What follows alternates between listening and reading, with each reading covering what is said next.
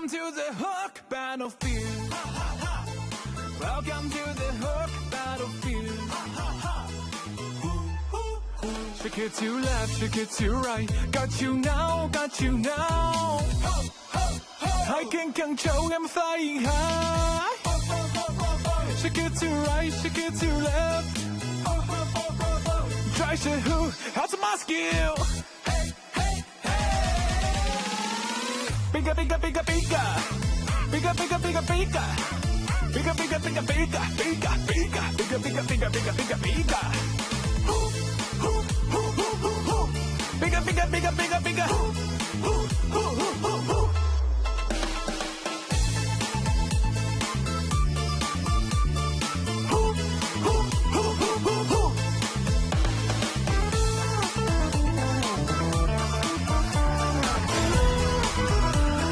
Welcome to the Hook battlefield. Welcome to the Hook battlefield.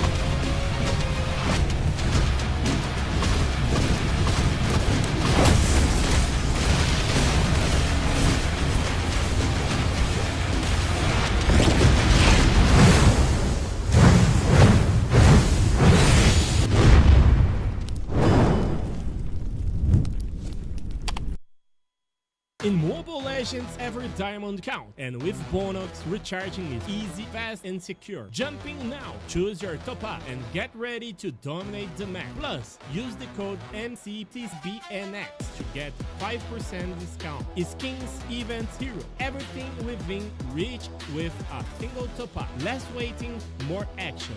Recharge with Bonox and play it at next.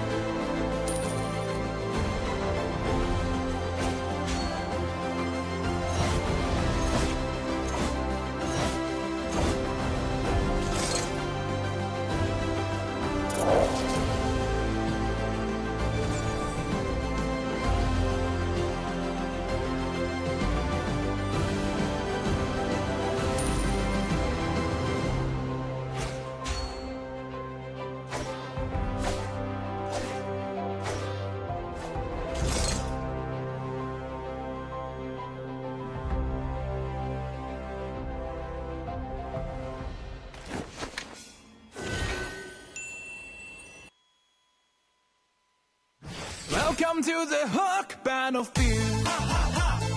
Welcome to the Hook Battlefield. Shake it to left, shake it to right. Got you now, got you now. I can control, I'm flying high. Shake it to right, shake it to left. Try to who, how's my skill? Bigger, bigger, bigger, bigger. Bigger, bigger, bigger, bigger.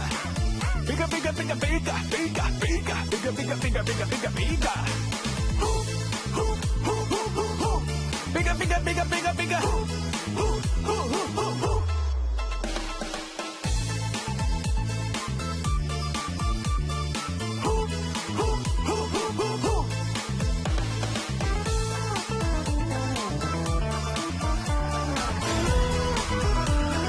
Welcome to the Hook Battlefield. Welcome to the Hook Battlefield.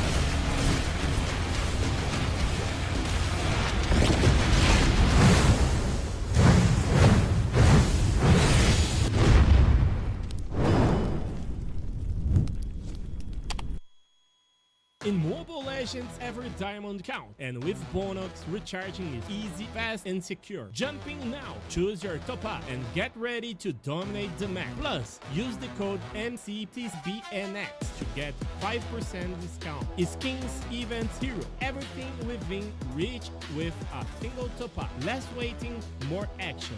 Recharge with Bonox and play it at next.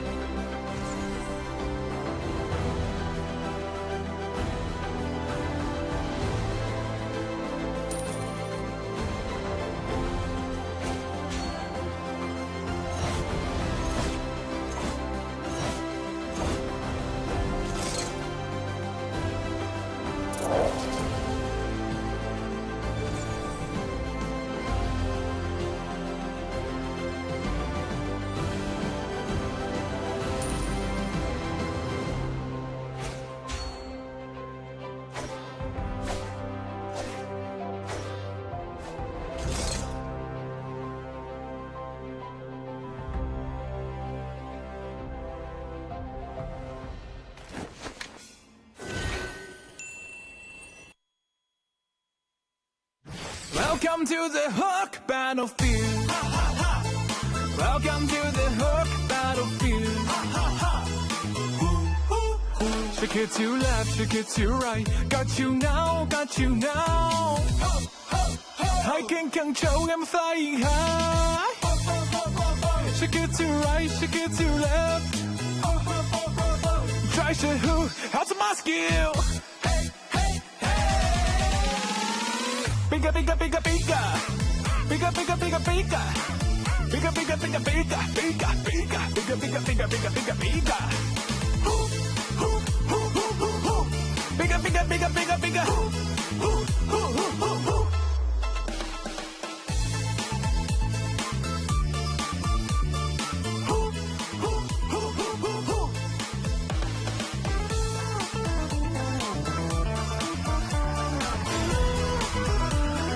Welcome to the Hook Battlefield. Welcome to the Hook Battlefield.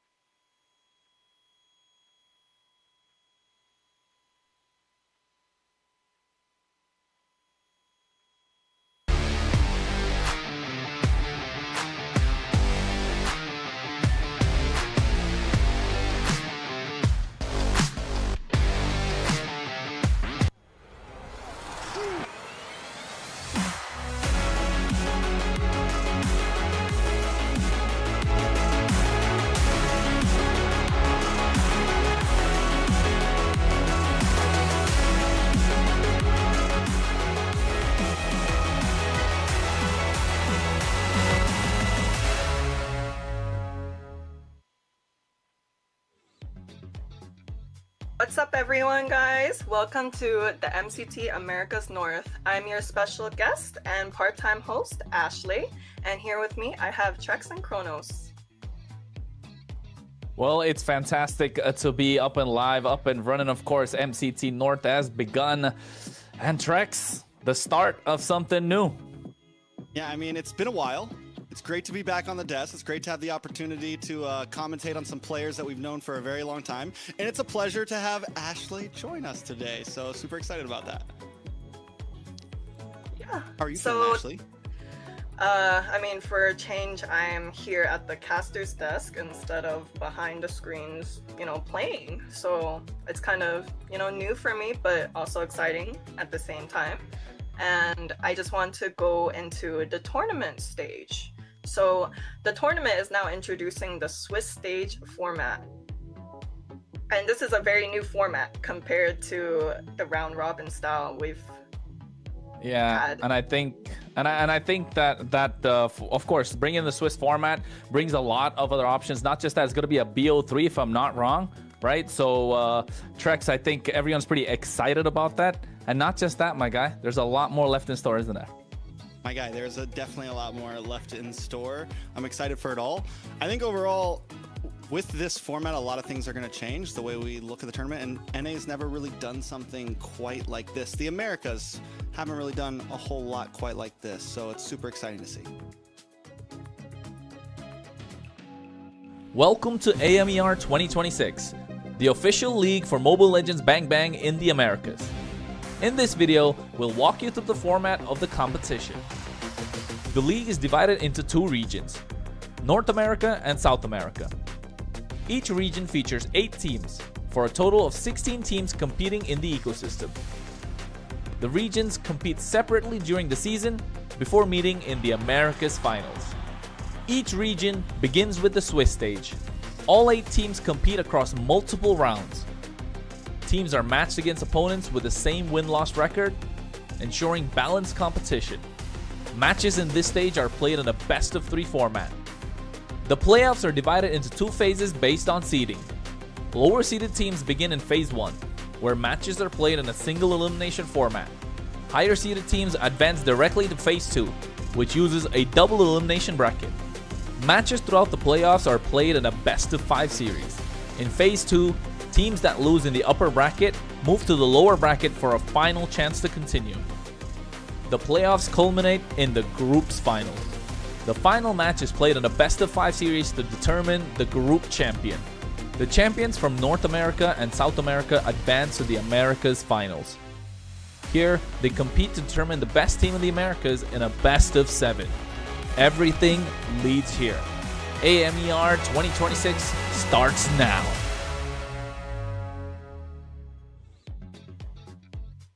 Yeah, guys, this is a very new format compared to the round robin style we've had in the past. What do you guys think? Yeah, I think the fact that the round robin is something that we're used to in the Americas, and now moving to Swiss stage, teams kind of have to prepare differently because it depends on the result from the get-go, right? If you have good results right from the start, you know you will qualify much faster. You'll have much more preparation time going into the tournament. And not just that, I like how the format involves adding in the South as well, Trex, adding the South factor to it, and then you combine just to see who's going to come out on top. The 2 winners, of course, we know will be getting that EWC slot, but the who gets the mainstay slot, that's the one they're all fighting for, aren't they? Yeah, I think bringing in 2 regions like this and having them face off the end, really expanding on how we look at this whole region in a total is definitely going to be an interesting thing to look at. The best thing for me about Swiss format is the randomness of it, plus the fact that we always get to see teams of similar level go against each other. For me, in my mind, it's the most fair way for teams to qualify through something. It's something that's used in tons of genres of games, and I'm glad we finally incorporated it into Mobile Legends. Yeah, I'm super excited to see what we have in store,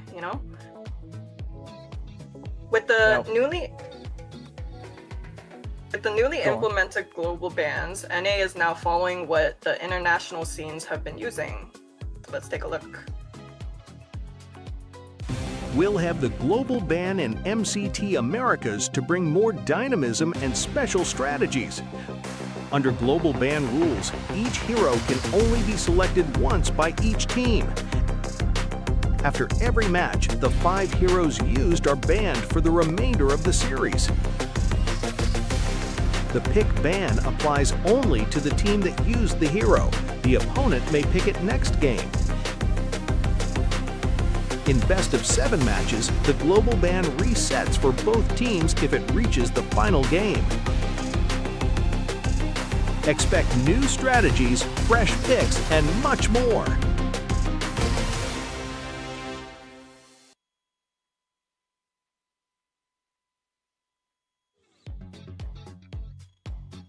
We can't see, by the way. Yeah, interesting stuff we got here. You know, truly a good sense of testing out wide hero pools, and it's honestly pretty interesting to see. We got new heroes being picked, meta shifting, and we're here to witness it all. Yeah, I mean, not just that, it also adds the factor of strategy, right? And along with strategies, the coach have to now evolve and their thinking and see what they can bring to the table, especially noting down what the opposition have used in the draft before so they can ban that out, and different strategies going into games. And not just that, in a best of 7 in the grand finals, in the big scheme of things, in game 7, no matter what strategies you've used, we know they're always used to going to comfort picks. But right now, hey man, it's throw all that out the window. I'm excited to see what the global ban brings into North America. Yeah, I think I'm going to have a lot of opinions about it as we move forward but it's very rare that we get to have a player who's going to have to deal with these things on the desk with us. So like that's the view I'd like to get. Like, how do you feel about having to play these games on a global ban system, something that you've never had to do before? Hey, I'm a player for the MWI scene, which is all women's, and also the AMER scene, right? So I get to see both ends of the stick. But you know, it's kind of interesting. Like I like being able to test out all these new heroes, go against these new heroes. It's fun. I mean, the new heroes, new strategies, right? Combos. Because what I think of when you talk about global ban is, of course, you have your meta picks, the Leomorph right now, you got Marcel that we just spoke about earlier off cam, right? That's another hero that's absolutely great. Then we got the EX players, the Phovius, the Soras, the Valentinas, the Eves. Now, what if your team picks it up and then you end up losing the game? The pressure is completely reversed. So if you ask me, the ones that actually go with some of these super strong picks, you got to be really careful with it, because if you put all your eggs in one basket in one single game, then end up completely throwing it away or just get caught off guard by like the opposition draft, a pocket pick maybe, that's just gonna completely ruin your plans. Yeah, I think it definitely makes everyone dig very deep in terms of not just of how many heroes you can play, but like what you just said, to the extent of, okay, how does my draft strategy want to go, right? Like, do I pick this up front? Do I try to make them pick something so that I can respond in game 2? Like, is it going that deep, Ashley? Or is it kind of just like, all right, we play game 1 and then we figure it out in game 2? I think that's more for the coaches to worry about, if I'm being honest. Because, like, hey, there's no flex picking anymore. You pick it once and it's done. Your roamer, your EXP laner, they don't get it anymore. So are there ever times that you have to, like, is there ever a time that you speak up and you say, hey, let's not pick that this game, I want to try, especially if you're like a 5th pick or something, is it ever like, let's not pick that this game, let's save it for game 2 or anything like that? Or do you just kind of go all in when you have it? Honestly, go all in. You gotta trust the process, you know? And if you can't get it right the first time, there's no second time. Kronos is looking a little frozen on us right now, but it's okay. Man, I'm pointing my fingers at the audience because they got to make sure they're watching, and of course at the same time they got to tune into all of our socials at that point, right? We'll of course talk about that later on, but in this global ban phase, oh wait, never mind, we're not talking about it later, we're talking about that right now. We've got new socials up, folks. Of course, we're talking about MLBB Esports. We got X, Instagram, Facebook, YouTube, and TikTok. Make sure you're subscribing, following, liking, doing all that good stuff, because you want to stay updated with all the news that's there regarding AMER North. And hey, if you want to know about all the news, community tournaments, giveaways, whatnot, everything's there. So make sure you follow. And with all the new channels, you have the Espanol channel, you have the Portuguese channel, you have the NA channel. So there's opportunity for everyone to stay tuned no matter what language you speak. You know what? I heard we're even streaming to the Indonesian channel today. So yeah. So we're branching out. We're branching out a little bit more. Shout out to Indonesia, man. I love it over there. For sure. So I got some more questions, I guess, for Ashley. Seeing as, you know, you obviously have a team favorite right now, what are some teams other than your teams that we should be looking out for tonight? Can we talk about what your favorite team is so we could argue? Ooh, there we go. I like that. I like the flip. Obviously, I'm just here to get my popcorn. No. Like, you guys don't understand. Since season 1, this guy has always been betting against the other team that I'm on or rooting for. But I built you into a great player. Oh, look at that. He's taking credit for everything that you've done. This is not how you do it. This is not how you do it, Trex. This narcissistic guy. I can't believe him right now. Told you so, Ashley. Your team's gonna do great this season. At MWI, I had your guys' back all the way. You did. I did. See? You did. I mean, speaking of teams, though, we're gonna jump into the schedule here. Ashley, what teams do we got facing off? Hey, so we got 4 teams back to back, but I think that Kronos should be the one to introduce them. Hey, yeah, sure, Ashley. Why not? First up, of course, we're looking at Stamina Esports versus the Night Horde.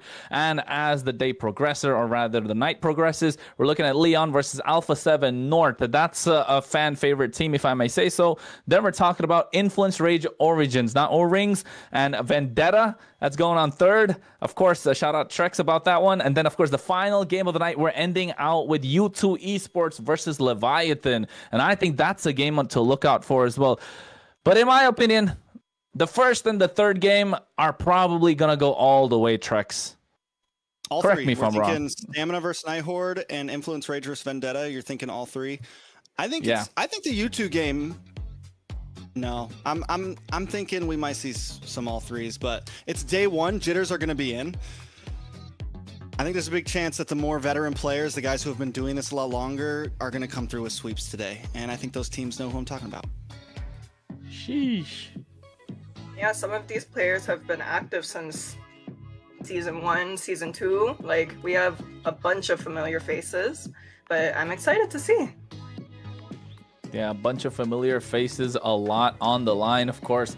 We spoke about it. And the global ban system coming into effect. I think teams that don't have coaches will find it a bit hard because there's one particular player that has to really look into the draft, or even if it's a team effort, they're looking into how they can take the draft to the next level, look at what they can use, what they cannot use. Not just that, there has been a confusion. People have been asking, are the heroes that the opposition have banned, can they still use that? Yes, you can. So the strategy from what I've seen last season at Latam, at EECA, with their global ban system is, if you usually got these powerful heroes picked up in the first phase or in the first game, just ban it out from there on out so the opposition just doesn't get to use it. Example being like a Fovius or Sora. If you get the chance to play it in the first game, ban it for the second and the third. But then you also possibly have the chance of letting other things through. So I mean, it just adds a deep layer exactly to the draft, to the bans. And then by game 3 or 4, everything just hit. Well, game 3, if we go to game 3, everything just hits the fans, and we start to see the Laylas come out and stuff, right? No, that's taking it too far, bro. That's taking it too far. Hey, you never know. And on top of that, right, we say that, you know, a coach is important to draft these and go around and plan everything, right? But in a sense, a player knows another player the best, so it can be an advantage to not have a coach at the same time. True. I think if you know the players, you can read into each other and their habits. I think in a long series, that's where the habits start to show, right? There are some players who like to play certain heroes, even though they're not in the meta because they're comfort picks, like they're rank heroes. That might start showing up. Yeah, I mean, I feel like most of the teams right here have, for the first time in a long time, just about every team has a pretty strong backing behind it. And seems pretty ready for this. It doesn't, for the first time, it doesn't just feel like 5 guys running together, but I think we're going to be jumping into rosters coming up.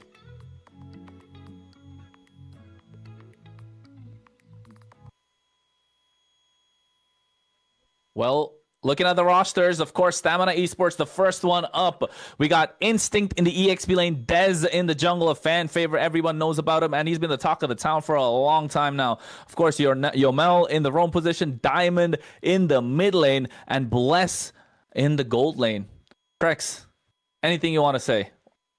Dez, we've seen, you know, he has been doing his thing for the past year or so, I would say. And he seems before it was MCT, previous tournaments, he was able to finally break into top 8 with his team. He was finally able to kind of make some motions, but he still hasn't achieved that face factor of a top 3 team, right? Of one of the best in NA. And I think a lot of us have our eyes, can he finally make a statement this year?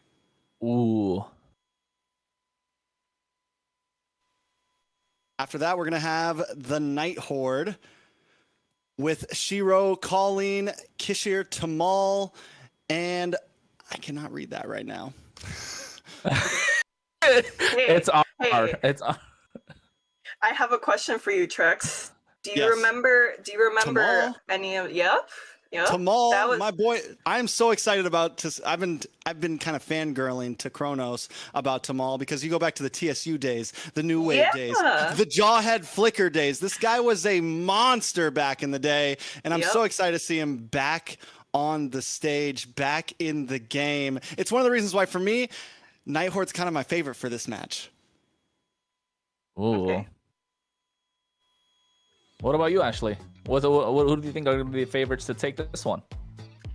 Honestly, can't take sides for this one series. I really can't, because for one, I've known Dez around for a couple seasons, right? I would always go against him. I would play against him, be on the same team as him. And then now you have Tamal on the other team, who took away my championships in ASL season 1. Someone's bitter. Yeah, no, I'm so bitter. I'm so petty about that. But who knows, you know? If anything, I hope that he could win this series and I could be less of a sore loser, you know? Yeah, okay. I think it's like, does he still have it? Does Tamal still, because Dez has been practicing, Dez has been playing a lot. Does Tamal still have what he used to have, what we used to see in him, or is he going to be rusty coming into this? Need no protection. I think that's a very very good question when you ask about rust, right? If you're really rusty going into this right now with how the meta has been changing, how the game's been evolving at a super fast pace, to be honest, especially with this global ban, again, that will make a big difference. You're thinking about how you're going to approach game number 1. So that's going to be an important factor. So yes, maybe we'll find out within the first 2 minutes of the game, Trex. Probably the first turtle, we'll get to see a little bit of jitters, nervousness. But at the moment, hey, for Stamina Esports on the blue side, Dangerous Grass is going to be the map. Of course, Coach Bear going to be there, adding some extra info in their ear the entire time. Boxia, Valentina, Jushin off the table. Ashley, what are you thinking? I had a question more so. Do we not have a coach on the Night Horde side? Is that correct? Hold up, let me look. No, there's no coach at the moment. There's no coach registered at the moment. Okay, so now we have a player versus coach scenario, which is interesting to see. So we were just talking about if that's a good thing or not. We're about to see. So if the Night Horde can pull this off, then that would really make us see and wonder, are coaches very important for these drafting phases?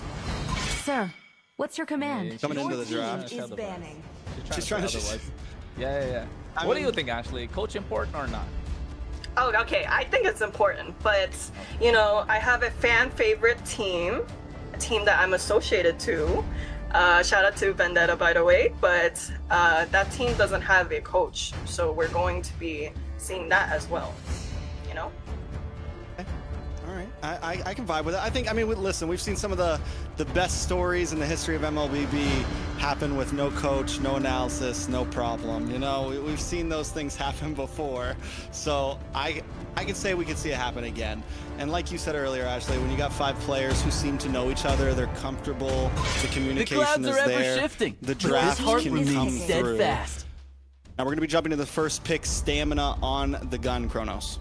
And not just that, Night Horde, for those of you who don't know, made it through the open Among a qualifiers myriad of stars, of the rest of North the America. Valkyrie's So voyage yes, they've had more begins. time to understand each other going every single game, because scrims are something that you can of course practice, but in an actual game where it's a do or die match, yeah, they came out alive. And I think yeah, they're definitely have momentum on their side. But that last ban being Sora, first pick Freya, ooh, she's a lane bully. Yeah, she's been one of the most banned heroes overseas. This is a hero that people don't want to even let in. It took off over M series, and now it has become a staple. And I mean, it's not just a good hero; it's a fun hero to watch. It's an amazing hero to get a hype game out of.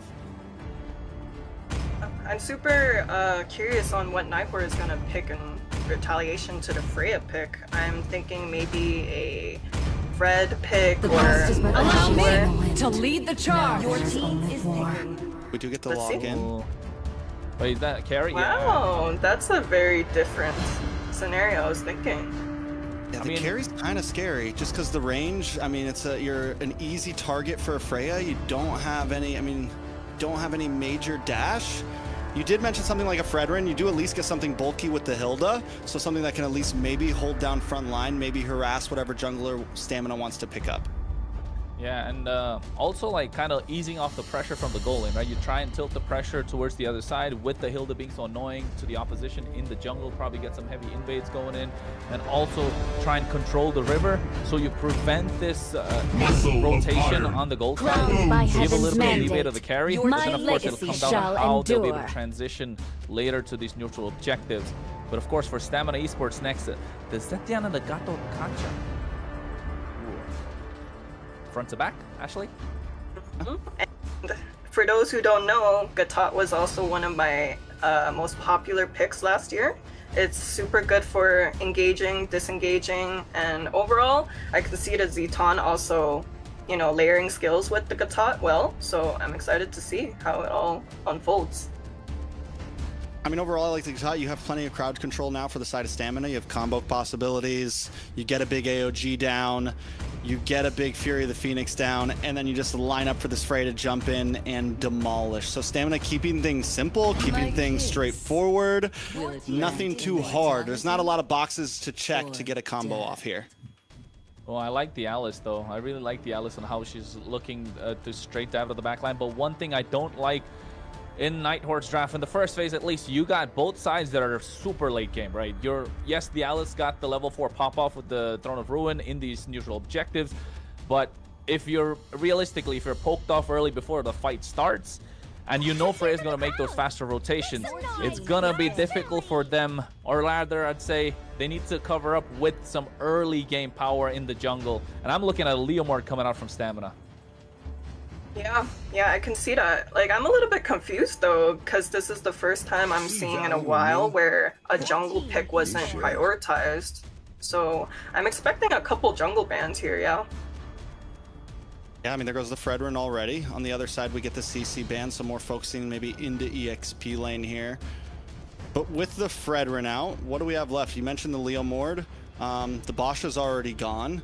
So it's starting to dwindle away from some of those tankier fighter junglers. Do we see them get a little spicy here with something a little like different? Maybe something like Assassiny. Dez does love things like the Hayabusa, does love more of these fast-playing junglers. Is that going to be an answer?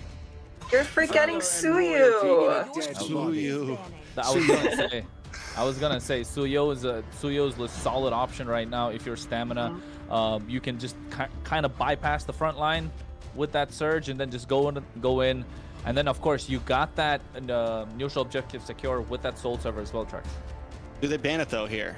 Because the thing is Nighthorde gets the first pick, right? So do they ban out the Suyo and just even the Plainford, or do they risk, oh, we give them that, but what do they get in response if they give them the Suyo? So I think you talked about banning a lot of junglers out. If Coach Bear here wants to full through on that, then yeah, you take out the Suyo as left and bring us back to the basics. Yeah. I'm kind of suspecting maybe a Harley pick as well for the Nighthorde side. Among the planes exists the equilibrium.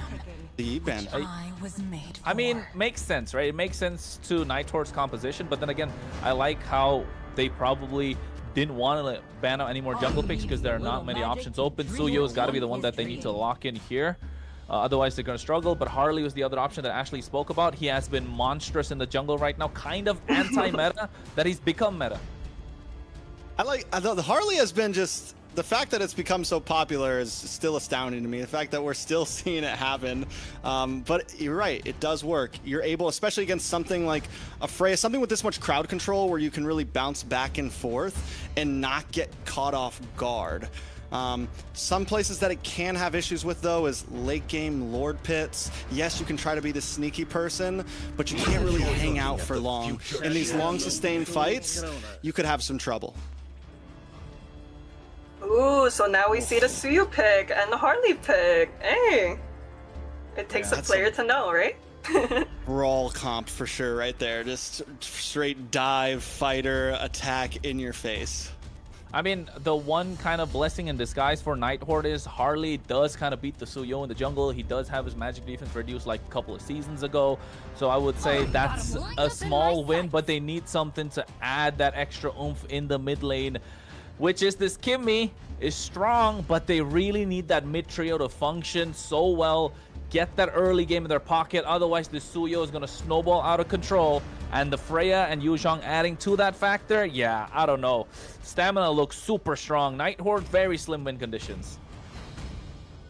Ashley, any big thoughts on all this before we jump in?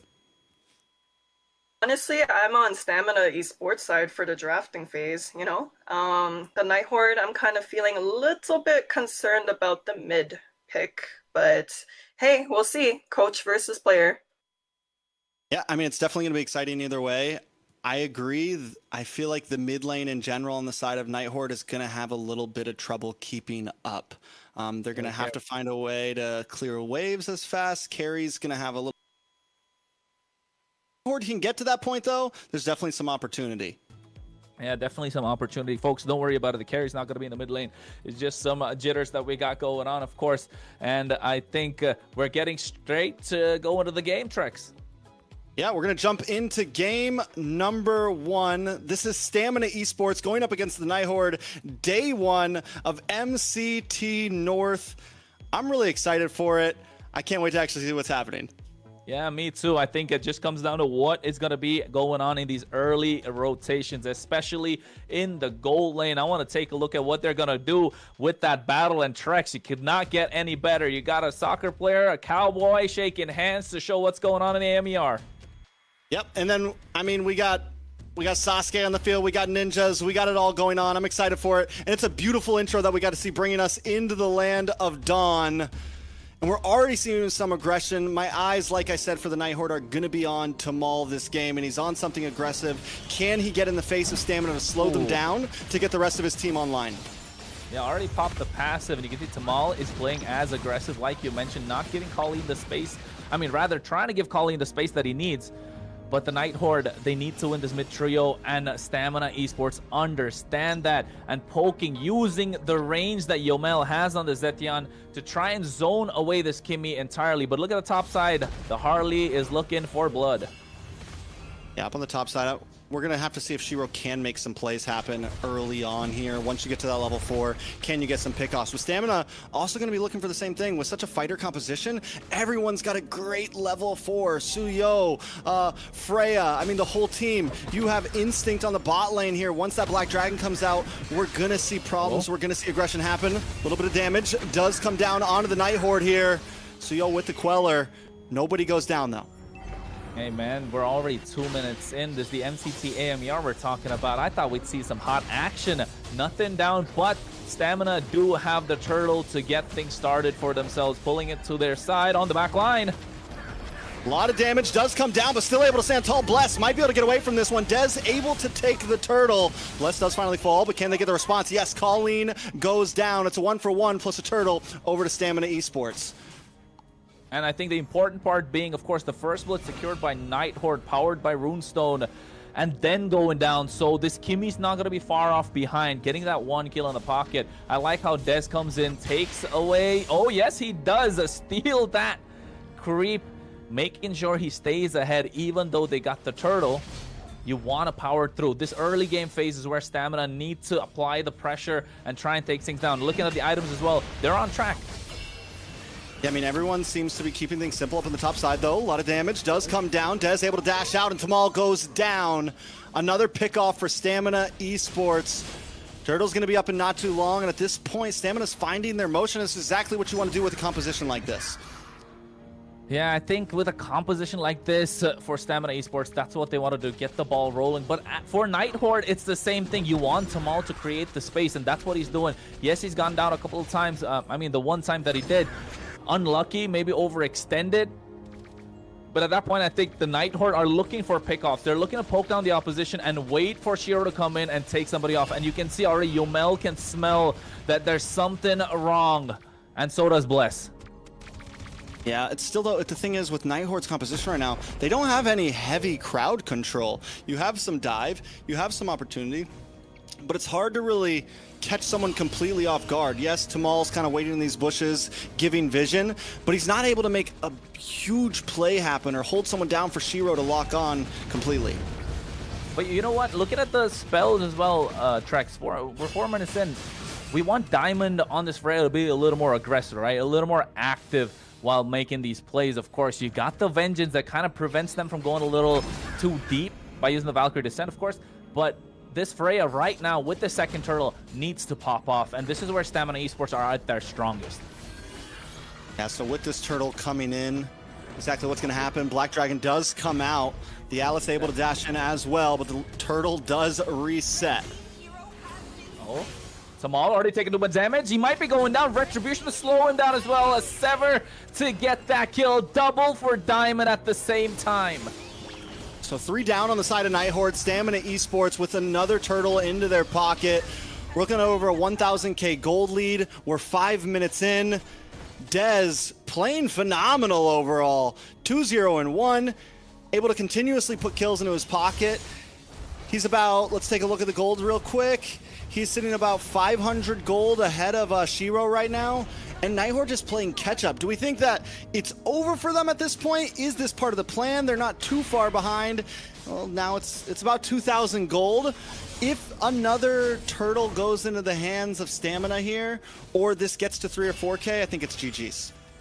I don't know, man. I think you got to at least cross the 5k mark if you're Stamina Esports, right? Because don't forget, on the other side, they still have the carry. They still have the Kimmy. Does a lot of damage. Kimmy just need a couple of items. You got the damage to power through. Tamal is probably going to die a couple of more times, but that's going to activate the Nighthorde. And not just that, they are super good at kind of base defenses. They're okay with the opposition coming at them. And Shiro needs to look to pick someone off ASAP, though. Yeah, I mean, can he, though? Who can he really take out? Dez finds Kisker once again. That's 3 kills now into the hands of Suyo, and that's not what you want to see when you're up against a Suyo. Up in the top side, they're going to translate that into another tower. 2 towers down on the side of Nighthorde. They are getting oppressed right now at this point. I don't know, bro. Call that caster curse if you want to, because Kisler is not having a good time. He's supposed to survive. He's the one that they're going to be relying in the late game. And again, you wanted to see Tamal like open up the map a little bit more, but here just not allowed to do so whatsoever because of the early composition again from Stamina Esports. The draft just showing what it can do more than the gameplay and how it can translate. Of course, 10 seconds to the turtle. This is the third turtle we were talking about. Stamina Esports definitely looking to take it all. About to be a 3k gold lead for Stamina. And with a composition like this, it's just going to get worse and worse and worse. And the thing about the Freya, too, is Freya's not just like an early game gold laner, right? Freya's will be a monster in the end game as well. It'll only become more and more of a problem as we get into this. We'll be able to shred through Tamal. We'll be able to shred through the Alice. Yeah, speaking of shred through, Bless not getting shredded down whatsoever. A lot of damage being dished out. Turtle being started. Dez there. Look at the position of Instinct at the same time. They go into the back line. Black Dragon. Black Dragon able to get into the back. Dez gets another turtle. A lot of damage onto the side of the Nighthorde. AOG goes in as well. I think it's going to be quite difficult for them to make a comeback. Oh no, this could be disastrous for Bless, but he's still able to survive. Oh no, the Unbreakable making sure he can survive there. Colleen gets the Sky Piercer at this point, and I think Nighthorde still have an out. They're what, behind by 3.5k goal lead? But look at the towers, man. Stamina know that they're not going to give any space to the Nighthorde, and chunking those things down get to the point where they're so ahead that the Nighthorde, even though they have the items, they just don't have the space to make it through. You know, one of the problems for the Nighthorde around, they have no stiff arm, right? They have nothing to slow down Stamina Esports when they are diving onto them. Like I said earlier, zero crowd control. Something, if they could have secured something like the Fredrin, but it got banned out. They could have secured something to kind of, whenever Stamina wants to dive on top of them, they can stun them for just a second and let the rest of the team back off, or find a different angle to attack. But there is zero right now. And when Stamina just wants to drill down and pop all their skills, when the Black Dragon comes out, there's nothing Nighthorde can really do to respond. Yeah, that's the thing. Like, you mentioned it correctly. They don't have anyone to kind of stop the dive that's coming in. You're at least not, forget stop. You don't even have anything to kind of slow them down. No speed bumps. It's just a highway. No traffic lights, nothing. No speed limit whatsoever. They can just go in completely crazy. And Stamina Esports, like the name says, man, they got all the stamina in the world. I think they're just going to dive in. Nighthorde, they're scared of this Black Dragon for sure. Fury of the Phoenix does come down. They're able to get a little bit of vision here. Able to slow things down. And That Dez gets the 1v1 onto Shiro. Caught him slipping in the bottom lane. Towers all gone in the bottom lane as well. Lord's going to be up on the boss side, so it's not too bad for Nighthorde here. But with no retry on the map, Stamina Esports could just rush this. Yeah, Shiro was trying to show a magic trick to us. Guess what? Backfired. 4-0-1 Dez. And this new build that people have been going for with the Suyo. I mean, not exactly new. It's been there for a month now, I'd say, that we haven't seen before. The Sky Piercer coming through as a third item. You're 4-0-1 at this point, Trex. I think, is it wise for them to go for the Sky Piercer or just add a little bit more sustain? I mean, if he hasn't already picked up the Sky Piercer at this point, I think you can just kind of build any way you want. You could go for some sustain if you want, if you're worried about the Nighthorde. But I mean, Stamina Esports at this point, I feel like they could literally do anything, and they're going to be able to catwalk down the map. He's 15. 10 minutes in, he's level 15 at this point. Oh my god. Yeah, he's got the Sky Piercer second item. No wonder we weren't able to take a look at that. But Sky Piercer, War Axe. Oh no, wait, mid lane pick off. Good damage from the side of the Nighthorde, but unable to make it a good trade. Jungler for mid lane once again. AOG does connect onto the mid side, but it does not connect to anyone. A lot of damage in response. Bless not going to be able to get away from this. RRO able to get another kill. Finally, Nighthorde getting some responses here. Yeah, a blessing in disguise for the Nighthorde. They still have the Holy Shields active, so they should be able to defend the Lord quite easily. The one that they want to defend is tier 2 in the mid lane, and I think Dez wants to get that. Quite desperate for it, I might say so as well. But you can see already RR going to the back line, trying to zone out the opposition. They stand tall for now, but just. Okay, so some of the item spikes have been finally coming in clutch for Nighthorde. We do know that Shiro has the capabilities to one-shot Yomel now, which is big and can be big as we move into more fights. That's the big backliner. That's the poke damage. That's going to be kind of the thing that cores down Stamina Esports. So if they can pick off Yomel and not go down, Shiro has to not die next time he does it, then maybe there's some opportunity for the next Lord fight. Colleen was able to shred down the Lord as it was marching down the boss side as well, so we do know they have some nice wave clear potential, some nice siege defense potential on the side of the Nighthorde. Yeah, and Kistler just finished his Trinity, right? And I'm looking at Instinct. He already got the Chassis Pauldron early on, but you know what? I'm not looking at the Nighthorde. They don't have a Chassis Pauldron of their own. The Freya is a monster. With that golden staff being the first item, it should have been prioritized by Tamala at least.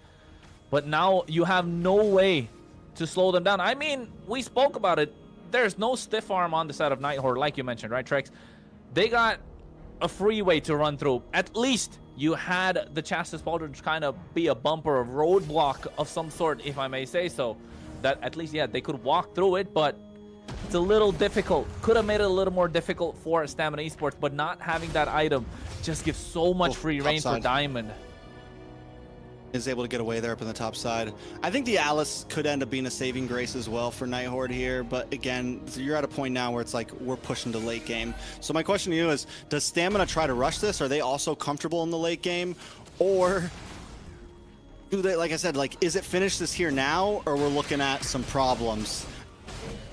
I think you can always, they can still come out victorious in the late game. It's just they're not supposed to pick these 5v5 brawl fights now. They're 5k ahead in terms of gold, yes, but after this Lord, if it still stands that Nighthorde are still able to defend, it will be difficult for them to take any 5v5 fights. And this Fury of the Phoenix is going to be crucial in getting these pickoffs, because if you're going to be isolated from this team fight, you have Shiro's looking to pick off your member. But if you're going to go in a 5v5 fight, that Alice that you spoke about is going to pop off like crazy. So you're going to find a way to try and end this right now. Yeah, Bless taking a lot of damage though. AOG back into it. Gonna go down. Colleen able to get the kill. Oh wait, but at the same time, the Black Dragon goes in as well. He's looking at a lockdown Colleen. The flickers out of harm's way. Petrify are used early on. R going in as well. Takes a lot of damage. Dez finds the kill. Add a stack to the Sky Piercer, but gets shut down by Colleen. Traded right back. And this is what we were afraid of if you're a fan of Stamina Esports. But it's a 2 for 2 and Dez is down. I mean, Nighthorde looking good. Do they try to rush it though? Looks like they're going to split up. They don't want to try to force the fight. You still do have the fray on the map. You still do have a lot of damage. Nighthorde recoups, and this is kind of in favor of them. Even if they don't get Lord here, they're stretching out the game right now. Crystal's about to get locked in for Shiro. We're looking at even more damage on his side. It's going to start to get a little bit. It's going to start to get a little bit sticky for Stamina. Yeah, it is going to be a little more difficult. The carry just got the Window of Nature as well. So able to 1v1 Diamond to a certain extent, I would say. But the eyes on RR on this Alice. That Throne of Ruin is going to be nasty if used at the right time at the right place, along with the Traction Pulse too. Bless just keeps on getting caught up though. Fury of the Phoenix does come down. AOG back. Black Dragon looking for the Petrify. Able to lock onto the backside. A lot of damage. Instinct goes down though. Dez finds RRO. A double over to Dez. Lord's still up, but Stamina Esports finally finds the moment. Yeah, I thought Dez was not going to be able to walk out alive, but goes straight through with a Blade Surge. Finds Kistler. Soul Sever. Just gets that instant lockdown. Another looking to get another one. Tamal goes down, but wait, Dez still finds the Lord. Shiro does everything he can, but Stamina Esports seems to hold their composure the best in these tight situations. Yeah, Stamina Esports, man. 6 kills ahead. Now still about 3k gold. It was 5. They dropped it down. Looking at their items, you know Diamond is locked in. He's got that Malefic Roar as well. And look at Dez. He's been full build for what? A really long time. 2 Chastis Pauldrons to slow down Kistler as well at the same time. So the Nighthorde will have to put everything on the line to defend this. They need to find a way to pick some off, and that's what they're doing. Oh, no. Oh! Okay, no. That's a kill. That's a shutdown for Shiro. Well done. Is it enough though? Is it enough? Lord is coming. Does that stop Stamina Esports from being able to break base here? Or maybe they get a tower, but they definitely can't end the game. And this is what I was talking about before as well, right, Trex? When you said that if they wanted to kind of end it at the 13th minute, in these team fights, RR is gonna dominate. And then of course, if you're looking to go solo and split, Shiro is gonna get the better of you. It's just that it comes out of these individual frames where Dez could have used the Blade Surge to try and make it out of that deadly magic. Just used it a little too early to try and get the kill, but Shiro was so quick. Just moving back and forth with that skill too. Made it out alive, and now you can see Nighthorde are trying to push through. They need to get some turret structures, especially in the mid lane. Open up the jungle of Stamina Esports. Open up the river. Fight for control. Because you know your damage dealers are online, and you have the space. Okay, calling in a bad spot. Forced to use the flicker. Gonna get caught up, taking out Yomel, able to find the kill. Now Shiro has to back off as well, but look at the damage from Shiro. I mean, overall, Nighthorde, yes, they win for the slightly squishier team, but the damage is starting to show this late in the game. The ability to poke and just chip down at Stamina Esports. And not just that, Kistler just got the Malefic Gun too, right? He just got the Malefic Gun. I spoke about he got the Wind of Nature earlier. Went for kind of like a passive way to kind of finish the build, but now you got the Malefic gun, get that extended range, the penetration. Yeah, whoever comes through is not going to be able to survive right now. But given in a 5v5 fight, yeah, I'm looking for R to pick up the Winter Crown, and then Night Horde are locked and loaded. Oh no. Ooh. It's going to be definitely a game of positioning as we get into this point. We got about 20 plus seconds left till Lord comes up. The Night Horde just needs to find a good way, but we could also see something sneaky happen from Stamina. Look at Bless up in the top side. Possible split push, possible potential to turn the tides before Lord even comes. Yeah, and the dangerous grass map just helping out the Night Horde so much more right now. Oh, Fury of the Phoenix popped in, get some vision. What? The Lord is going to come up as well right now. So Stamina Esports kind of get the work of the layout. Understand where each piece is. How will they move now? Oh, Diamond. When does Diamond pop off? Good positioning. Night Horde doesn't know he's there right now. Oh, they're blitzing. But has to wait for the rest of the team. AOG comes in. Kistler still able to get him, but the Black Doctor does come out, and down goes Shiro. Lots of damage coming onto Tamal as well, just trying to get away, but Night Horde was able to get the Lord. All they have to do is reposition now. Oh, conceal play. I think they're trying to go in for a little bit more, getting a little greedy here. Stamina Esports, they want this tier 2. A lot of damage does land down, but Night Horde is in a safe position. It's about 20 plus seconds until Shiro gets back. And the fact that they got Lord at their timing, it's going to be another 5 seconds till Lord comes out. Well, the Lord is already marching down the top side for a Night Horde. Stamina Esports looking to try and cut the Lord off as early as possible. Dez by himself, but you can see Tamal applying the pressure. This is what you wanted to see from Tamal early on this Hilda. And now it's showing.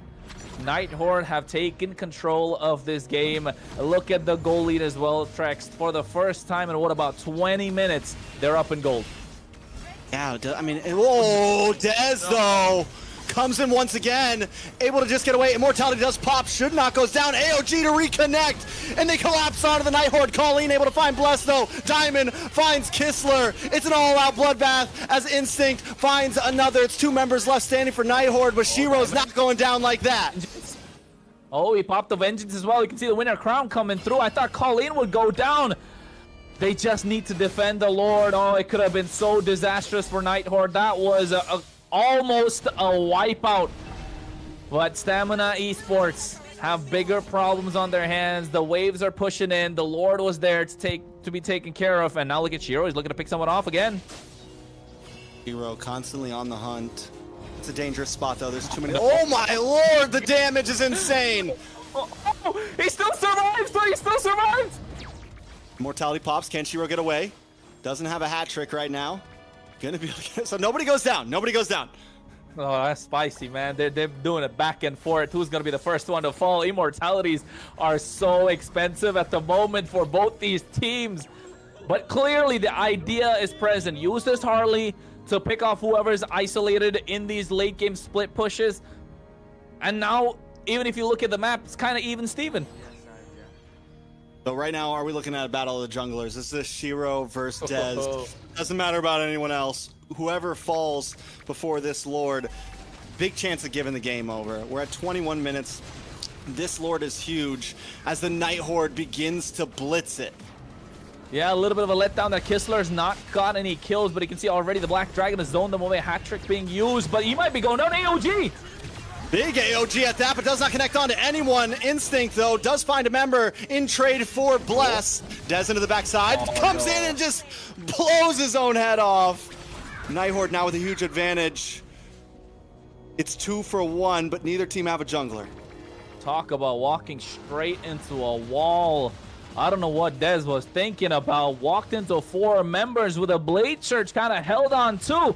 I think he was trying to get a big stun, but now, with the amount of damage that Kistler and Colleen are outputting at the moment, it's not so good to be someone to try and come through the back line, squishy target. Yeah, Stamina Esports need to find a way. They're losing their heads. Already Diamond going in with the Valkyrie Descent on Colleen. Winter Crown. Big damage on a Colleen. Colleen will fall. Yomel able to actually find it. Mortality does pop for Diamond. Diamond is able to get away. Lord still up. Instinct now in a bad position. Just looking for a way to get out of here. Night Horde's not going to chase him down. Yeah, the range from Yomel kind of helping them out at that moment. You could see Kistler just waiting to pop that Purify. Use it at the right time. Even had the Wind of Nature. So kind of like a saving grace. You never know, probably. Yeah, I was going to say he's got to get the Rose Gold as well. He did get that lockdown.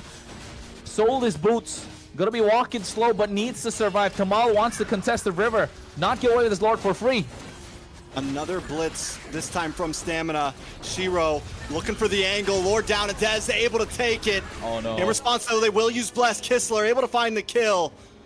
As Stamina Esports goes back to regroup. That's a 60-second death counter. Not going to be up in time for this Lord to help the push. Hey, Trex, game number 123 minutes in. They got a member down. How are they going to push through, man? I'm telling you, Nighthorn, they started off weak. They started off slow, but they were playing for time. They were playing catch-up the entire time. They found the opportunity. Stamina Esports slipped up. And next thing you know, now the Nighthorn, even though the Lord's not on their side, they kind of have control. They need to find a way. They got 30 seconds to shut down this Lord early as possible. I think they need to utilize this time really well. So not only is it game one, it's day one. We're 23 minutes in. Nobody would have thought it ended up like this. All of us looked at the draft and felt like Stamina had a huge advantage. A lot of damage on a Shiro. Oh no, dash back. Dez unable to secure. Both the junglers kind of fumbled in that situation. I think losing their heads a little bit. No immortalities for either ones. I think everyone's just kind of playing it safe right now. Lord is coming down. Kistler able to shred it away. Yeah, and you can see already Black Dragon popped in. They're trying to siege at the top. Bot tier inhibitor, Deadly Magic used up. Black Dragon Instinct took all of it. Walks out alive. So on the bright side, they get an inhibitor on the top side. They penetrate through the mid tier 2. Chunk down the bot inhibitor as well at the same time. So Stamina Esports slowly getting to the opposite base, but I mean, it's 25 minutes in. I don't know if they got to be slow or not. I mean, they have a huge advantage here with that top lane down and Lord coming up on bot side. Control the long lane, play the macro game. Both teams haven't really... It's been a lot of rushed Lords. It's been a lot of, it's been a little less macro, more let's brawl this out. Stamina at this point, if they want to secure this game, get back to the basics. Keep it simple. You don't need to rush anything. You have a huge advantage with that inhibitor gone, and all you have to do is play the map. Hey, they have 25 seconds to do so, and Nighthorn understand that. That's how you can see already trying to get a clear, but Stamina Esports, they're just waiting to find the opportunity to pick somebody off. Again, Shiro on the bot side with that buff, with that orange buff, waiting for Des to show up on the map. He doesn't even have the immortality, so this could be crucial for him to show up, and they might be taking him off. Shiro has been patient. He's been there for about, what, 30 seconds to a minute? Who's the target, though? It's definitely not Bless. The target didn't come. I'm going to go back to safety here. Stamina Esports, though, just send Instinct up to the top side. Just send Diamond up to the top side, and you're forced to pull Nighthorde apart, and you'll always have the advantage there. Stamina Esports wants to play it safe. I mean, again, we're 25, 26 minutes in at this point. You make one mess up, one member goes down, and it's GG's. Well, they're going to spot Shiro on the top side, but guess what? Nighthorde doing a brilliant job taking control of the river just when they have to clear the top side. This is map control. This is what we want to see in AMER. All right, Dez, though, once again, first one on the Lord. Nice traction pulse comes out. Good damage. In comes the Ruins. Black Dragon in response. Nighthorde now looking for a moment of attack with the Fury of Phoenix. Gets a big stun, followed up by an AOG, the knock-up, and everyone pounces onto the Nighthorde. Diamond able to kill onto Kistler, the main damage dealer of the Nighthorde right now. RR goes down next, and Stamina Esports is in control of the pit.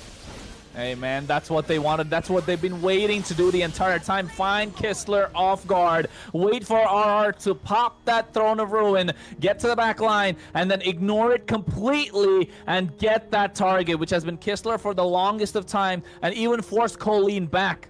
Kind of split them apart, and next thing you know, that carry fell down. Just got melted like butter. Like butter. Easy peasy. And at this... Big death counters. Stamina Esports. This should be endable. This should be endable here. This should be endable. Or. I mean, no more ors. We're 27 minutes in. Des walks into the wall again. Hey, man, this is the first match of the MCT. It's the kickoff of something grand. It's the kickoff of something new for, of course, the Americas as a region together. And what we're seeing is 30 minutes of pure brawl, and one side saying who's gonna throw best. Oh, we'll see exactly what happens. Tamal at the front line, AOG to help clear some space.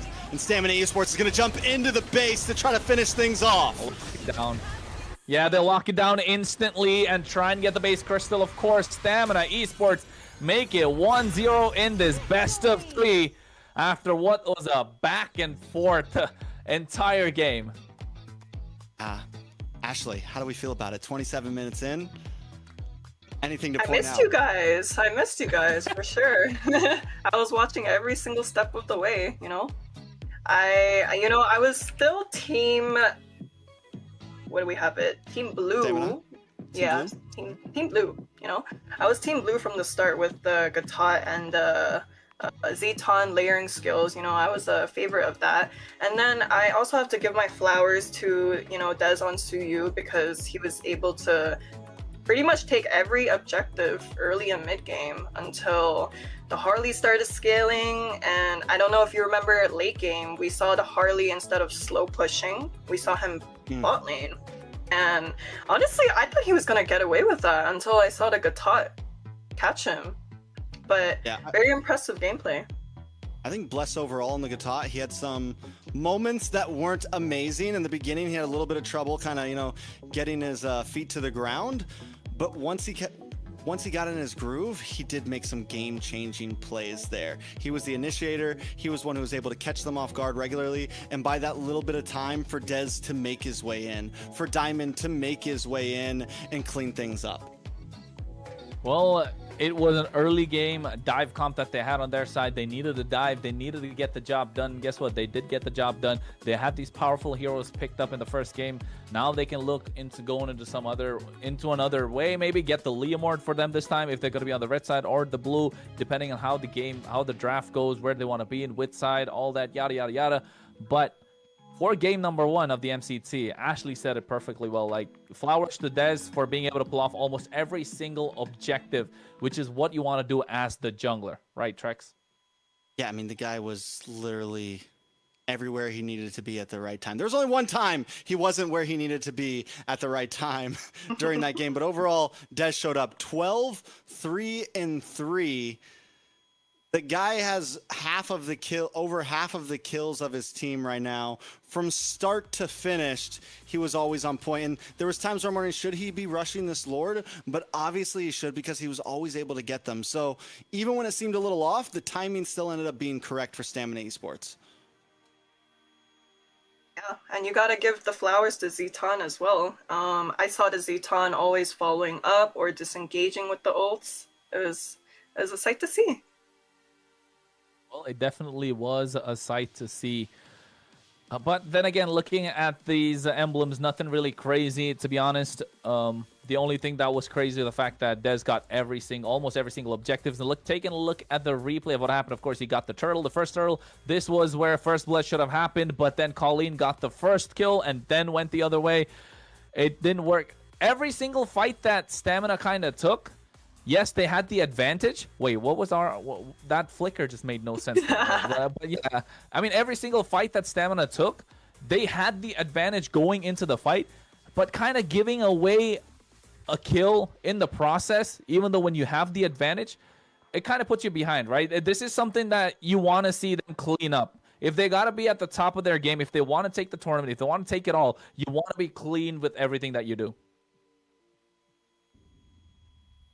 Let's see exactly who the MVP is. It ends up being Yomel, and I love how you say we got to give the flowers over to the Zetien. Yomel definitely with some great snipe shots, some great overall control of the map. 14 assists.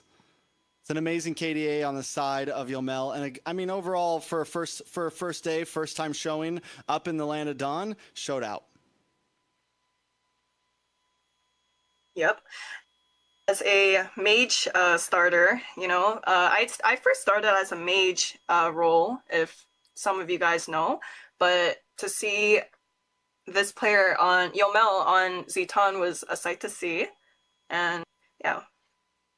Yeah, I mean, like Ashley said, using that Fury of the Phoenix kind of disengage, not just engage all the time. And when it came to the kind of like the final fight, after getting that lord.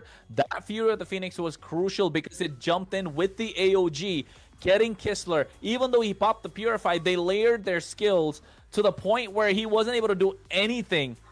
And that was very crucial. Having this global ultimate kind of gives them that additional advantage going to these fights. Yeah, he was never stingy with it, right? Anytime he had it, he was always willing to use it, whether it was kind of in the middle of a fight, kind of just randomly throughout, kind of staying in their heads at all time. And even though he was stingy with it, he always had it when he needed it, right? Like you said, that last play was the game-changing play right there. The big stun to line up with the AOG to make sure Dez and Diamond could jump onto Kistler. There was just nothing that could really happen after that. Chef's kiss, man. Chef's kiss.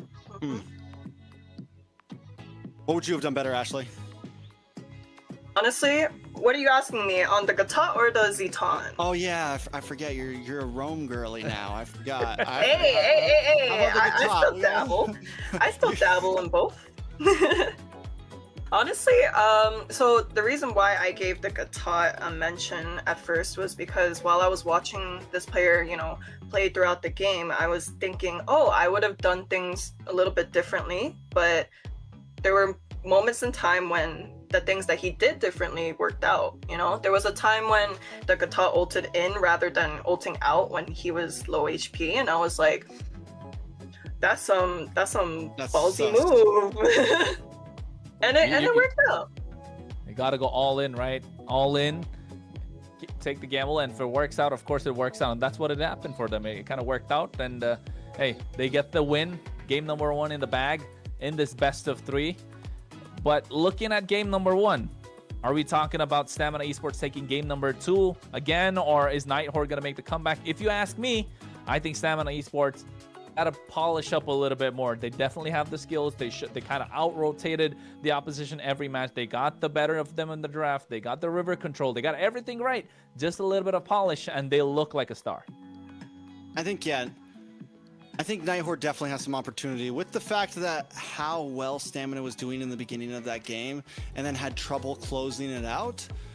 It definitely shows that there's some promise. There's either some promise for Nighthorde or there's still some things that need to be fixed for Stamina. I will say this, with the whole global ban system, you're not going to be able to run another comp that you just had like Stamina. That seems to be something that they wanted off the rip. They were able to pull it off, but now they have to kind of hard switch things up to whereas Nighthorde, on the other hand, can still pick some of those heroes, can still kind of lock in with something like the Freya unless it gets banned. So we're looking at a lot of possibilities still for Nighthorde. We could see the Nighthorde pick up all of Stamina's picks, It's possible. It's very possible. Very possible. That's the idea of the global ban, right? Like you practice composition. This is something actually you told about off camera before the stream started, right? You spoke about how if you are trying to scrim these teams, they tell you like, hey, you got to do global ban or we're not gonna scrim you, right? That's kind of like the condition. Why? Because they're looking to practice compositions, and like Trex mentioned, this is a composition that seems like Stamina have practiced throughout, and I won't be surprised if we get to see this again down the line in later stages of the tournament, because this is very clean with what they did. Again, it looked very rehearsed. They looked very practiced with what they were doing, especially with Dez's movements, and the same with the Gatot's movements as well. And Diamond, I mean, the only thing you can probably take away is you might want Diamond to play a little more aggressive in the early game, add more pressure, but apart from them, they look super clean. I mean, Diamond didn't even have to because Dez was playing so good in the early game, right? I mean, True. Overall, I think where they really started to fold a little bit was you have this composition that is very strong up front. You have about a 3K gold lead. I think they could have been a bit more aggressive in that mid game. When they were, first Lord, they could have maybe just gone all in and tried to clean things up. In the end, the safety was okay, but it still worked out for them, but it was risky, right? Because it was very close to Shiro able to turn that game around. We do have a quick update though on the Nighthorde roster. Merlin's going to be jumping in for game number 2. Excitement to call across the board. Are we on the same page, Ashley? Excited? Yeah, we see that Merlin is taking over the roam position, and I'm very curious on how this is going to go. Yeah, so wait, no. So is Is he going to be jumping in? Because we also did see Kistler move over to Roam, so maybe there'll be even more swaps happening. Kistler did, and we'll see. What? Don't get confused with all the graphics showing which lane they're going. I told you the carry wasn't gonna go in the mid lane. The Freya wasn't going in the mid lane. Just a few jitters here and there, right? So I think you guys are right. I think you guys are right. Merlin's probably gonna be in the wrong position going into this game, and even the draft being underway, they're on the blue side now. But if you ask me, I think red side is still preferred. So Stamina won game number 1 on the blue side. So actually going in, do they have the advantage? We're gonna have to see. So blue side now has first pick, and first pick and second pick usually is a whole different dynamic to consider, you know? So right now we have the Hilda and carry ban, which was picked up last game, and the Freya and Marcellus ban. Yeah, with the Freya gone, that's not going to be a first pick option for Nighthorde. Stamina might have got it in game 1, but they're not going to give that pick up. Again, this has been a monstrous pick all across the map. Nighthorde on their last ban here. The Bosch is still open. Sora's no longer open. So what does Stamina make for their last ban here? Ooh, what's gotta be? I think go for maybe a Harley this time. Probably take that off the table. Just don't want to be completely kind of annoying. The Jushin is another pick, yes. Sorry. Well, Stamina doesn't ban out the Harley because they can still pick it. Nighthorde can't pick the Harley anymore. See, I'm already better at the global ban than you, man. That thing's confusing, man. That's gotta go on the other side. They confused me. Oh yeah, they swapped it. I got you. There we go. Stay there listening. Thank you guys. Would you take a look at that? It's now coaching for the Nighthorde. Yeah. But I just had a realization, guys. Now that I think about it, we have Shiro and Dez as the junglers. Last time I checked, these two are more comfortable on assassins. So I think that could account to why we didn't see that many first pick tank jungles. You know what? You spoke about tank jungle. First pick tank jungle on Nighthorse, that Boxia. I heard him. I can't believe it was let through and they got the Boxia. But then again, they don't really play him quite a lot in scrims as well. He's not a lot through. So is this something that Nighthorde kind of practiced to build around the Boxia? I mean, it's a hero that's been a popular jungle pick for a while, fell off. I think everyone's going to be comfortable with it. It does change the way the Stamina wants to play this, though, because it's not something like the Suyo where you're kind of bulky but also do damage. This is a utility jungler at its prime here, so Nighthorde's going to need some damage elsewhere in their composition to pull it off.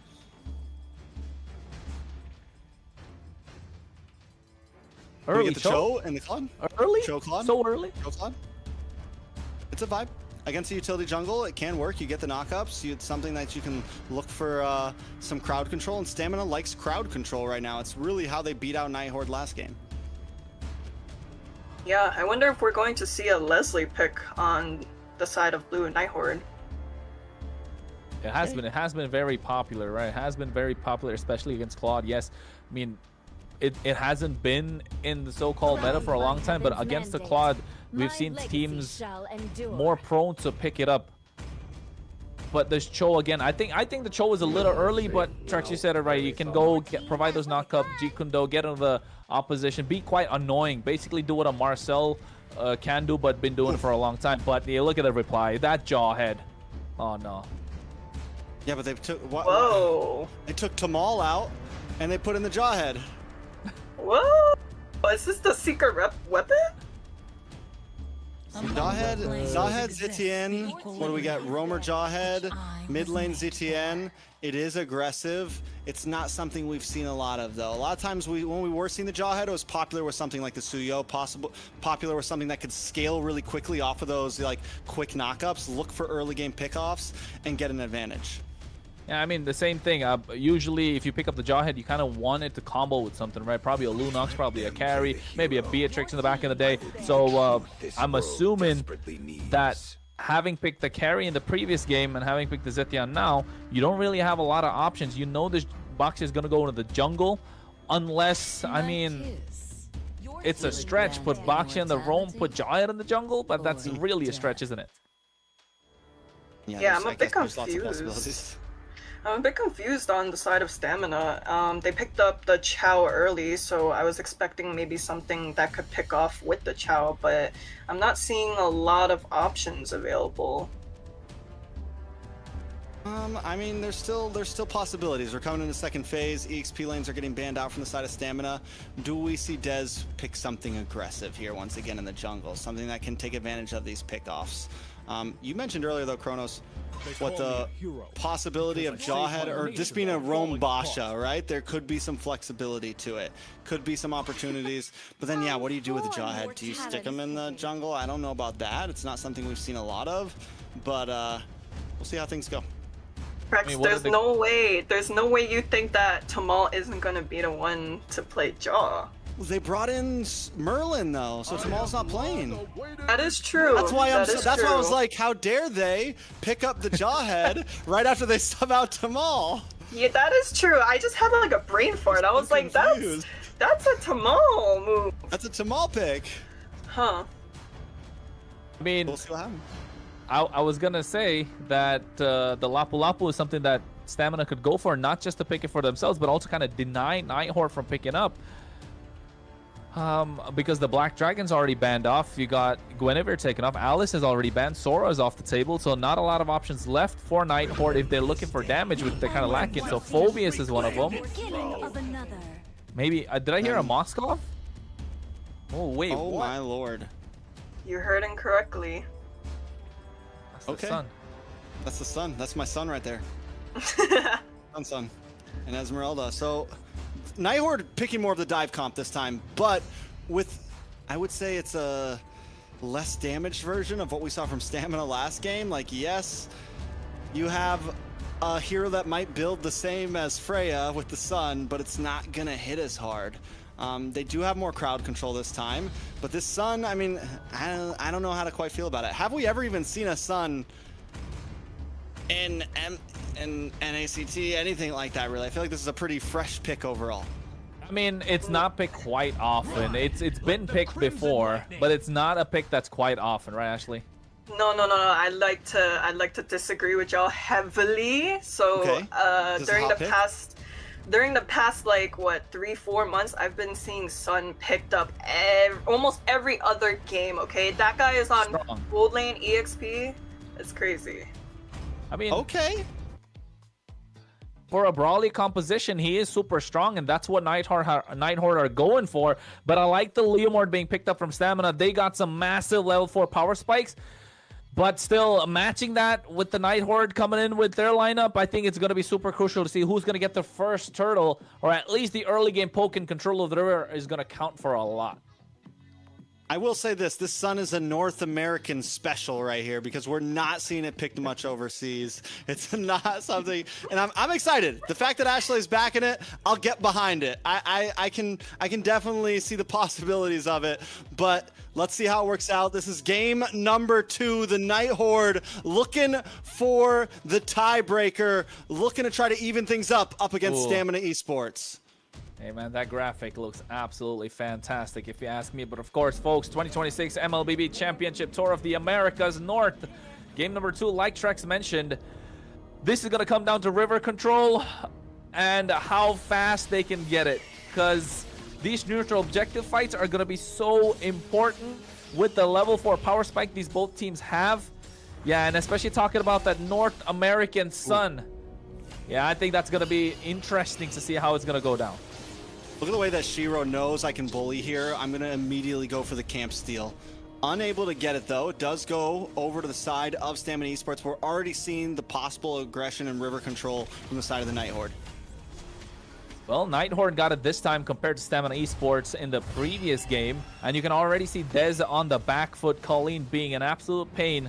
And at the same time, fast jungle clear coming in from Nighthawk. Merlin, he doesn't want to go in and help, no rotate, nothing. He knows both his sides are kind of winning. The EXP lane matchup is a win for RR. The Esmeralda does do better against the Lapu Lapu. Same thing on the other side. This Sun Wukong is going to be annoying going into the Claude. The Claude needs the level 4. But then again, until then, look at that. Nighthawk already getting a pick off. Big damage, a lot of damage. Will Yomel get away? No, Colleen gets the first blood. Hey, powered by Runestone right there. I like it. So now Turtle's going to be coming up in about 10 seconds. Night Horde with this utility jungle should have a nice advantage. Bless is going to try to get vision, but at this point, jumping into all four of these is a death sentence. He's not trying to go scout out no bushes. He knows what's waiting for him. He doesn't want to walk into a complete bloodbath at this point. But Instinct goes in, bravest fighter. And they do get the knockup. Shiro still able to get first turtle. Fear the Phoenix does come down. A nice stun, buying Night Horde some time to disengage instead. Yeah, well, Dez even popped the steed to try and make sure it doesn't get bullied out of his own jungle. Nice fight from Instinct, though, just going straight away, using the flicker, but oh, Bless again forced to flicker out. It's not looking good for Stamina Esports this early game. They need to find another win, at least on the map. Maybe in the goal lane, but look at the fast rotations coming through from the Night Horde. This is where the Sun kind of excels, right? Able to use his mobility to get across the map, keep the opposition in the lane, and you can see how they're already penetrating into the jungle of Stamina Esports. And not only that, but honestly, the damage looks clean from the Sun. No. Bless goes down. Merlin finds that one. And what I was going to continue on with this Sun is not only that, it can close the distance against a marksman in the gold lane very quickly. We're seeing it against Diamond. And the damage that we saw land on to Bless earlier was decent overall. So this is definitely a hero I got my eyes on. Yeah, I think this Jawhead's going to be absolutely annoying going in. But in the previous game, Stamina Esports had the aggressive start. They had the early game in their favor. The Night Horde were able to hold their own until 27 minutes. Can Stamina Esports hold on as well? Oh no, never mind. Jawhead is vicious. Barbiel running a race. Barbiel running a race.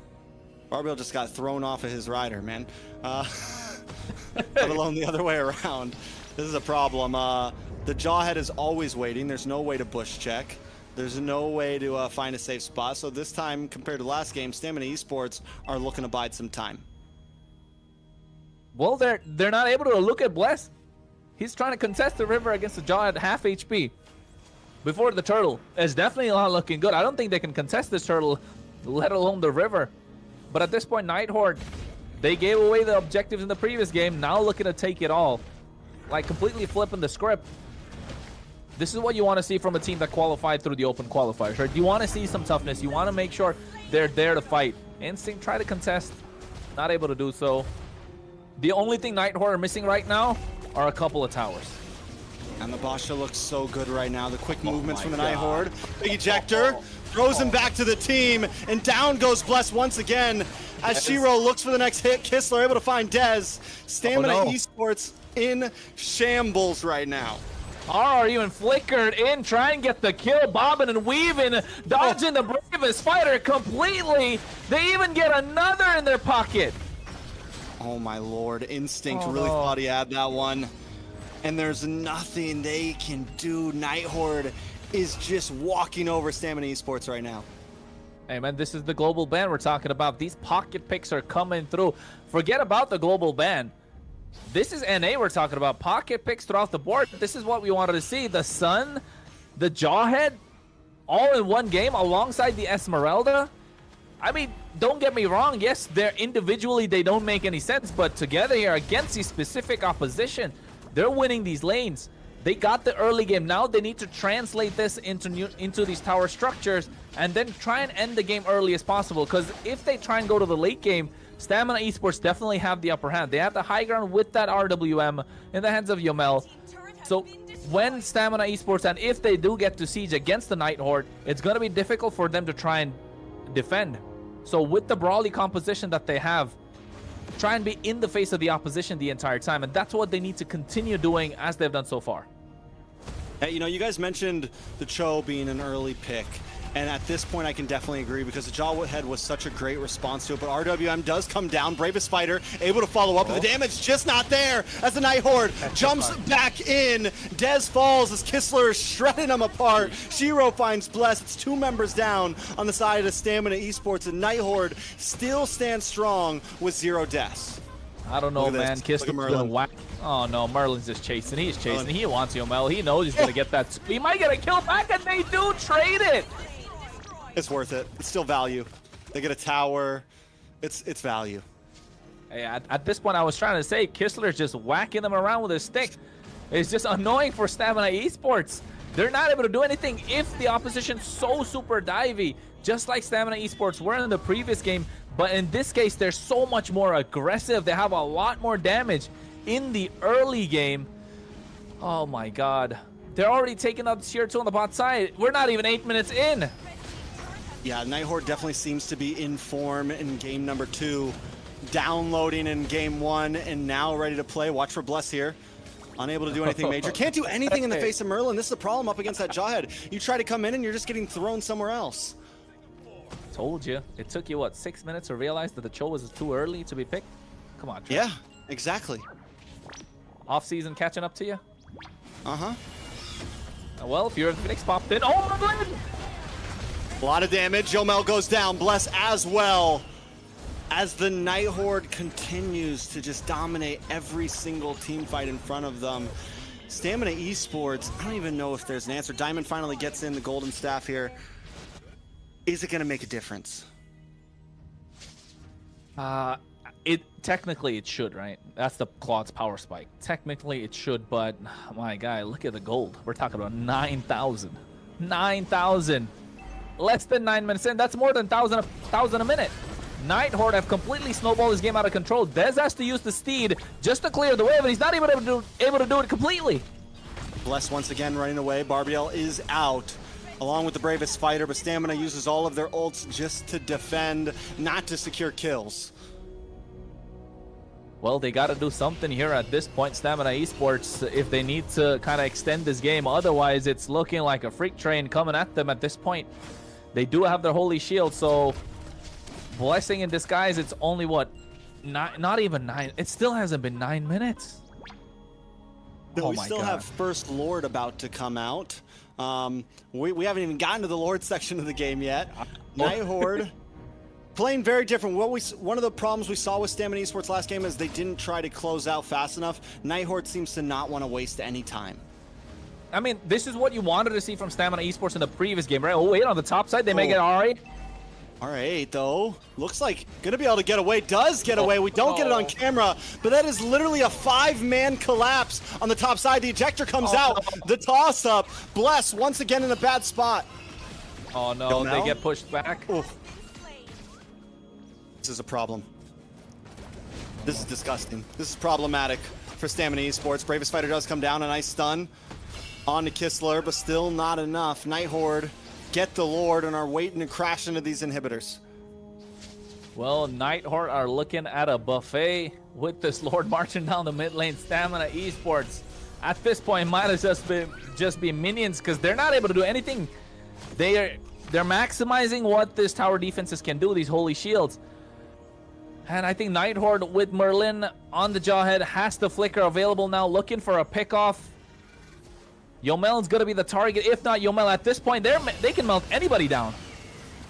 Yeah, Lord's going to crash in. Bravest Fighter just to get away from Instinct. But the Fury of the Phoenix and the dive down from Sun. The RWM just tried to fan, but the base is still standing. Finally, the inhibitor goes down, but no members drop from Nighthorde. They are diving under towers, under crystals, and they are untouched.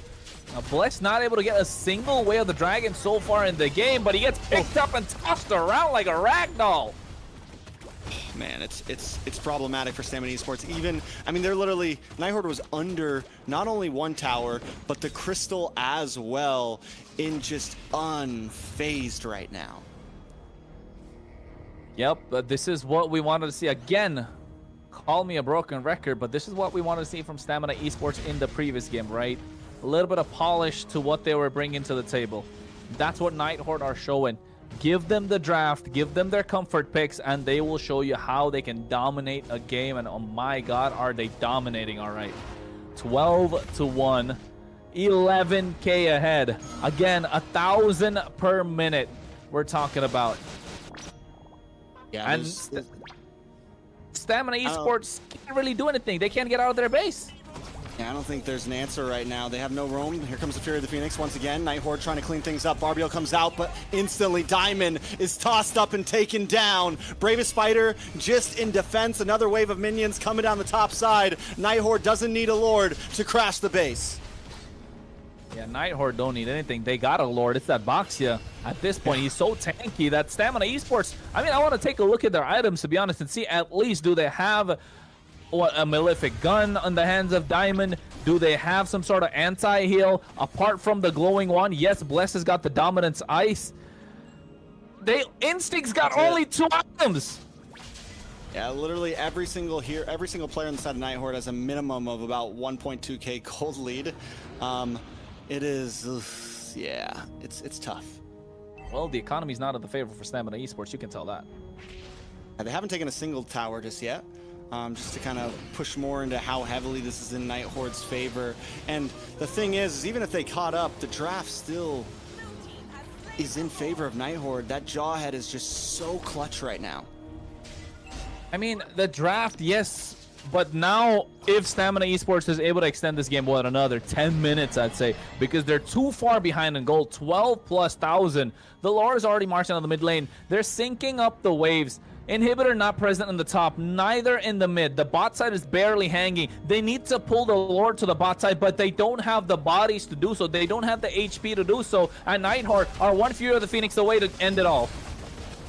All right, Ardavian does come out just to try to defend as Kistler takes out Yomel. Stamina Esports still trying to stand tall. It's 4 against 5, but Night Horde doesn't want to give it up. A Blazing Duet in the backside, but Kistler finds them, and game number 2 goes over to the Night Horde. Hey, contrary to what happened in game number 1, this was such a quick finish. And oh my goodness, a quick finish, a dominating finish from the Night Horde. They're not here just to hang around. They're here to compete. 1-1 on the scoreboard, Ashley. I missed you guys again.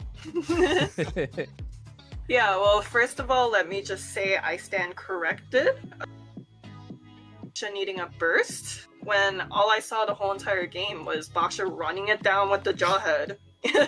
Like steamrolling throughout the whole entire game.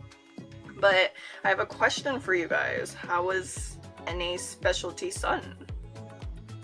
I liked it, honestly. Even in early game, I was looking at it, and I wanted to see how much damage it did before level 4, and just around that time span, and it actually looked good. And not only that, but in the gold lane against other marksmen, it's able to close the gap quickly. You're able to get some poke off.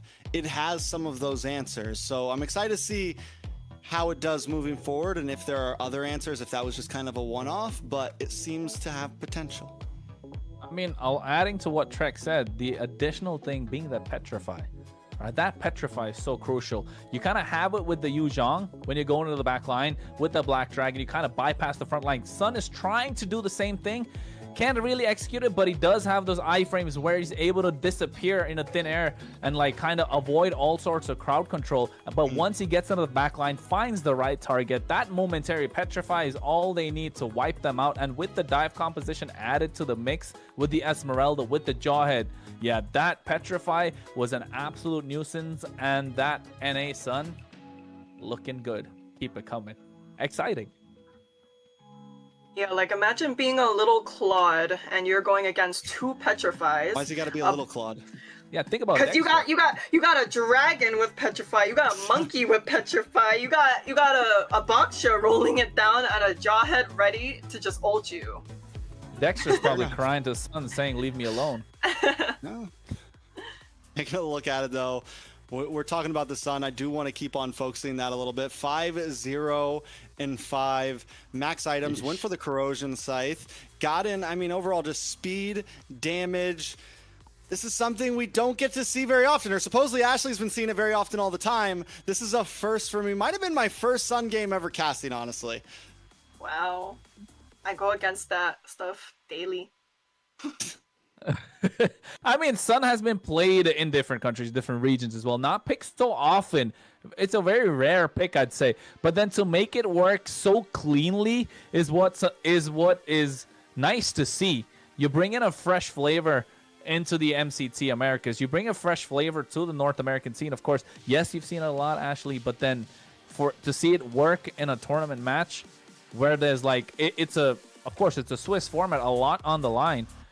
It is really nice to see. But then again, I wanted to kind of see what's there on the opposite side in terms of, did they have that Chastis Pauldron to slow them down? Because that's the only way you kind of slow down the attack speed, right? It's not a very expensive item, but not many roamers, not many EXP laners go for it as their first item. But it provides so much value, especially against that lineup, especially against the Sun on the other side. Yeah, I mean, obviously it does. So in terms of the Sun, what are the answers to it, Ashley? What if you could pick anything against it, what do you do? I've been told a fighter on gold lane can match like with the it. Freya, obviously. Yes. Yeah. Other than that, I can't tell you. I can't really think of anything. Can't let out the secrets. You got to keep that. You got to keep that private and under wraps. I mean, there is of course the CC that really works. You kind of get the poke, you get the spell vamp back, you're able to sustain in the lane. The curtain call kind of prevents the Sun from moving around quite a lot. Kind of tie both these tie both those clones together. So you make it a little bit difficult. There's the Esmeralda. That's not really great, but you do need to get the early game in your favor. Probably a more team effort. But an A, MVP, Colleen. Colleen coming through with the once again a Zitian. Once again, a Zitian. Maybe it's like the only graphic we have. I'm just joking. That was a joke. But no, I think it's well deserved. And the Zitian, the poking, it feels like a hero that goes very unnoticed throughout matches sometimes. You don't really get to see any flashy, crazy plays, but the damage is there. The ability to just chip people down at a distance is there. Well, the Zetian, the most powerful aspect of the Zetian, of course, is her range, right? It's that second skill range. That Phoenix Descent has so much range. It's like, it doesn't, actually, correct me if I'm wrong, doesn't it outrange the Sicilian Sanguine Claws, the skill 2 of the Sicilian? It outranges the Sicilian. You can outrange the Eve. You can outrange the Farsa. So when you're kind of in the laning phase, you're already doing so much. You just need a big body in front of you, and then you can dish out a lot of damage. Add that Jawhead to the mix, it's going to be problematic. And not just that, that Fury of the Phoenix, when you're going in, when you're sieging at turrets, neutral objectives, you're the one kind of pulling the trigger rather than the opposition. Just add a little more active pieces to the entire composition, and you got yourself a winning formula. Yeah, she's definitely one of the hardest heroes to go against in the mid lane. You know, she has the range, and she has the best poke damage you can imagine. And yeah, other than that, she also has a passive that can protect herself from dive. She has counter initiation. She's like a whole package. She's a whole package. She's a whole 10 package. out of 10. Very much so, very much so. Definitely has the whole package. But I think in this current meta, not a lot of mid laners that are there that can kind of contest what the Zetian can bring in the mid lane. You got the Valentina, but then again with the Valentina, are you really happy just taking away the Fury of the Phoenix? It's more of a combo. I'm surprised we haven't seen that combo, right? Actually, I'm talking about like Valentina Khalid, Valentina Grok. These are some picks that we want to see come through. Hilda with the Eve possibly. Same thing, we want to see the Zetian with the Hilda paired up. We did see that. So, but then again, I'm kind of surprised we didn't get to see the Grok, the Khalid dominate the river in the early game. So again, maybe these teams are not, familiar with that. Maybe they practice. Maybe it's just we're waiting on game 3. It's global ban. Sometimes you got to hold on to some things. Oh yeah, I forgot about that. True. I forgot about that. You can't show all your cards. Well, with CTN, and one thing we did see that worked well against the CTN before was the Harley, right? It's one of the few heroes that doesn't have to activate the passive to kill her, right? It's one of the few heroes that can get close, still an assassin, but kill the ZTN from a distance. We're not going to see the ZTN anymore. It's been picked by both teams, so now we're forced to go into some other mid laners. Harley's still available to the side of Stamina. But still overall a decent plethora of heroes that both teams can pick from. Things like what you just said, things like the Groks, hot picks that haven't even been picked or banned yet. Yeah, look at that. The caffeine's kicking in right now for Trex, isn't it, Ashley?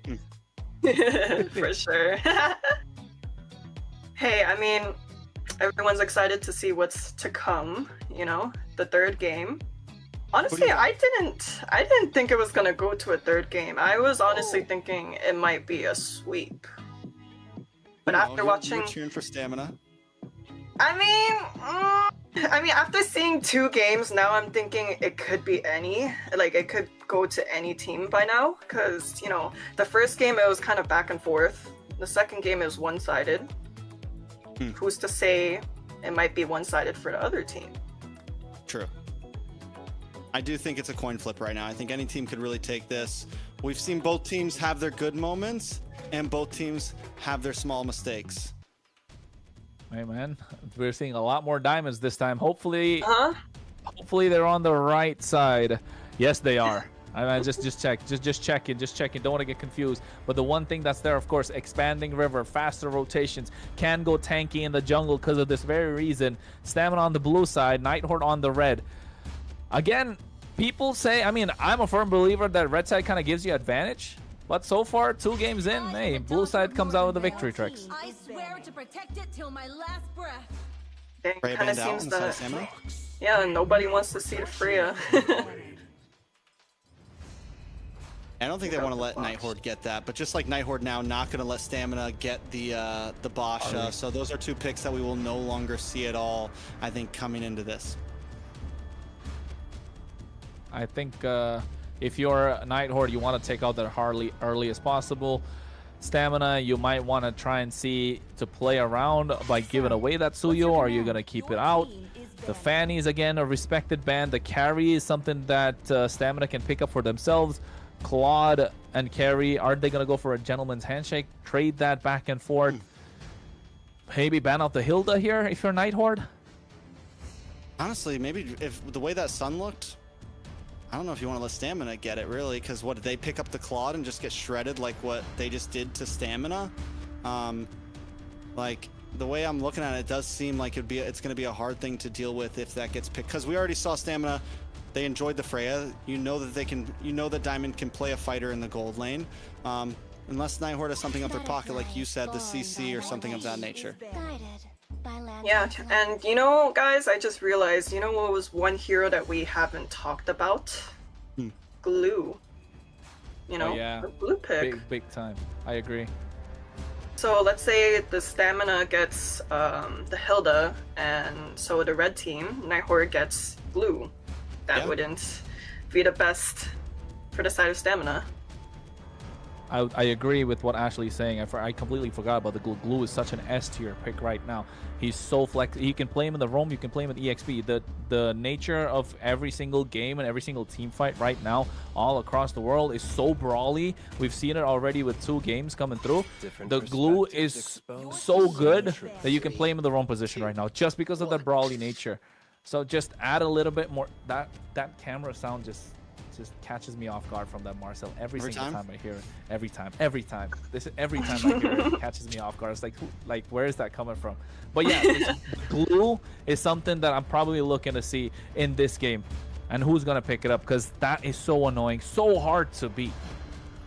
Well, it does well against any kind of like big fighters back in the day. It did well against the Hilda and the Hilo, so it was a great answer to that combo when that was popular. So now with the Hilda banned out, though, do they still go for it? I don't know if you pick it up early. You definitely don't make it like a first pick. You make it like maybe second phase, or if they reveal like a big, like maybe they pick up, enemy team picks up a Fredrin, something bulky in the XP lane, some sort of roamer, then yeah, you pick up this Glue in response to kind of deal with it. Sora is open right now. Valentina is as well, so I don't know. Are they gonna gamble, go for the Sora, and see if Nighthorde are gonna go Valentina, or they go Valentina, predict that Nighthorde are gonna go the Sora? What would you have done, Ashley? You know what? I think I would pick up the Sora if it was in my hands, but all I know for sure is both teams have to give it their all right now, show all of their cards, since it's the last game. Yeah. Sora Valentina. Or a quick pick, Valentina in response. What's the other pick for the side of Nighthorde here? Do they go for something? YSS? Oh!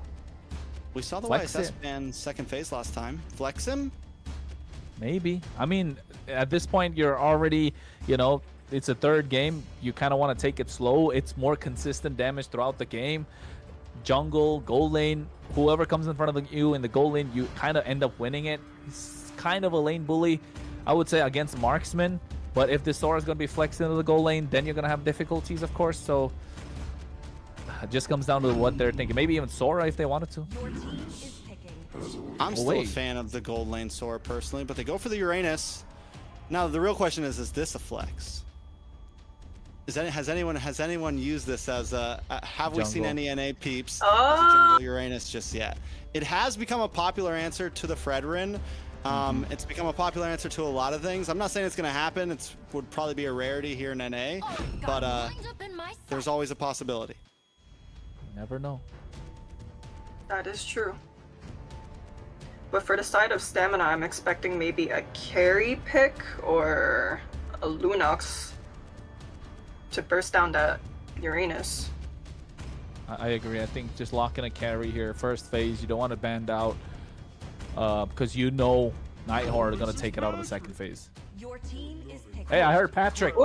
I heard Yeah, Patrick, let's there's go. the glue. glue Kimmy.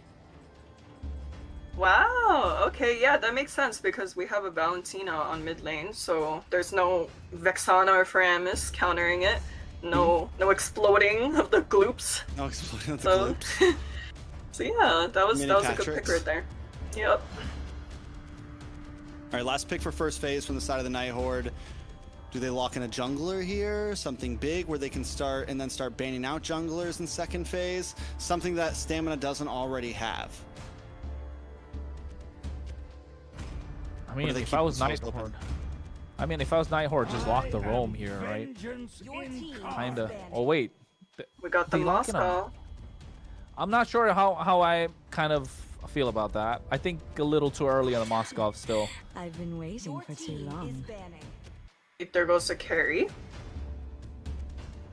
The Moskov can do okay if this ends up being nothing's going to be amazing. No actual marksman's going to be amazing against the Sora, but the Moskov can sometimes handle its own, at least against a fighter gold laner, because of the pushback from the spear to kind of like create distance.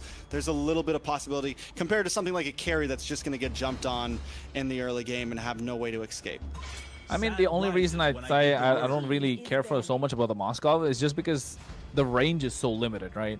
It's great come mid to late game. You got the option to kind of split push and be a menace, of course, but then you need to get to that point. They do have the Valentina. They need something early in the roam to add that extra oomph to get them across that line, because they even got Uranus, who's not really an early game EXP laner, or mind you, even in the jungle, he needs a little items to kind of get to that point. He's a scaling kind of tanky frontliner. So Khalid taken off the table. I'm assuming there's got to be another early roam that they need to take away to kind of shut down this Valentina early on. Otherwise, it's going to be problematic because the glue is going to be in the roam position on top of you the entire time. Alright, wait guys, I have a theory. So Theory time. So if the Uranus is on jungle, right, and glue naturally works worse against supports. So if the Nighthawk picks up a support, logically, who is going to kill that Uranus? If Nighthawk picks up a support, like support roam, Yes. like some sort of healer roam, Yep. Stamina needs to have some sort of damage here. They do, and they don't get last pick. So Nighthawk does, if that is kind of the strategy, Nighthawk has a decent advantage because they can always plug in that support room last pick or kind of swap things around. The possibilities are there for Nighthawk in terms of flexibility. Stamina, they already have the marksman as the mid laner, you know, Kimmy, the marksman, whatever you want to call her. So do they swap Sora somewhere else and pick up a gold laner that can actually output Shred? Yeah, I don't really see a gold laner that could take down this Uranus. I can only take a look at two at the moment. Either the Granger or the Leslie. That could be a problem. But then with this Guinevere being picked up, you're kind of eliminating both those options. Yeah, I think Stamina here are kind of backed into a corner. They need to find a way to shut down this Uranus. That could be either jungle, EXP, because the Guinevere technically is a flex to jungle, roam. Yeah, jungle, roam. There's a lot going on. I'm like, where are we putting this? They're in their heads right now, guys. They're in their heads, man. Yeah, I think. Nighthorn or cooking. Mind game. No, I think it's gonna be a Guinevere jungle and a Uranus EXP, maybe a Kalea roam. Kalea is still open, and Kalea works. Or Grok. They call me a Will Oh. it grant because I saved my immortality? nation from falling What's apart. that? YSS. I don't know the voices YSS. that well. YSS. Okay. Alice. Okay. Double marksman? Double marksman, tanky front line. I mean, this is a classic. You know, it's a couple fighters, couple marksmen, do some damage. It's nothing too crazy. Nighthorde to wrap this up. Put the bow on top of it. Who's going in jungle? Drum roll, please. Pick up the Kalea, man. I know you want to. The Kalea. I see it. I see it. The Kalea is so good here. Kalea Kalea what? is so good. Kalea. It's either it's either gonna be Kalea or Grok, I think. No, that's That doesn't sound- they don't know. That's Wait. a. What's going on? We all just flatlined. We all just flatlined. They might have overcooked. Hold on, Shiro. So it's going to be a jungle Guinevere. It is going to be an EXP lane, Uranus, and a roam. See, that's why I see the Guinevere in the roam. I see the Uranus in the jungle. Xborg EXP. That makes more sense to me, Ashley. Is it? I don't know. It's still not clicking to me. Not clicking. Hey We're man, they're gonna figure out once I overcooking. jump in. The oven's overheated. The oven's overheated. Cookies are burning at this point. Sugar's melting all over the place. I don't know. Call the fire department. It looked so good at first. It looked so intriguing. You know, I was like, ooh, this looks nice. And then, The see. smoke alarm just started. Final thoughts, Ashley, before we jump into the land of dawn. Honestly, this is MCT North where new metas are made, and hopefully we'll see what happens next. All right, let's jump in for game number 3. It's a rubber band match going back and forth.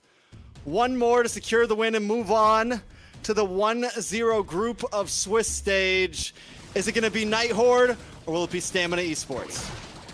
Hey man, it's Guinevere in the jungle. Shiro got that going, popping the emote, knowing that we are taking a look at him as well as Dez on this Easton Shin. And let me tell you something, Trex. I am a fan of Easton Shin, no matter who's playing it. My favorite hero in the game, bro. My favorite hero in the game, not gonna lie. Easton Shin, YSS? Yes, sir. Yes, sir. It's a Love vibe. that hero. He's definitely a vibe. He's a cool hero. I'm kind of a Guinevere. I'm kind of a Guinevere fan, so we'll see exactly what happens. Shiro does take the jungle Gwynny. It is going to be, this is the hot pick, the hot take of the night. Is it going to be overcooked or well done? It's Xborg Rome. Yeah, he's already got the heat on him. He's got the heat with him. So I don't know how they're going to try and make it out alive. Of course, these neutral objectives are going to be so good with that last insanity. So kind of a zoning tool, if I may say so. And another factor that you can add for them is that Uranus in the EXP lane will not allow Dez to play this Eastern Shin, right? So it will be a little difficult for them to kind of take it, for them to kind of contest any sort of neutral objectives. So you want to wait for RR to kind of pop off. If RR pops off for Nighthorde, yeah, it's gonna be disastrous for Stamina. That's the only kind of condition you need to stop, at least at start. Because if this Uranus pops up, it's gonna be so difficult for the Eastern to play the game. And it is actually, it might be a decent answer to the glue a little bit. No. Glue not gonna be able to do too much up on the top side though. Nice damage on an RRO. Turtle is low. Big knock up. The Violent Requiem able to confirm the kill. Dez goes down. Shiro finds the turtle. 2 members down for the side of Stamina Esports, and Nighthorde with a different composition pull off the first fight of the game. Hey man, I'm a fan of the Eastern Shin, but I'm definitely a fan of the composition that Nighthorde are bringing to the table. This Xborg, the X factor in this game, this Xborg has been played in the roam position before. MPL Philippines, what, season 10, season 9? Somebody correct me in the chat. Probably, but it has been played. It's worked wonders before as well. It has been super annoying to deal with this Xborg when the spell vamp was kind of broken. When you could build, what, the Bloodlust Axe alongside the Ice Queen wand. Remember those days? where the Bloodlust Axe was a complete item. You get the what, Queen's Wings on your side along with the Brute Force Breastplate that just got revamped. So if you could not play Xborg in the jungle, you kind of would put him in the roam position and prevent these tanky jungle items when it was what, the Ube meta, which it was so annoying to deal with. This Xborg was kind of an answer with the true damage. So it's the same answer they're giving to the glue, preventing the glue from being kind of annoying. So we can see that working out. But then again, Nighthorde already ahead of the 8 ball by getting those 2 kills in the turtle fight. I mean, it's a huge advantage. I mean, it's not just 2 kills, it's a 2K gold lead as well. A lot of times the first turtle, it's not the end of the world, but this could be bad. Nice grab, slam back with the last insanity does come in. Dez able to find Shiro though, and that's a huge pick off for the side of Stamina Esports to help even the playing field. Yeah, that's what they needed. They needed a couple of kills here and there to find their way back into this game. Because it's slipping away, if you ask me. It's early to call it. I know it's very early to call it, but if you let this Xborg become any more annoying, it's going to start slipping away, and that's what they're doing. Instinct already contesting the river. Letting his lane alone. He doesn't need to be there because RR is not there, so not going to get a push in. You want to be annoying as much as possible. Give space to Des to farm up. That's what Easton needs to do. Some of the people call him a forever farmer. Needs to get that farm up so he can be annoying. He can dish out the damage, which they really desperately need at this point. All right, so Turtle's still up. We have, I mean, at this point, Stamina, even with the slight gold deficit, seemed like it might have just been a one-off thing. Let's see if Nighthorde can turn it into 2, though. The grab once again onto the Xborg, does pull him away. On the boss side, RO8 takes a lot of damage. Shiro able to get the turtle. Nighthorde might just want to disengage this one. Shifting Clouds does come out, but the commit does not come in from Stamina Esports. Yeah, already that Firaga armor gonna come back soon, and now you know Nighthorde can get back out of the fight. So Stamina Esports needs to be careful when they're aggressive and when they want to back off, because if they get in a little too deep, it'll be problematic for them. At this point, yes, they are looking to get more space around the map, but look at Merlin, man. He's just annoying. He's just super annoying. And he got the Radiant armor too. Yeah, and it's with that, Yomel's going to be able to do even less damage to him. It's a great first item pickup. Not only that, but against Instinct. And this is not, I mean, this is not a hero you normally see as a roam, but it is going to be tanky enough that it can just hang out in the front line and harass, do this chip damage, zone away. And I'm wondering, Bless, the last 2 times that he's gotten the grab, it's been onto Merlin. Is that really the target that Bless should be going after? I mean, you're right. That shouldn't be the target that he's going after. Definitely looking to get Colleen or Shiro, right? Especially after that spatial migration. And with the Xborg now, or rather with Kistler kind of left free from his lane, you know Merlin's going to be the bodyguard. And now same with RR. If RR is able to create the space early on, Merlin's just going to be what? Basically a fighter, and then you're looking at Shiro to dive into the back line, give the space. I mean, as I'm speaking, I can kind of virtually imagine the amount of space that Kistler kind of has to dish out the damage. Nobody can really close in on this Moskov. The problem with the Moskov is that he doesn't have space in these team fights. Not a lot of range till he gets that Malefic gun. But talking about how these skills can be layered, yeah, it's looking like Stamina Esports need to get the ball rolling, especially if you're Dez. Yeah, it's game time, and it's not looking too great, honestly. But luckily, Nighthorde, we saw this in game number 1. Stamina Esports had a lead, and it took them a while to close out. Wait a second, Spirit Destruction does come in. He is going to connect. Kistler able to get push back. Bless goes down to Colleen as Nighthorde collapses down on top of Stamina Esports. The Shifting Clouds does come out. Can they make a play happen here? A lot of damage back onto Nighthorde, but Merlin still gets away. Diamond unable to get a kill and ends up falling. Colleen picking up another one. Colleen is on fire right now, turning that 1.2k gold lead into over 4,000. Yeah, the over 4,000 are their power levels at this point. Colleen, this is the problem. This is what we were talking about early on in the draft with Ashley as well. The Sora and the Valentina, such a great trade with both being left open. Nighthorde asking the question, do you want to pick up the Sora? We will get the Valentina, but if you go for the Valentina, we can think otherwise. They've got deeper pockets at this point, and you can see how that's becoming a problem now for Stamina Esports, who started off the series really well. Now they get caught up. Traction Pulse, get 2 members, and with the grab as well. Another Instinct, Throne of Ruin. And just as I spoke, Trex, 2 down. Nighthorde overextended. Not only that, but it's a double kill and a Sky Piercer into the hands of Yomel with those 2 kills. And Yomel hasn't gone down yet. It's the unsung hero right now. It's a person that's been sitting in the shadows waiting for a time to shine. And Yomel might end up being the one to carry this game if they can continue that sort of path. Well, that's what they need. They need to create space. They need Yomel with a beautiful traction pulse. I wish we could take a replay at that, because that was really nice. You can see already, you spoke about the Sky Piercer coming in. They got the glowing wand, so gonna be a problem for this Uranus. And the same with the X-Borg. Need to find a way to penetrate through, get a couple more kills on that Sky Piercer stack. And I like how Dez went for the Endless Battle rather than the War Axe. You would traditionally go for a War Axe after the Hunter Strike, but prioritizing to go for the Endless Battle to dish out some true damage finds a little bit of extra sustain in these team fights, or even finding a way to try and get HP back up faster when you're in the jungle moving around. Here, shifting skies come through as well. Yeah, shifting clouds up against Kistler. Kistler goes down again. Nice violent, no violent Requiem to follow up, but now you're gonna get caught off. Shiro gets the knockup, able to just get away very cleanly in the midst of 5 members of Stamina. And now Nighthorde move on to the mid lane tower as well. A nice distraction on the bot side and making up ground elsewhere on the map. Well, they find something. They give something and they find something else. But in this case, only Kistler. Shiro bought just enough time for the rest of Nighthorde to lock down that mid lane tier 1. I saw Chastis partner going to the side of Nighthorde as well. It's going to be difficult for the rest of Stamina Esports now. But the damage is definitely there. They need Yomel to start scaling. They need Yomel to get his items. And Dez has been a farming machine so far. Level 12. But still behind Shiro, who's 14. And if you're Eastern Shin, you do not want to be behind the opposition jungle. Nighthorde already getting the Lord started. They're looking at Tango, and I don't know if Stamina can hang.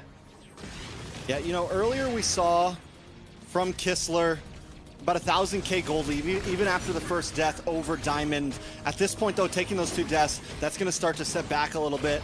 Kistler was playing great, but now having some trouble. Last Insanity does lock on. Bless goes down. Merlin picks up the kill, and a Lord in the hands of Nighthorde as well.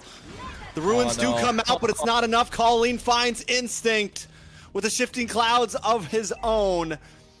Nighthorde now on the rampage. Yep. Colleen said, you're talking about Yomel a little too much, my guy. You forget that I'm here on this Valentina. Oh, wait, Winter Crown coming in. I don't think that's a wise idea. Oh. So clean. The Winter Crown into the Violent Requiem, into the fadeaway. They're on fire right now. They just needed a game. They just needed a game. Yeah, man. I think game 1 was what, jitters, just nervousness. Probably ice cold hands, but now with game number 2 and game number 3, ice in their veins with the way Shiro's been playing. No panic whatsoever. That Winter Crown play, even on the bot side, now the Lord is marching in. I think Nighthorde might be looking to end it too. Yeah, they're looking definitely to try to close things out, but they don't want to get too aggressive. Merlin able to hold down the front side. Kistler jumps in. Oh, no. Able to dash back, get the kill on it. Bless still with the okie doke. Bouncing off the ropes right now. Minions crashing down on the top side of the Nighthorde are not letting up. Yeah, they're not letting up indeed. Kistler even got the Malefic gun just a while earlier. Yomel finding the Blood Wings. They isolate Kistler and take him down. So they trade Kistler for what? 2 inhibitors in that process. And a glue. And a Patrick Starfish, you know, able to get a little bit of everything out of that. Nighthorde, 6k gold lead. Taking a look at the items, Kronos. Yeah, they got the Wishing Lantern on the side of Nighthorde as well, so Colleen is definitely dishing out a lot of damage. But then, if you are Stamina Esports, you're looking to get that BOD. You want to get maybe a War Axe, but that's something that Stamina Esports does need to find a way to get back up. Still lacking the damage. And with Shiro on this Guinevere, just able to kite, able to bait so much out with that spatial migration.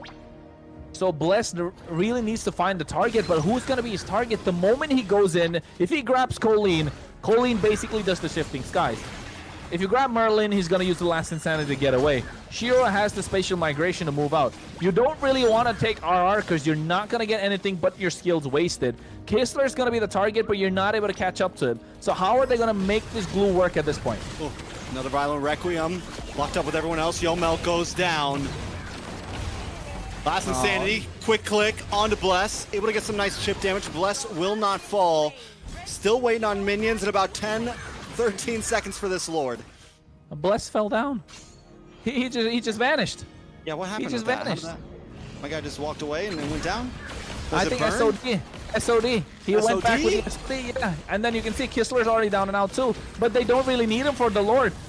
You got now. This is where this lineup with this X-Borg on the wrong position looks so good. You zoned them out in the early game. Now you're basically a fighter that does true damage. And alongside Uranus, who's already peeling for the rest of the team, Shiro looking to pick the people off. Colleen is there to provide the set with the shifting skies. This composition is showing up. Now for Nighthorde and Stamina Esports, not able to contest that Lord whatsoever. Behind 5K in goal lead. 14 minutes in now, 10-6. With only one inhibitor left standing in the mid lane, they can definitely defend. They have the tools. It's just they need Nighthorde to overcommit or find some sort of imbalance when it comes to the numbers game and take advantage. A lot in the hands of Instinct right now to get a massive Throne of Ruin in the back line. At least catch Colleen or Kistler off guard. Yeah, Colleen pops off here. Spirit Destruction does come in. Kistler able to get some nice damage on to Bless. Trying to get him against the wall. He's able to sidestep with the Okey-doke once again. Bouncing off the ropes, looking for a target, but he does drop. Yomel able to find the kill, but Nighthorde still advantage. Merlin finds Diamond, and the base is about to get locked on. These are the final moments. Can Stamina defend? Yeah, I think they're definitely trying to defend. You can see already Instinct doing as much as possible now, but the base crystal is locked and only Bless left standing. And Stamina Esports bow out as 2-1 is going to be the score. Nighthorde getting the first match of MCT AMER North. Ashley? Well, there you have it. Year 1, coach is 0. Ooh, that was good very point. impressive to see. Good point. Like, at first I was like, what is this draft? And then the more the game kept going and going, I was just like, wow, they're doing it. This is a one-sided game. Was that our fastest game so far? Of the day so far? Game? Out of the past how fast was 3? game 2? Game 1 was Maybe almost 28 minutes. Game 2, I want to say it was close. It was close. They were both similar to game 2. Okay, well, we have our answer for now. For now. Fair enough. For now. I mean, but the Rome X-Borg was kind of clean, honestly. Why did it work so well?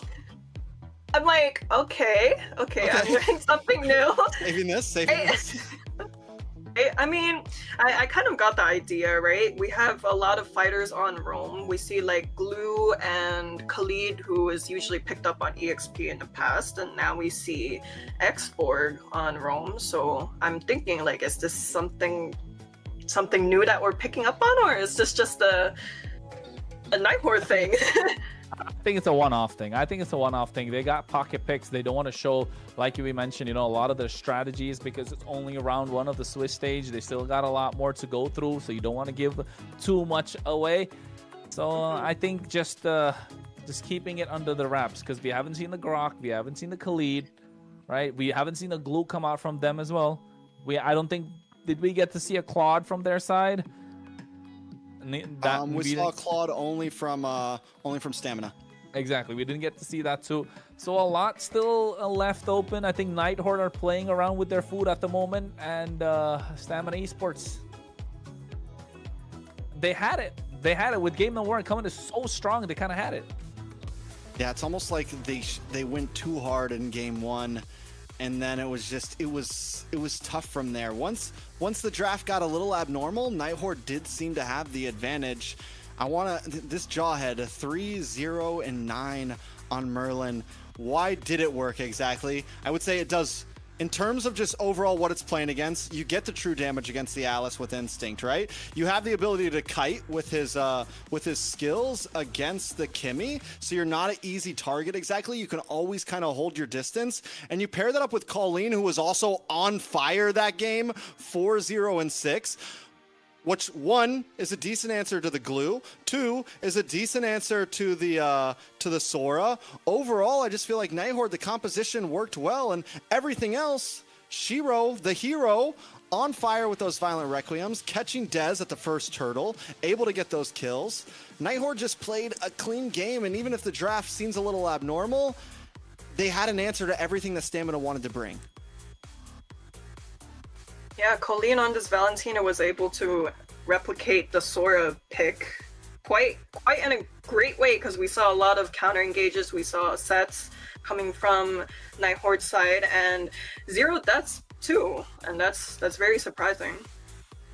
I mean, that 0 death is what kind of catches me off guard for the amount of times that you really got to be there in the face of the opposition to pull off those shifting skies. Is going to be a problem. Again, that Violet Requiem that we wanted to see a Kalea, right, to come out to provide a little more oomph to that Violet Requiem, but kind of getting the same answer with the shifting skies maybe, and not missing out on many spatial migrations. If you ask me, yes, Colleen and Kistler and Merlin played an absolute crazy game. But if it wasn't for Shiro to try and like really, it felt like he was rage baiting them in the game, right? If you ask me, with those spatial migrations, look at this. How are you able to do this and walk away alive? This has got to be criminal, to be honest. That's got to be criminal at that point. You can't get away with that. That's completely rage baiting Stamina Esports, and I think knowing their players and how they've performed in the past before, you know they probably overheated and lost, short-circuited in their head. Yeah, I think once you start getting beat by a Rome Exborg, you're like, wait, what are we doing here? What is going on right now? Merlin, I could get behind this one. A well-deserved MVP with a surprise pick that none of us expected. Picks up the Radiant Armor, has a little bit of damage with the War Axe as well, because we did see him still getting kills, still getting assists, and still outputting great damage. Well, you know what? We were talking about Tamal before for Nighthorde. Well, hey, man. Seems like Merlin's the new meta. Merlin meta. The one player switch just changed it all for them. I mean, yeah. and it worked out great. And the fact is that they did have Tamal in game 1. I mean, it might not be the last we see him, but it shows that Nighthorde has a lot of versatility, not only in terms of hero picks, gameplay, but also in what players they want to use on the field.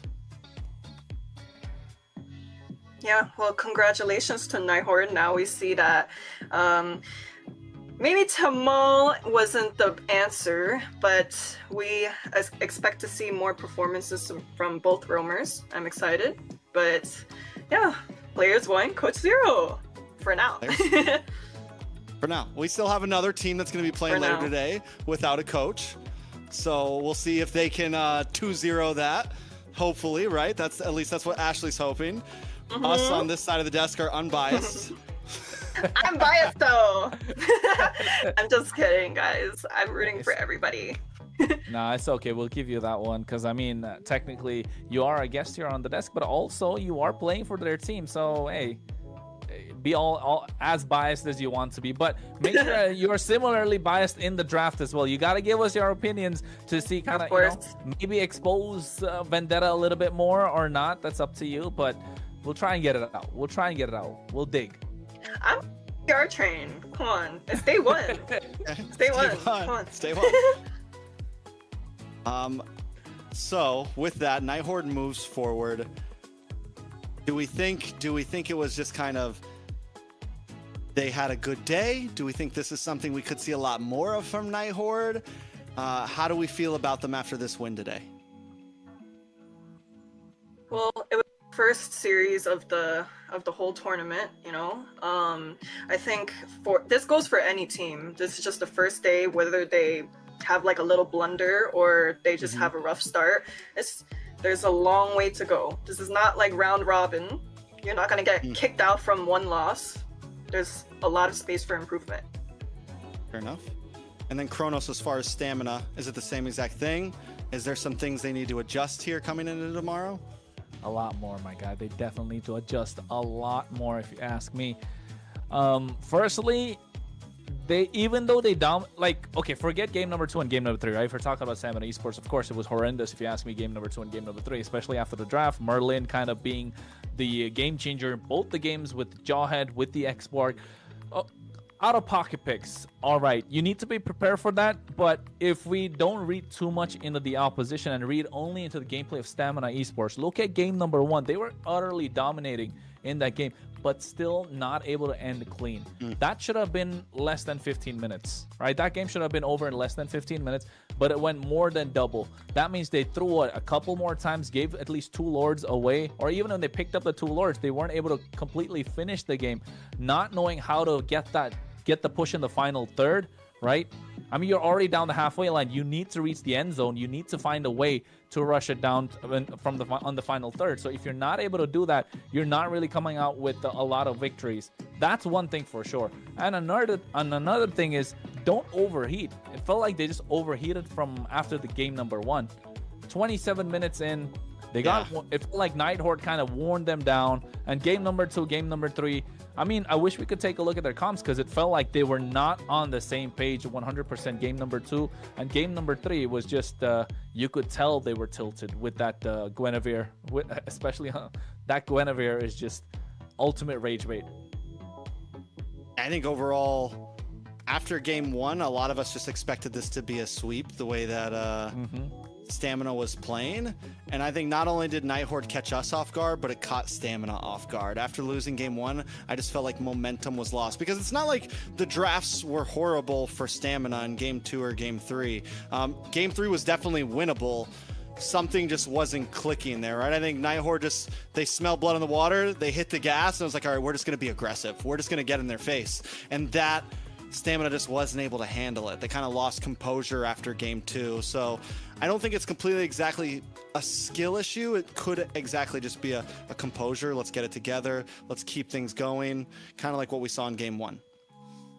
Yeah, I feel like the Nighthorde's motto should be expect the unexpected, you know, because I know for sure we were all a little off guard with everything, but this is definitely not the end for Stamina. They should take this as a reminder to improve and to, you know, wake up for tomorrow.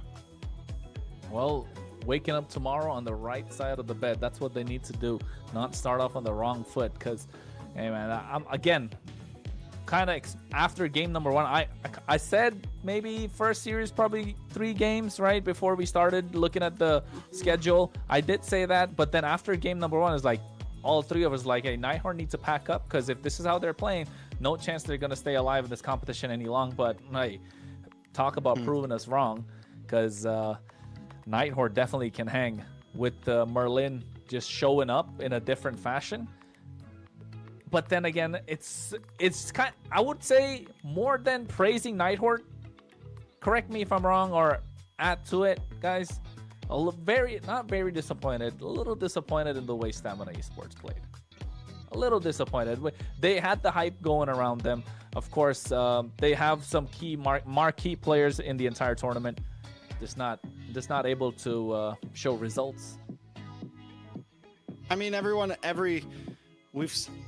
the players that we now look at as some of the best players in NA used to be the players that, you know, would have these bad days, that would not be able to perform right, or have moments where it's like, ooh, what happened there? We know you have it in you, but it's time to pick it up and like get it together, right? So I think Dez does have that in him, because I think a lot of our focus has been on Dez on the team. We saw some great moments from him in game 1, in game 2, even when they were losing. He was able to go toe-to-toe with Shiro. And overall, I think a lot of us were just kind of surprised by how well Nighthorde did. And I think Stamina in general was also probably surprised. I think they came in today possibly thinking this wasn't going to be a super difficult game for them. And you win, you learn, you lose, you learn. We come into tomorrow, and yeah, it's a different game. There's still a lot of days left here. I do want to see some more, but don't get me wrong. Game 1, Nighthorde also had to, like, game one was sloppy, I think, on both sides. There were some mistakes made from both sides. I think Nighthorde just picked up the pieces better in game 2 and 3. They were really able to, like, okay, let's tighten up, guys. The way we played in game 1 wasn't that great. Let's fix things. And they did. They played clean. Yeah, for sure. Like game 1 compared to game 2 and 3 for the side of Nighthorde and Stamina. Well, mainly in Stamina side, right? Because Stamina won first game. It was just a completely different gameplay that I was seeing, you know? First game, I was like, all right, give the MVP to Suyu, give the MVP to Gata, and the Mage was doing so well. And then after that, the second and third game was a little bit concerning.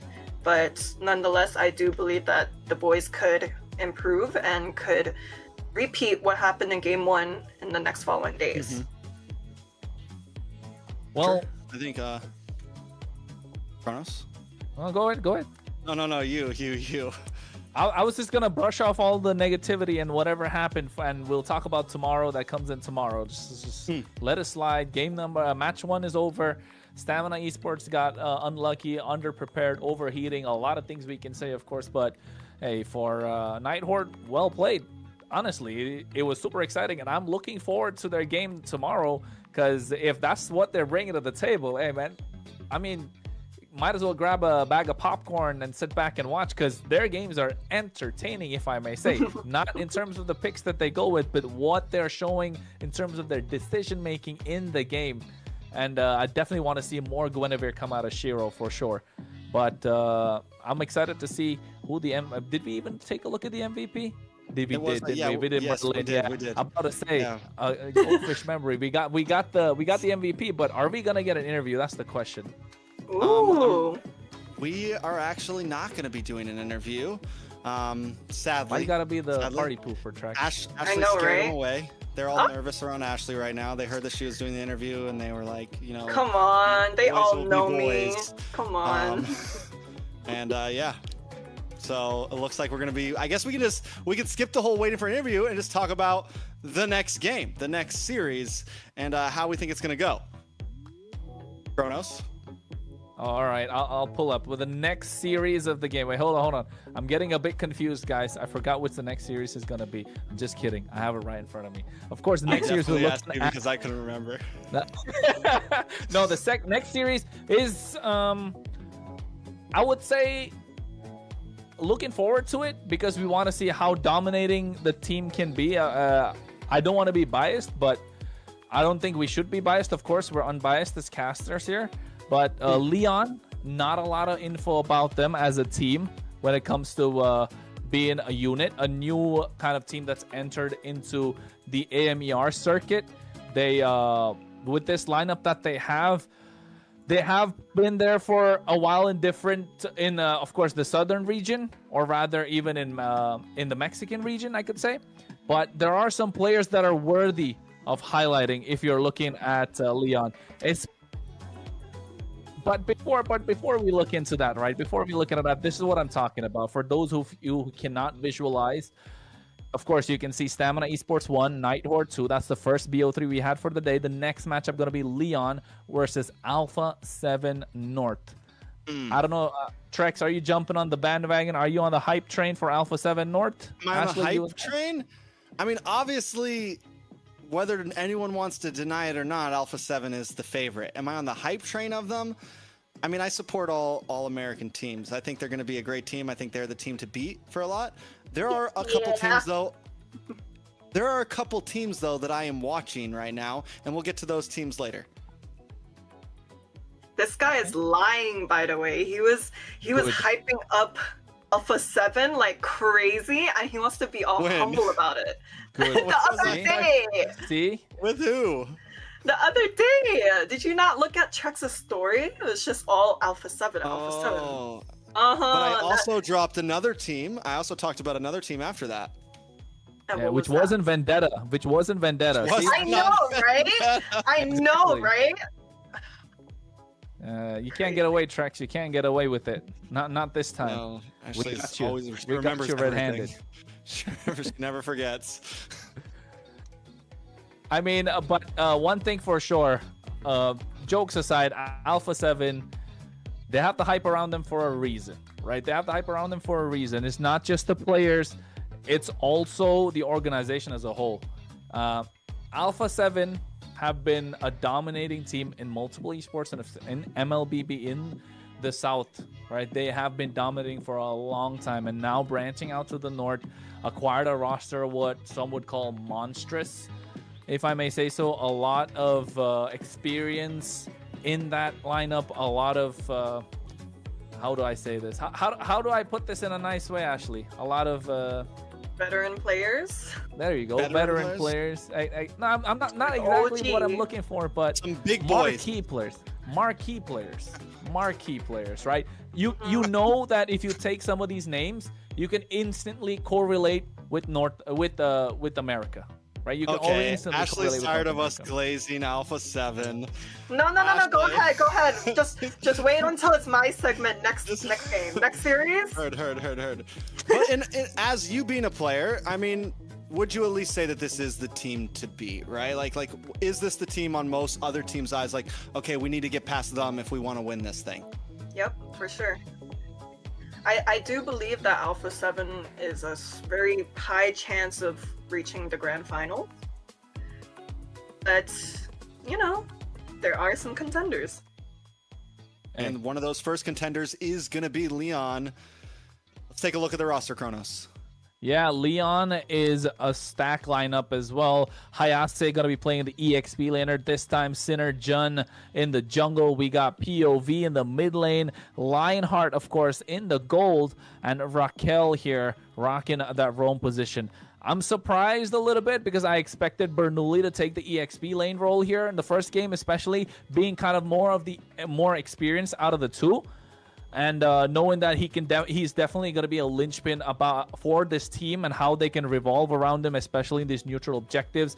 I kind of had my eye out for him, if you ask me, for Team Leon as one of the star players. But hey, if you want to check all that out, make sure you follow our socials, MLBB Esports. But yes, with this lineup, I think now maybe eyes on POV to try and control the game as much as possible. After that, it's going to be Alpha 7. And I feel like it would only be natural if we had Ashley announce the players in Alpha 7. There we go. So we have Nats, Best Player 1, Cold World, Zia, and Shark. There are no names in here that I'm unfamiliar with, you know? And I mean, Trex wants me to say it, so I'll say it. These are the top dogs as of 2 years ago. You know, these are faces that are recently coming back to the scene, and we'll see if, you know, they're still in play. I would say this though, these aren't yes, these are, you know, this is what a lot of people would call like the Avengers Assemble, but it's not completely, you know? I mean, Nats wasn't part of the championship team last time. Like, this is also kind of a gathering of what was left over after the Great Fall, you know? Like, this is, and there are still some great players on other teams, gold medalists that have won NACT in their past on other teams. Are most of the viewers thinking this is the team? Would we say statistically this is the team? But I don't completely think that this team is unbeatable. A lot of these players that we're seeing here have made mistakes, have lost games, have had choke moments. Just about every player in this team has had a bad moment or two. Cole World is not a player that a year or two ago we would have said, oh, he's the best. You know what I'm saying? He's a great player, but no one would have ever said, this is the best we've ever seen. Best player wasn't always the best jungler. You know, like Shark, yes. Shark has Zia. They have some veterancy behind them. But the other three still, in my eyes, have a lot to prove. Best player, Nats. Nats is great. He came from MPL Philippines. When he came here, he wasn't exactly the best EXP laner in NA. So I still do think that there's still some stuff to see from some of these players, and they have a lot to prove. Do I think they're the favorites? Yes. But is there still a lot to prove for them in terms of can they go the distance? Let's see how it goes. Yeah, I mean, they do say that players have to start somewhere, right? A player doesn't just straight away become the best at their role. You know, it takes time and takes experience, and that is something that these boys have time and experience. I mean, it's all this talk. We got to make sure they kind of translate that in the game, because look at that. Trex already got his hands warmed up for this one. We're going to see Alpha 7 North on the blue side, Leon on the red. Again, naturally, I would assume, or I think that red side has definitely got the advantage with Sir Rose coaching for drafting for them as well, Leon. So I'm just joking, Ashley. I know I see that reaction. It's Wait, I was like... What? What? Traitor. I was like, damn. That's new. But hey, I feel like we're like leaving Lion behind. Like, we're not speaking much about these guys. I mean, they're a team that's definitely been there around a lot. These are a mixed bag of players that kind of have not hit that, how do I say, haven't hit that A tier, S tier mark yet compared to the players in Alpha 7 North, of course. So we will have more information about Alpha 7 in the North. But Leon, again, hey, it's not like they're here to just hang around, right? They're here to get that slot in the EWC. They're here to take it all. They're here to make an upset, especially in this global ban. They have been grinding for a long time. Their scrim results, if I may say, have been good. Haven't been the best, have been good, right? So we can't really say how many games and how much, but I know for a fact that they're here. They do have certain heroes that they prioritize. I would like to see a Phoveus come out from Hayase, of course. I'd like to see the Valentina and the Eve for POV. But then again, all comes down to how they'll revolve around the draft with this global ban being in effect. Yeah, I mean, I am always a fan of the underdog story. Leon, this is their perfect opportunity. No better opportunity than to come in first day, first game, and try to cop a win off of what people would say are the favorites. If they do it, my eyes will be on them for the rest of this tournament. I will be a Lion fanboy for the next 6 weeks, okay? And I'm saying it is, again, it's possible. We've seen some crazy stuff happen in Mobile Legends. So, but in terms of knowledge about this team, they're definitely just coming into the eyes of international viewership, right? At least in terms of North America and things like that. So I'm excited to see how they play against Alpha 7. We got the most unloyal fan over here, by the way, switching up every single second on teams. I'm a fan of everybody, man. I'm a fan of everybody. But Yeah. nonetheless, I do think it would be kind of crazy if Lion were to take at least one or possibly the whole entire series away from Alpha 7. I mean, what I want to see is how they're able to draft against Alpha 7, right? Don't forget, Sir Rose, one of the great minds in North America. He knows how to make a team tick. He knows, he's worked under experienced coaches. He knows what the team kind of needs. So if Lion are able to kind of get the better of him in draft, oh, that would speak wonders indeed. So Valentina preventing the Sora, preventing the Grok coming out on the red side. So the answer's got to be maybe a Phoveus. There you go, Phoveus that I was talking about. The Harley locked in early on, so you know pressure is already on for these neutral objectives and pickoffs as well. So where do we go from here? I'm wondering if the Harley... Do we think it's that good to be first picked without knowing what the enemy jungler is? Yeah. We feel like it's that good. Everyone's on board with that. Okay. Yeah. All right. 100%. I was surprised we didn't see it first pick. That's Okay. it. Heard. I rule what I see through my So scope. correct me if I'm wrong, does Lion have a coach? No. Okay, so this is another one of those player versus coach situations, huh? There you go. I like the Leslie. In true North fashion, no coach, man. You just that's where the roots were grown here. Yep. Coaches so are a pretty new thing. Yeah. It's like, you know, you get the roots growing, and then you see one root come out named coach, take a scissor, cut it off. Like, hey, we don't cut need that that thing anymore. out. Exactly, we don't need that. it anymore. Exactly. But I mean, Leon drafting really well here. Winning out in the laning phase, I'd say. In the EXP lane, it's hard to win against the Phoveus. And you can see already the Sora not being let through whatsoever. I'm assuming Sora's going to come out from the side of Leon now as they've taken out the Uranus, again, which would be a problem for the Harley and the Phoveus. The Suyo, yes, picked up on Alpha 7, is still countered by the Harley. We've already seen that with Dez on the Suyo, the Claude, the Leslie. So far it's going good. I'm just surprised they didn't take off What was I talking about? I forgot. Bro.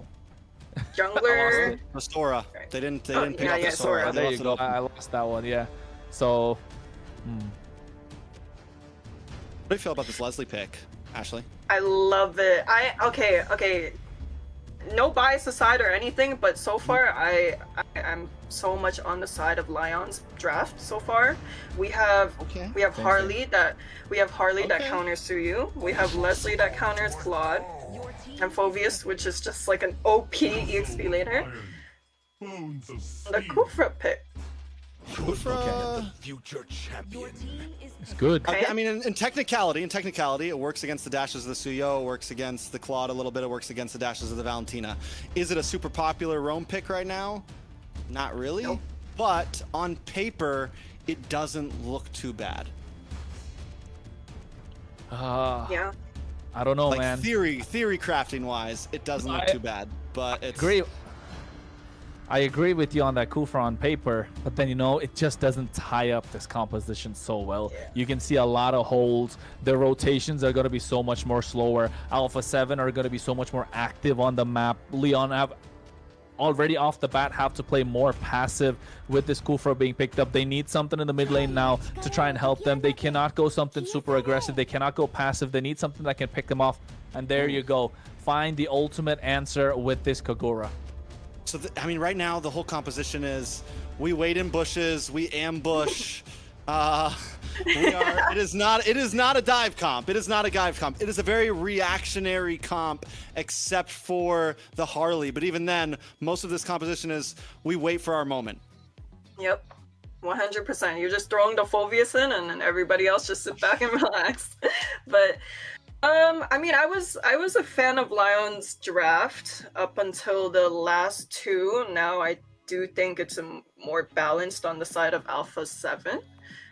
But what do you guys think? Hey, I think Alpha 7 more balanced. Lion definitely off the back foot, but if they get the ball rolling, hard to stop them because Suyo is going to have a tough time here. So eyes on best player is what I would say here, Trex. Yeah, so let's jump into the second series of the night. Alpha 7 going up against Team Leon. Excited to see it. Can the upset happen? You know, Ashley said it. It would be hype. It would be crazy to see. And that's what I'm a fan of. I'm a fan of the hype. I'm a fan of those moments that catch us off guard in these games. I'm not one to say that Alpha 7's going to lose this. They're definitely the favorites. But if Leon pulled something off, Kronos, it would definitely be insane. Hey, man, that's what we're hoping for. We want eyes on the product, of course, and we're talking about MCT AMER. The only ways to try and get that done is if you can take out the fan favorite, right? That's what we're looking at. Leon already behind the 8 ball, as we expected when it comes to river control, when it comes to rotations. They need to play passive, and you can see Leslie taking a lot of damage. Ooh. Might be first blood, too. Yeah, that's a close call already, and this is one of the things you do have to watch out with Leslie. There's not a big, you don't have a dash exactly. You have the knockback, but not really a dash. So you have to watch out for these ganks early on, and Alpha 7 are gonna be looking for them. They're gonna get aggressive. They're a team. You got Shark, one of the most aggressive roamers in North America that just wants to be in your face, wants to make plays happen. Especially, this is a team that if they think they're better than you, they're going to try to rub it in your face. So can Lion take advantage of that? Yeah, I think this is what they want to do. You can see already coming in, Synergen looking to pick off Cold World. If it wasn't for best player, that could have been first blood, possibly a double kill too. Yeah, definitely already some aggression from Team Lion here. Up in the top side, though, the off lanes are not doing too hot for Team Lion. Nats definitely getting the win over Hayase right now, and in the boss side, Leonhard also just having trouble. Yeah, I think it's just, again, because of the fact that their mid trio can't really play as aggressive or take charge, but you can see already after the hat trick being used, they go into the Black Dragon form, lock him down. It's going to be first blood in the hands of Alpha 7 North, powered by Runestone, and now they go in Infernal Pursuit after Infernal Pursuit, but too much damage from POV on this Kagura. They get one, but they trade another back. Alpha 7 ahead of the 8 ball will have control over this turtle pit, but you can see POV already being annoying with that same umbrella. One umbrella against 3 heroes, able to push them back, but still best player gets the turtle. But we're seeing some small possibilities. It's 2-1, a small gold lead over the hands of Alpha 7. I would say Synerjun saw that he almost got a kill there, and then maybe got a little too aggressive. Used the hat trick a little too early on, and once the Black Dragon came out, there was no way to escape. Team Leon made a small mistake there, but it's not unrecoverable. Yeah, it's not unrecoverable, of course, especially when you know you have a lot of damage on your side. Yin Yang overtook it, and I was talking about POV in the draft tracks, and this is why flexible player knows what to do, finds the opposition off guard, and catches them. That's a point of view for sure. Catch him. I mean, this is what we're looking for. But the thing is POV's not just playing it from the bush. He's right in your face right now. He's finding those moments, and Shark's gonna have to be careful. The rest of the team is gonna have to watch out for that. Nats as well. One big combo, and this is early game. Normally the Kagura doesn't pop off until maybe 7 minutes or so, second item, but we're already seeing kills locked in. And this is good for Leon too, if you ask me, because they're not able to control the river with the lineup that they have, and they know they have to camp bushes. So Shark knows that he sees them. I think Raquel knows that they see him. Now he's going for the Tyrant's Revenge just to be annoying. And look at the top side. Once Hayase starts popping off on this Phoveus, oh yeah, it's going to be difficult for Alpha 7 to find any sort of advantage in these pickoff situations. Yeah, I think they need to kind of... Oh, another pick. Hey man, just face checking bushes. Just not walking through it, just jumping around. Yeah, but the fact that... Hold on. A little bit of damage. Wrong target, I'd say. I don't think he necessarily saw Cold World in there, but we're looking to find him now. The bouncing ball as well, trying to stop them from coming through. Turtles have already spawned, so you know Lion wants to contest, but Alpha 7 do not want to give it away. Raquel's actually playing this Kufa pretty clean right now. A little bit of damage on a Shark. Shark's practically useless. Yeah, Black Dragon already going in. He already popped the Revitalize. Looking to lock down the backline. Trickman, Petrify, along with an AOG coming through as well. They find the target. 1 and 2 falling down. Now they find the third. POV not looking good at this point. And that one play off of Nats just turning the tides around completely. Hayase is next on the chopper block. They're looking for a wipeout. They don't want Lionheart to live. And they do find it. It's 5 members down in one singular fight. Only 5 minutes in the game. Alpha 7 North. Get on the bandwagon. Get on the hype train. See, that's the thing, right? Lion can look good. They can. Oh, nice shutdown by POV. Get some gold into the pocket. That is huge. Will it be enough? But still, it's nothing in response to what Alpha 7 just did. Biding time. They don't have to exactly be winning the whole game. It just takes that one fight, one big triple man Petrify from Nats, and immediately the game is thrown into their hands. Yes, Lion was doing well at kind of like holding them back, but once the dam broke, the flood came in. Yeah, I think it's now about how you control it, how if you're able to stop the water from leaking through, for if you're Lion, right? Most definitely. We'll see exactly how it goes. Let's take a look at the items and at the gold spread. Everyone in Alpha 7 does have a lead. Up in the XP lane, we were really hoping that Hayase would have that pop-off moment. He hasn't really yet, and he's falling drastically behind Nats in terms of golden itemage. And if Nats keep playing the way he is, that's only going to get worse and worse. And the thing is Hayase is supposed to be this big front line. He's supposed to kind of control the pace of these fights and give Lion the time to be able to maneuver through and find the pickoffs. Yeah, I think Nats has reached the point where you can tank a lot of damage. Again, it's not looking good if you're Leon. POV on this Kagura.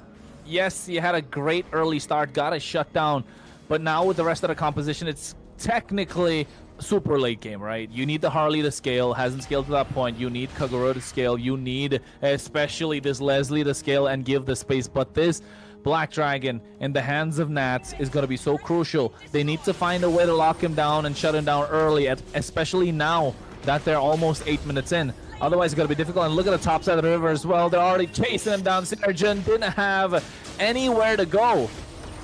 Oh, no. Raquel just jumps into death right there. Yeah, all in or nothing at this point. Finds nothing, but you can see the backline. Zia go to the Blazing Duet. They get the tier 1 tower. AOG created the separation that they needed. And now you can see the gears turn and Cold marches in, finds the target, takes him down. It's not looking good if you're a Leon fan, but if you're cheering Alpha 7, you might as well type Alpha 7 GG. Yeah, all it takes is one moment. It all started with that second turtle, and from there on, Leon is just falling behind. Synerjun continues to walk into death, looking for small plays. Raquel as well. They should get the kill here, but maybe not. No, he walks away. They used everything possible. Finds 3 big plays. 4. This is a maniac. It could be the first. Savage. I needed to get shut down by Hayase. It was the opening. It could have been a big turnaround. A highlight reel moment. Just not there, is it? It's still highlight reelable, I would say. It's reelable. You know, it's possible. You get the maniac. You dive in for the Savage. Didn't quite pull it off. It's still day one. It's still day one. Taking a look at the items, though, that death does kind of hurt. You picked up the Sky Piercer as your second item. You lose some stacks for that. Is it going to make a huge difference in your advantage? No, but depending on how Lion wants to play this, anything can happen. We saw it in game number 1 of the last series. The Harley did eventually find its groove against the Suyo. Can Synerjun do that, though? 0, 4, and 3 right now? It's a long way to go. Yeah, 0, 4, and 3, especially if you're Harley, you want those pickoffs, and at this point, you're not getting the space. That is the most important part, right, Trex? You're a Harley, you want to scout these bushes, you want to hide. It's broken walls map. You're able to move around a lot more freely, but look at Shark, man. He's just zoning away. 5 members all by himself. So, I mean, at this point, can Lion actually do anything? They do have some set potential. Raquel, maybe we see a huge Tyrant's Rage, something crazy.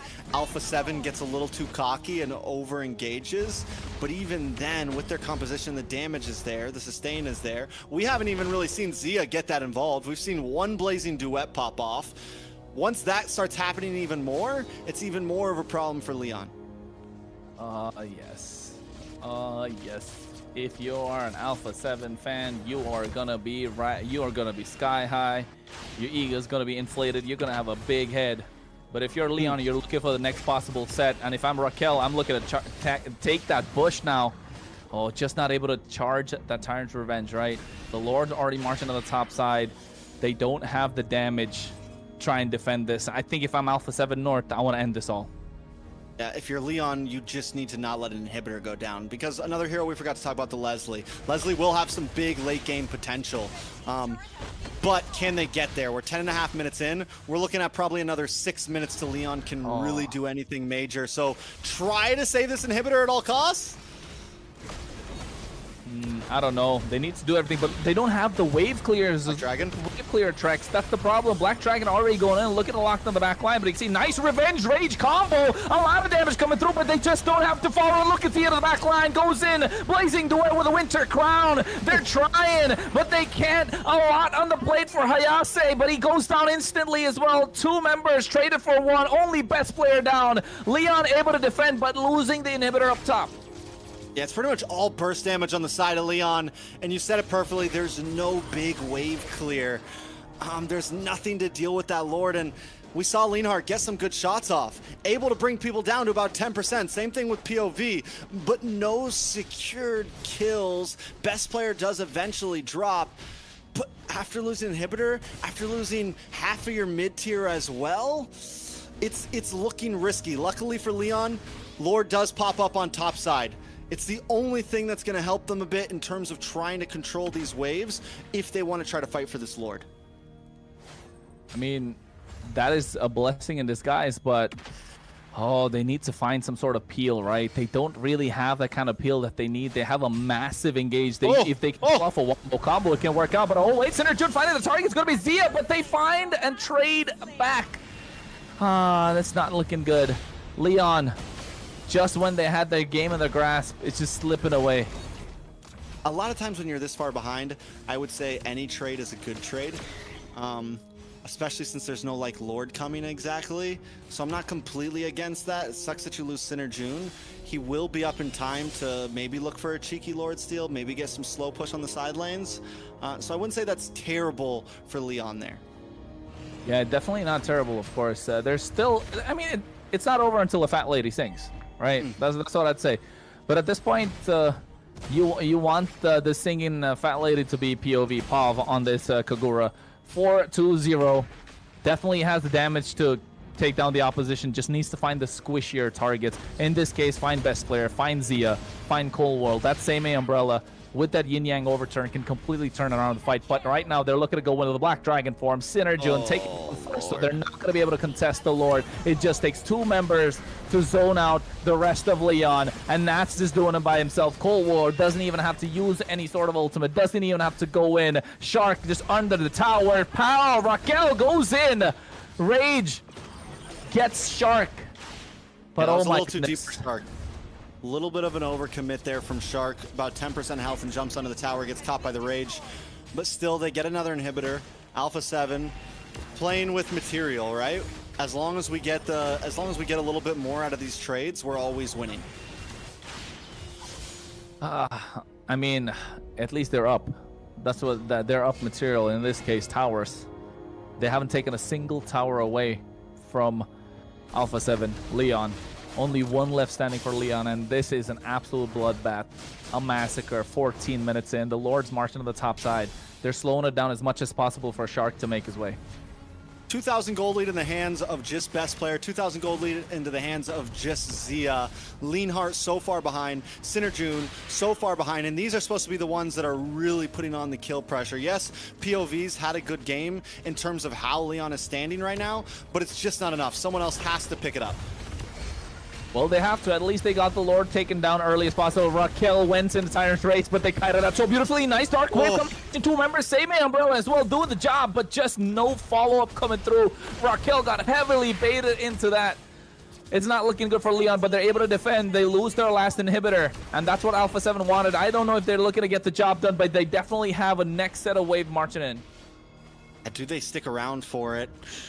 Alpha 7, I know they want to clear it, but also they can't overcommit too much. One big mistake could turn things around. Leon, though, on the final defense. Yeah, AOG going through his own decline with the Blazing Duet, but they take him down, and Leanheart falls as well. They trade 1 for 1, or rather 2 for 1 in this case, as Raquel's not even there in the fight. Black Dragon not doing a lot. Oh, no, Sinner June gets taken down. Raquel again. BMI, nobody home. Yeah, it feels like Alpha 7 are looking to end this one. They're trying, but I will say this, Leon is defending. They get a wave of minions just in the nick of time. Oh, wait, they are trying to end as well. Dark Wave coming through, but a lot of damage being done. Pav is the first one to fall, and the only one they kind of need. A Dark Wave coming through from Cold World this time, who goes in, gets a double, and now for the end, the Blazing Duet comes in as well. Clear the waves out. Call it off. Alpha 7 North, a dominating display, 24-9. Game number 1 in their hands. Leon tried to hold on, but Alpha 7, once they find that second turtle, the game was in their hands. There might have been a few minuscule mistakes. Maybe they could have ended it faster, but overall, Alpha 7 just with a dominating performance, Ashley. Pure domination, honestly. You know, I was expecting a little bit more from the Harley and Kufra plays, but we were seeing a bunch of, you know, mistakes or just wrong mechanics, wrong targeting. You know, I was expecting a lot more, but I would say on the side of Alpha 7, the Gatot was doing really well. The Valentina was also doing really well. Something that kind of put me off guard was Marcuti's on mid lane now rather than roaming. And I know the last time we saw him play, he was on roam, and so seeing the switch up is a little, you know, it's a little familiar, wouldn't you say?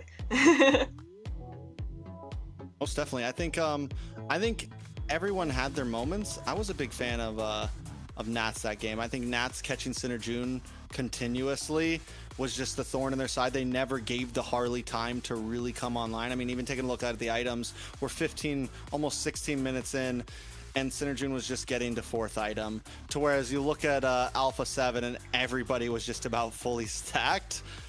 Even Shark was close to getting fully stacked. Even Shark was out golding Synergune by the end of that game, the roamer, and that just speaks a lot to how much, like, who they knew to target. They always had the right target, and they were always bullying down on him.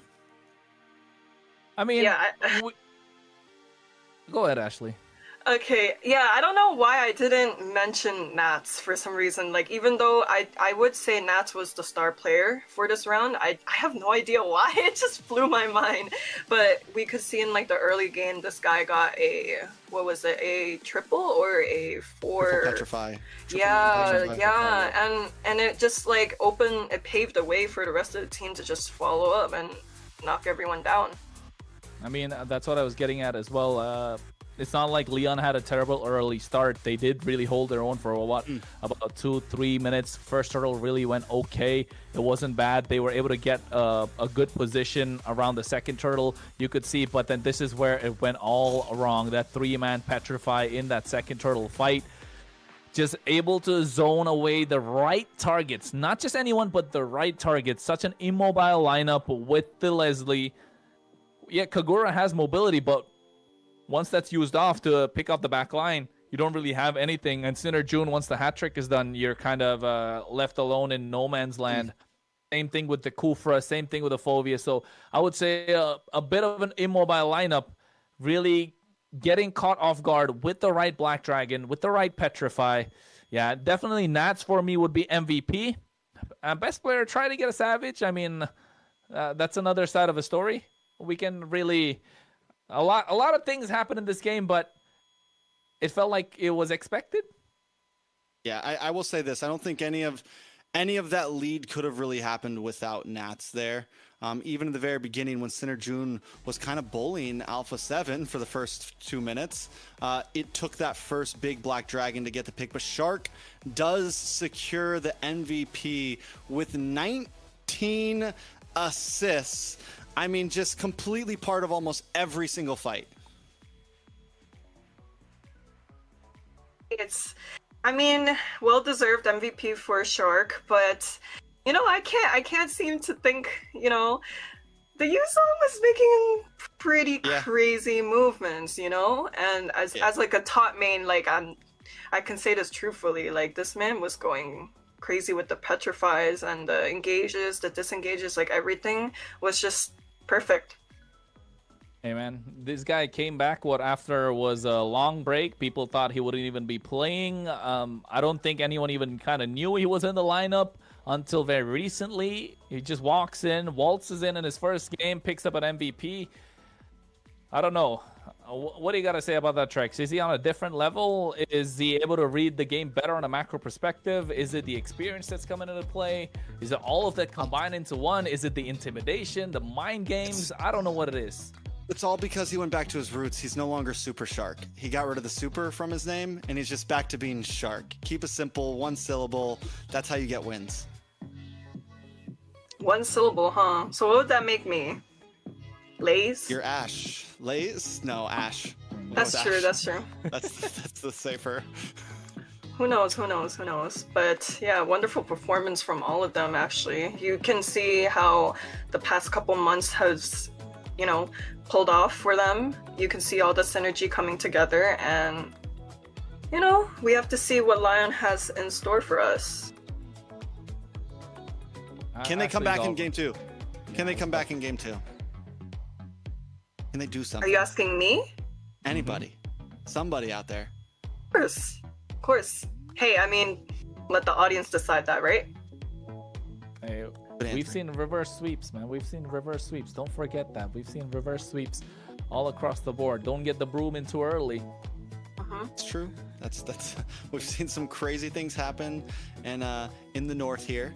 I will say this. You know, you mentioned that in the beginning of the game they did do well, and there were some things that I wanted to point out before the big 3-man petrify happened and Leon just kind of got torn apart. They did a good job in terms of stopping Shark from getting too aggressive. Shark kept trying to come in, and instead of Leon exactly just like letting it happen or trying to push back, they waited for those moments and then they would knock him up with the Kufra, things like that. So they were doing a good job of kind of stiff arming Alpha 7. I think a lot of this is going to come down to how do they approach these turtle fights, because those are the moments that Alpha 7 are really going to... That's when everyone's together, right? That's when it's 4-5 versus 4-5. And if you take a big loss there, there's no coming back. Like, if Alpha 7 gets a huge lead on them in the first couple minutes, at that point, it's just a steamroll. Yeah, and I need to give props to the Kufra player, honestly, because even though we saw some missed plays, this guy was trying hard to set, you know? He was the front line pride and joy of that team, okay? There were some times when he was landing I think it was like a 4-man set, but yeah. Regardless, I could see like the vision that he was presenting, and honestly, if he can just, you know, do better next game, I can see the potential for them to reverse sweep. I mean, yes, we're talking about reverse sweeps. We're talking about how everything went down for Leon. But the one thing that I would like to kind of look at for Alpha 7 is even though they kind of let loose in the early game, they did play aggressive. Leon got back control. The one thing that Alpha 7 are so good at is punishing the opposition. Right, and they know how to snowball a game out of control from that one mistake. I mean, we all saw it. It literally was just one mistake in that game, and that one mistake, I mean, apart from the draft, of course, it was that one mistake that kind of completely turned the game in its head, and Leon just didn't have any sort of way to make a comeback possible. And then again, looking at the draft as well for Leon, they drafted individually to win the laning phase. Yes, they had the Fulvius to try to win the entire team fights when it comes to neutral objectives, but the Black Dragon is just completely countered the entire back line, and the Kufra couldn't really do anything. So that linchpin that they kind of needed with Raquel in the roam position just did not work out for them. So maybe if they had a different roam, it could have been a different game. So, well, this is where things get interesting. Teams are going to have to pick different roams. Teams are going to have to pick different picks. There's no more Suyo for best player. There's no more Black Dragon for Nats. Can Leon take advantage of this, right? They also have blue side, so they get first pick and a new set of picks, essentially. So if there was any time to have an advantage, I do think it's in Leon's hands now, at least in terms of draft. Yeah, what I find interesting about just being behind the screen and like watching these drafts happen real time is you don't see any like real similarity between each team's drafting. Like I feel like so far, these teams have been having different drafts, different bans, you know, all these different picks. So yeah. There's not like a decisive meta chosen yet on like, this is what you ban. And I feel like that happens a lot, especially in the beginning of events as we move in. I think as we move towards closer to the end and we get back and we get into like playoffs and things like that, there will probably be some more definition to a lot of this. But there's always going to be your teams that's like, this is the way we play, this is the way we do things. And it is true, it is an interesting thing to kind of see how each team approaches. We just don't want to play against this. We don't care what anyone else says, but this is what we're always going to ban, or this is what we're always going to pick. I mean, adding to that statement that you just said towards the end, I think in this case, definitely Alpha 7 do not want to play against the Freya or the Sora since they can't pick up the Valentina at the moment. So don't give any sort of unnecessary advantage, adding unnecessary pressure to yourself. So I'm expecting those two to be banned out on the red side. The Guinevere is a solid ban for Leon. With what they've played so far and the little bit of information that we have, they like to play goal lane that plays a little safe, a little front to back. They don't really play super divey, so preventing anything that could possibly make it a problem. The Guinevere, the Eve, wait, Marcel though, Trex. Or do they go for the trade here? They leave the Sora and the Freya open, and you get one, we get one, and then next game we still get another one if it happens to go to game 3, right? Might be the best option instead of leaving something else powerful open. So that could be what we see from Alpha 7 here. And if that's the case, do you pick Freya or do you pick Sora up front on blue side?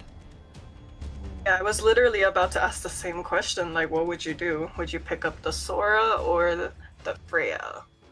I'd say Sora for me. I think it's a comfortability. Like, what's your gold laner want? That too.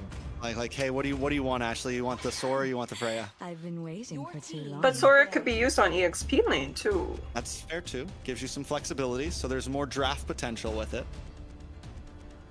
Now we're theory diving. Ashley's becoming a real deal analyst at this point. Exactly. Hey, I've been doing this since the start. Don't worry. Hey, well, Freya is something they don't want to give away. So Sora got to be picked up here, right? Easy, just an easy no-brainer. Yeah. It's got to be a Sora pick up front. And Alpha 7 can't pick the Valentina. Bosch is open though. Oh. Bosch is open. Sora is still good. And there's no Valentina response. Yeah, I feel like with the fact that there's no Valentina, you just go Sora. Why is Leon thinking so hard? It's match point. Maybe they're thinking about the next one.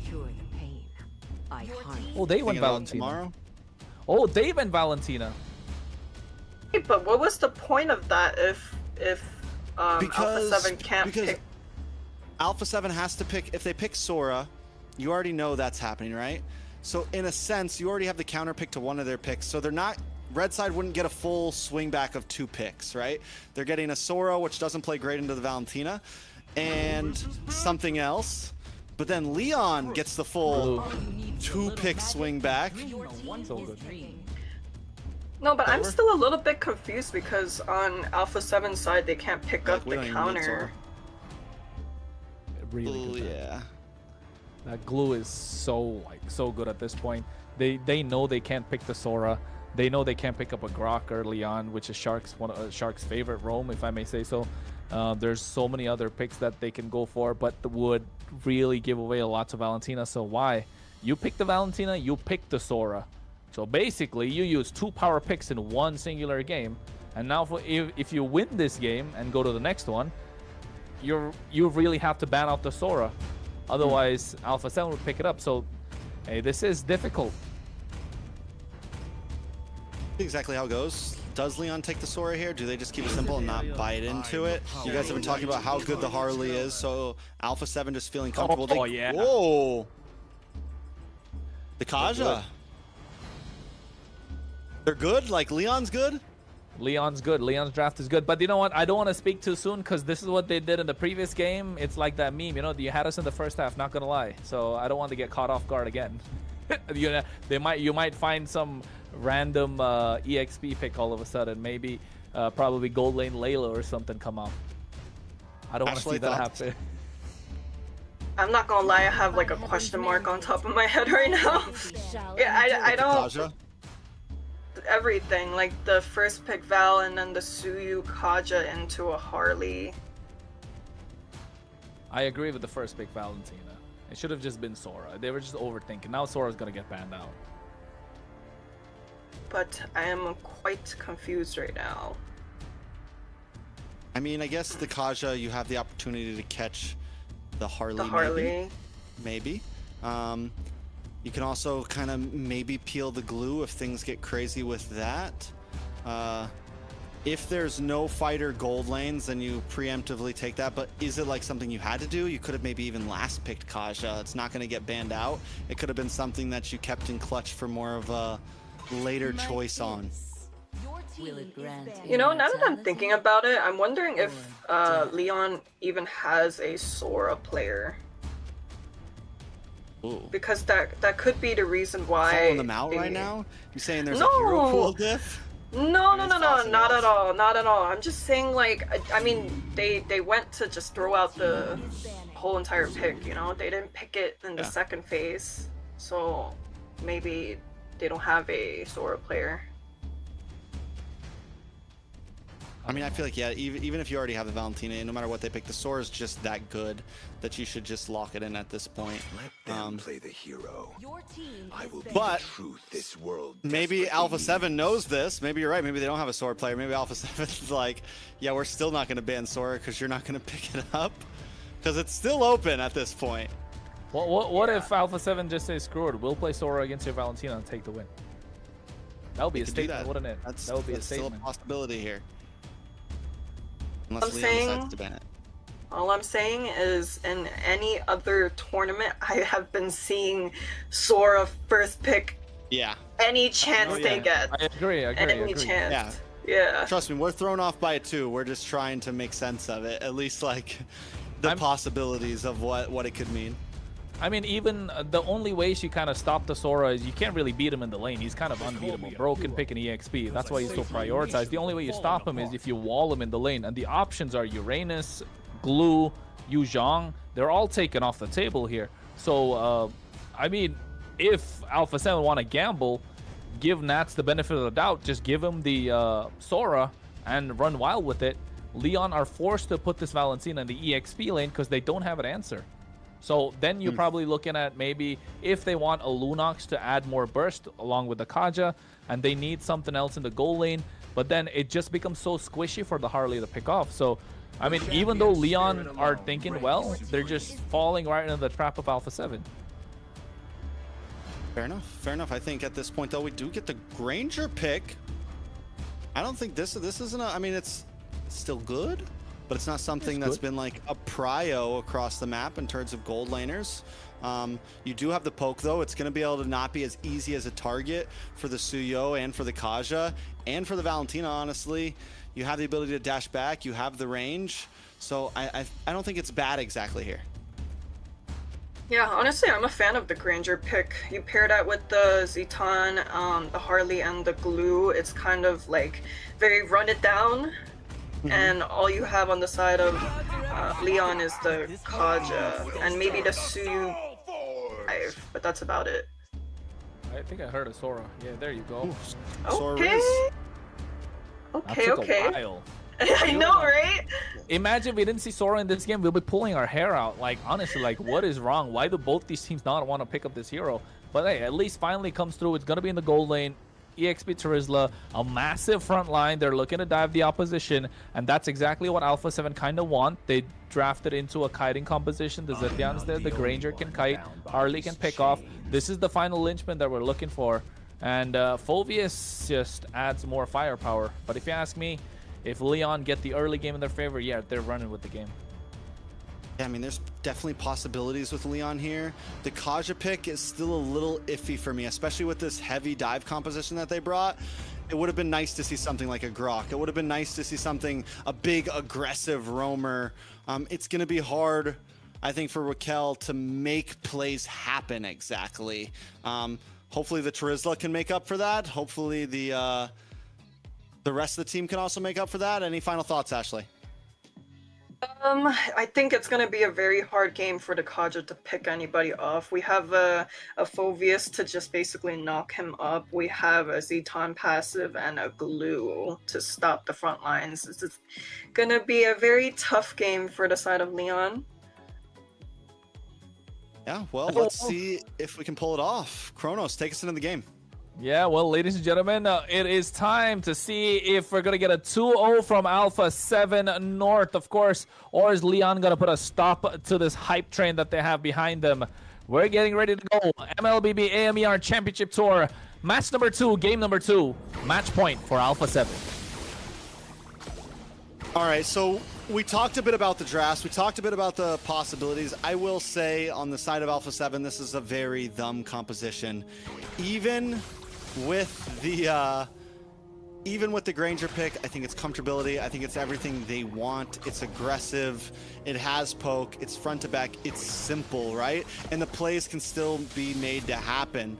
Leon, on the other hand, they got some power picks. They got just about everything they wanted, I feel like, in the draft. The only wild card is going to be that Kaja. And it's either going to be something amazing, it's going to make some plays happen that turn this thing around, or, in my mind, it could be the downfall. I mean, this Kaja is kind of the game changer, if you ask me. That's just like you mentioned, but already Shark being so annoying. This is why the Glue is such a great pick right now in the current meta. It just prevents you from playing any sort of brawly composition or being any sort of aggression that you want to play with all these pick-off roams that's there currently. Yeah, so let's see exactly how they do it. Can Leon keep up their pace? We're already seeing Alpha 7 control the mid lane heavily. POV had to go back to base. Raquel had to go back to base already. Mid lane is just completely in the opposition's hands. it's going to be some time until they can kind of be a threat. Wakel has to get to level 4. POV maybe having to get to level 4 as well. And knowing Alpha 7, the play might be, yes, we know your offlanes seem good right now. We know you have this Sora, but maybe let's try to gank him. Let's try to put him down a notch so that the rest of our team can come online around him. Yeah, they're seriously struggling to get any sort of river control, right? Yes, they get the turtle started, but you can see a lot of damage. What was that? Popping in. That's able to get the turtle, but first blood on hands of best player. They take down Pav at the same time. A lot of range, a lot of damage, and this Kaja is not able to do anything but watch Hayase just fall down. This is not looking good if you're Leon. Hayase with a I gotta call it out. That was a really wide penalty zone.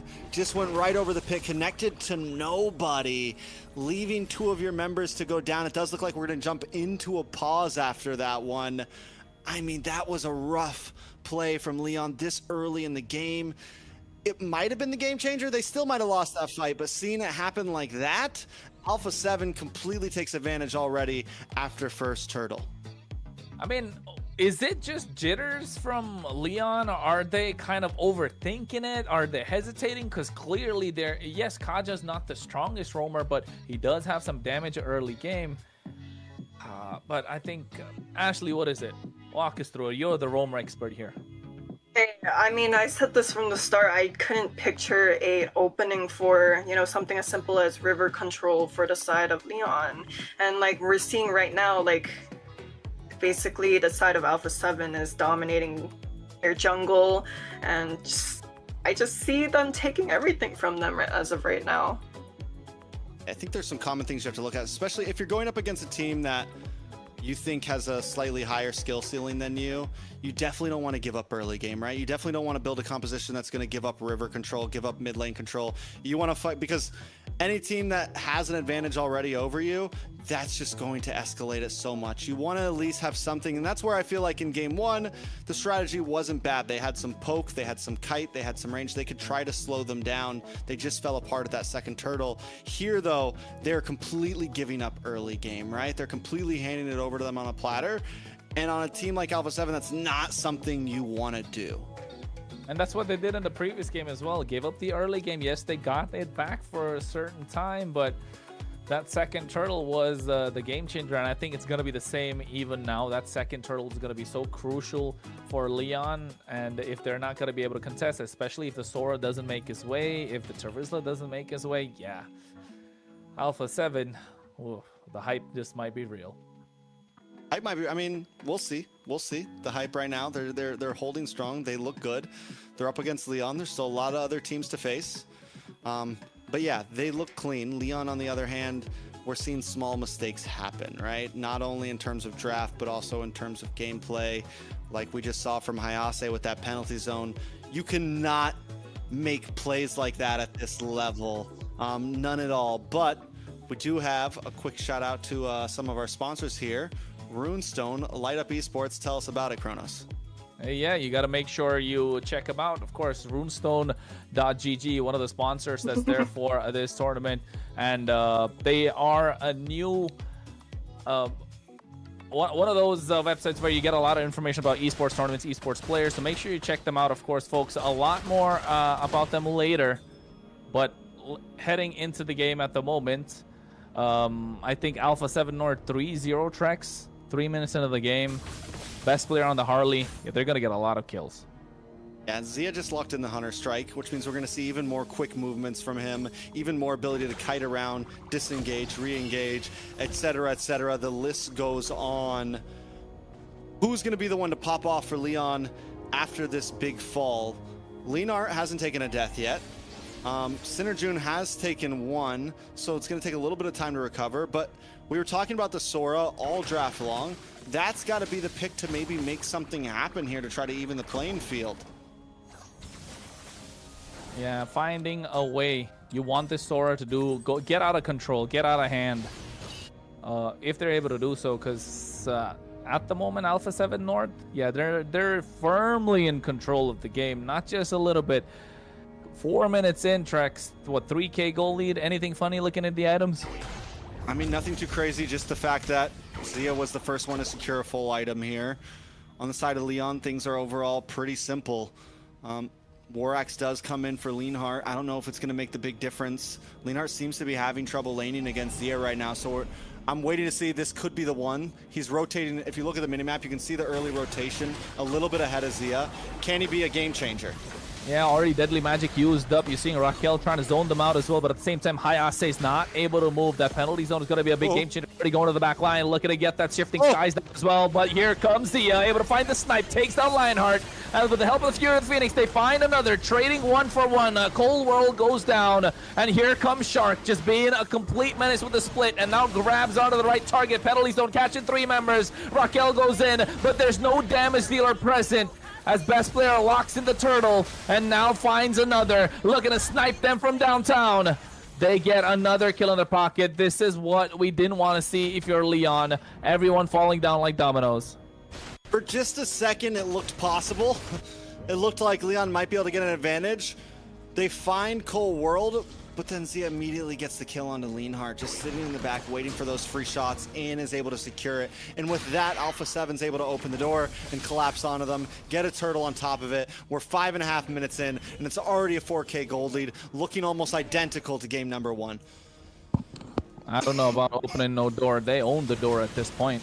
They're the ones controlling it. They're asking Leon to pay to get through. But hey, they're not able to do anything at this point. Just 1 kill in their pocket. They have to play completely passive. You can see on the top side, Nats just not allowing the wave to go through whatsoever. Scouting out every single member of Alpha or of Leon for something to be even given away. And now they get the tier 1 on the bot side. Yeah, so what do they do from here? Leon, we do see them trying to get some splish push up on top. They lose the tower on bottom. So at least they are looking for plays across the map, but Alpha 7, they're grouped up, they're ready to go. They've already got a lead. We just need to snowball around the map, get kills, get objectives, and end the game. Well, I mean, if you're Leon, right? If you're Leon, how is this comeback possible? Firstly, I think you, again, you've said this, Trex, I've said this before. I've got to say this again, get Leonhard to go out of control. But here comes the Divine Judgment after the Deadly Magic is used up. The Fury of the Phoenix popped it as well, just to put them in place. They find Sinner June, not the right target. Cold World falls down. Zia comes into the fray. Raquel is down and out. Finds himself a double. Does Zia make that 3 right now coming through? Hayase to go down. Nats finding the kill. 4 members down and out. Is there even a way for Leon to make it back now? I mean, I think they had the right idea there. I'm watching the mini-map before that fight right there. Sinner June trying to kind of get this pincer maneuver around the back. But the thing is he engages a little bit too early. I think the goal really should have been is wait for best player to come out of the bush, wait for him to go back to purple, something, or go back to orange, something like that, and find those little, oh my lord. Even if he did it, he might have not been able to get the kill. He's not gonna be able to 1v1 him right now. They need to hold on and wait and pray right now. That's about it. I don't know, man. Hold your hands together, pray to see if you can buy some time or get some time from Alpha 7 North. Mercy is what they're looking for at this point if you're Leon. But I mean, don't count them out yet. It's not over until the fat lady sings, right, Trex? It's not over till Nats or Best Player or Cold World or any of the others are taking that last shot on your base. But I'll tell you what, at this point, it is looking like that type of future. Alpha 7 looking for the finish, 7.5k gold lead. We're almost at 1,000 per minute. Ooh. Similar to what we saw earlier. And I mean, they're just, even here, moving around, trapping them under the tower. There's zero escape. I mean, here at this point, oh no, Raquel finds a nice Divine Judgment only to get Shark. I was just gonna say, when you had Best Player come in on top of Pav, you wanted to use the Divine Judgment, but Raquel was a little too busy trying to clear out the wave instead of helping him out. But now you can see Deadly Magic coming out from Best Player on top of Hayase. Can't really take down a Terizla, but I mean, gets the job done. A little mental pressure. And then Alpha 7 backs it off. One thing they have been good at, even when they have this big lead, they're not completely overexerting themselves. They're still showing some respect to Leon, but in terms of just map control, they know how to win a game and make it look casual right now. Yes, they're able to take these big fights, but right now it's like, okay, we just chill, we wait for Lord, we have control over the map, our minions are pushing in. We don't need to be in your face to win. Well, the macro game, recalls are coming out. Lord is up now. Alpha 7 making their way to the pit, getting control of the area. Should be able to secure it quite easily. And for Leon, I would say try and trade back a tower on the top side. Don't get into a fight to Alpha 7 want. Yeah, I think that would have been their best move there. At this point, though, also just trying to get Synergy in some jungle. Shifting He's getting him as well in the back line. You can see Shark going in, but he gets taken away by POV. Killing spree. Furious Phoenix comes out of his Night Dark way from Nats. And this is the problem. Every single time Leon find an opening, there's always another wall right in front of them. They get through Shark, they find Nats, and now he's going crazy with this Infernal Pursuit. Zia finds another. Looking to catch one more off guard, but Nats gets shut down. But then again, honestly, all according to plan for Alpha 7. Yeah, honestly, they should have got their kill on Shark, been happy and left, not re-engaged there. I think they were in a great position. That's the second time they were able to get a kill off of one of Shark's mistakes, and you got to take that where it is. Don't get too greedy. Don't look for more. It ends up being a 2-2, which is still an even trade, which isn't a bad trade when you're losing this bad, but it would have been a better trade if you just got Shark and held on for a bit longer. I mean, that Dark Wave has been menacing from Nats. 415, they get a shutdown, they get a little bit of gold, but yes, you're right. Don't get a little too greedy. Don't bite more than you can chew, but oh no, the Deadly Magic, that's a Sora we're talking about. Forced to use the Shifting Skies. Oh my goodness, the damage coming through. Now they're going to be -1 while trying to defend the Lord. Never mind, it's going to be a -2 because you can see on the bot side, Sinner Junso giving away this inhibitor basically for free right now. Best player coming in. Poker trick at trying to shut some damage, but they got what they came for, a massive inhibitor. And I mean, we just saw last Lord, they weren't willing to let Synerjun go and take a tower up top. You're not doing this that. time Lord's coming towards them, and they send him off on a side lane mission. So the timing and choices is a little off right now. Good damage though into the mid side. Oh, nice Shifting Skies will come through. Furious Phoenix to make sure they're in place. You can see they're trying to dish out the damage. Penalty Zone catches 3 members. They get the grab onto the wrong target, but Zia finds a kill. Pav finds Shark again, but Raquel not able to pull off a Divine Judgment, even though having that and the Flicker available. As long as they keep getting the trade on. Oh my lord, what is he doing? What trade were you talking about, my guy? It's just in the favor of Alpha 7. Every single time it's in the favor of Alpha 7. What was Synerjun doing out there? Zia's 6-0-4 right now. The guy is a monster. Big shifting clouds though. Well, Zia just flickered out of harm's way. I think what Synerjun was doing there, just praying for his sins. Repenting at this point, just giving it up. I mean, at this point, he knows he's done wrong, and he's gonna have to give his life a few more times to make things even. At this point, though, Hayase as well, 0-4-4. We saw it in the very beginning. Hayase has not had a good day on this Terizla. And this is supposed to be the hero that's kind of helping. This is your only real dive playmaker. Raquel, yeah, single pickoff, but Hayase is supposed to be the one that can catch 2 or 3 and either split up Alpha 7 or help set up the engage, but you don't have that right now. Oh no, they went in really gung-ho trying to contest this Lord, but they caught off guard. Infernal Pursuit from Nats, forcing the Flicker out as well. Now Shark has to get away. Oh, Leonhardt not present in the fight. He's going to be the big difference maker. I don't know how he's going to get to the back line. Deadly Magic already used up. A lot of damage being dished out. Hayase, the front line that needs to tank everything and dive in below half HP. Look at Leonhardt being zoned away. I mean, they are, surprisingly, Leon's not doing a terrible job at delaying this Lord and trying to find a way in. But Alpha 7 also doesn't really want the fight. They're not fully committing to it. They're like, yeah, we'll push back on you a little bit, but then we're going to get back to the Lord. Yeah, we'll push back on you, and then we're going to secure the Lord. So Leon, once again, instead of looking for trades on the map, they look for a Lord that they just can't secure. They need to find the answers. Where can they find it? That's the question, right? I think Raquel has been so hesitant, very passive on this Kaja to try and even get a Divine Judgment. Did we see only one on Shark on the top side so far? Yeah, I think that is... We saw one earlier too, but it didn't secure a kill. But yeah, the major one was Shark. That's the only kill secured Divine Judgment, I'm pretty sure. I could be slightly wrong, or it was something that happened in the middle of a really big fight that wasn't like game changing, but yeah. I mean, if you're Raquel, are you looking to punish Shark early on or waiting for best player to dive in? But now it's too little too late. All 3 waves crashing at the same time. Zia sniping from downtown. Raquel really looking for a target, but zoned out completely thanks to the range of Alpha 7 North. Lord is there, still full HP. They haven't dealt with it whatsoever. They got a lonely Sasuke standing in the middle, protecting their base crystal from being opened up. And they don't have any big wave clear right now. It's troublesome to try to do, but wait a second.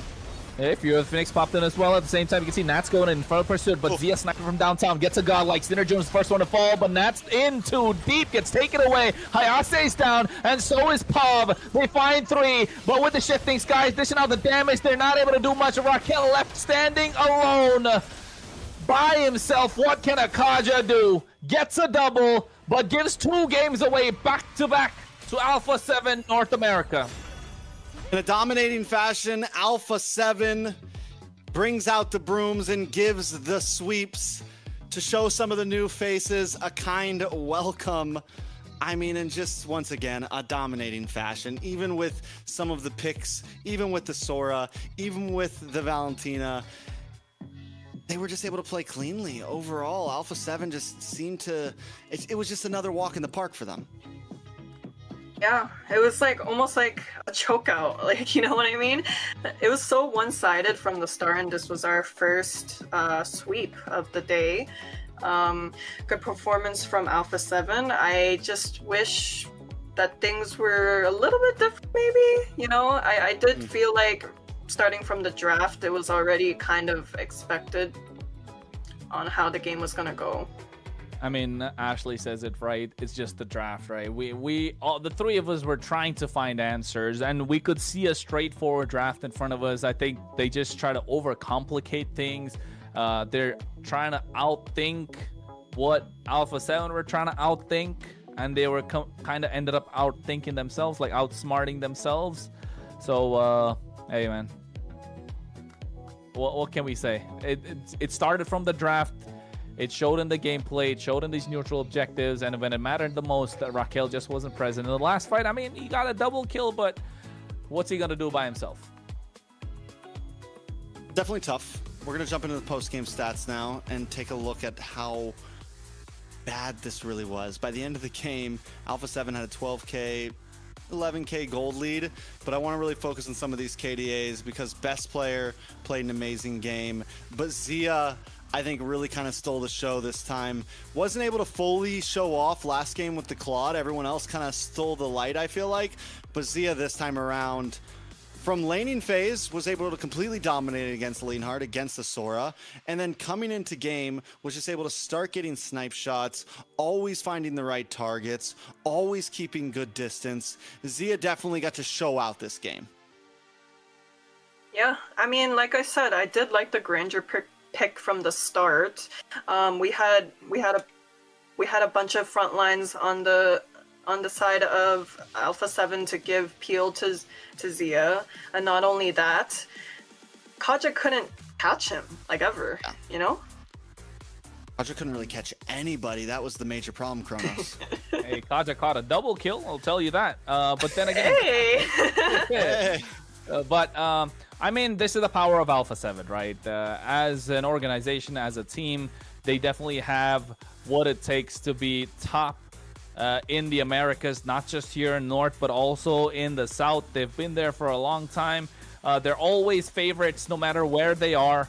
And it goes to show the amount of work that's been put in behind the scenes to allow these players to flourish and only think about the game. And when it comes to the game, yeah, if you're showing off in such a fashion, I mean, kudos to the entire team, Alpha 7 as a whole, and for the players as well. Maybe if we're trying to critique them, they could have been a little more disciplined. It could have been maybe 17-0. But then again, they were just out there trying to have some fun, getting back into the game, feeling themselves a little bit. And, of course, that's the double kill that Raquel got in the end.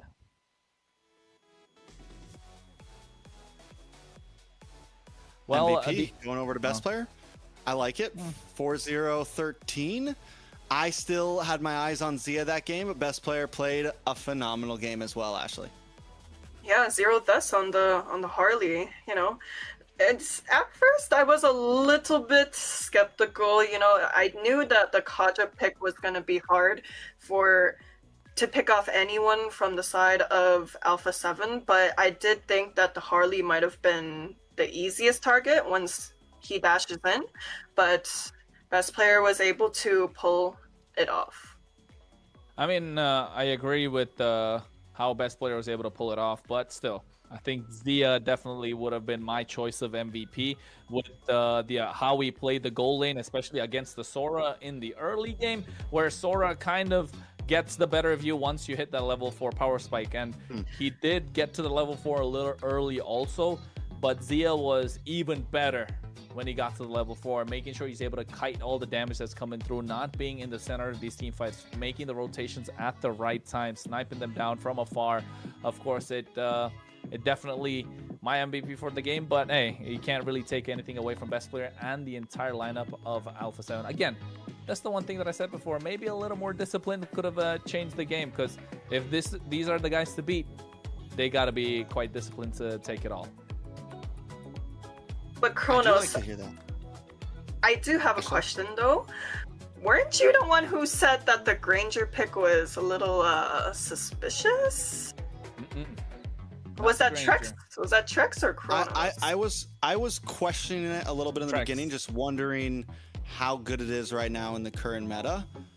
But I also said when the game started that it felt very Alpha 7. It felt it's a comfortable pick for Zia. It's something that a lot of marksmen have been playing over the past year. Even after it got nerfed a few months ago, it's still good, but it's not the shining star. It's not like Granger was the pick for a while there, you know?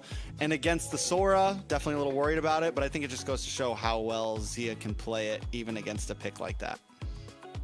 I got my guard up, Ashley. I got my guard up. I got my guard up too. I'm on to both of you guys. I'm on to both of you guys. But hey. All right, so Ashley, we get our first two teams in the 1-0.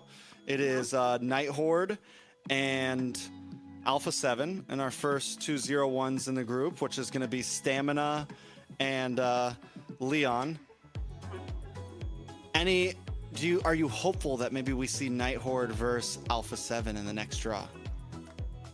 Wait, correct me if I'm wrong. Is this so? The seeding is based off of how many games are won and lost, right? Yeah. So all the 1-0s will face against a 1-0 has to face against a 1-0, and a 0-1 has to face against a 0-1.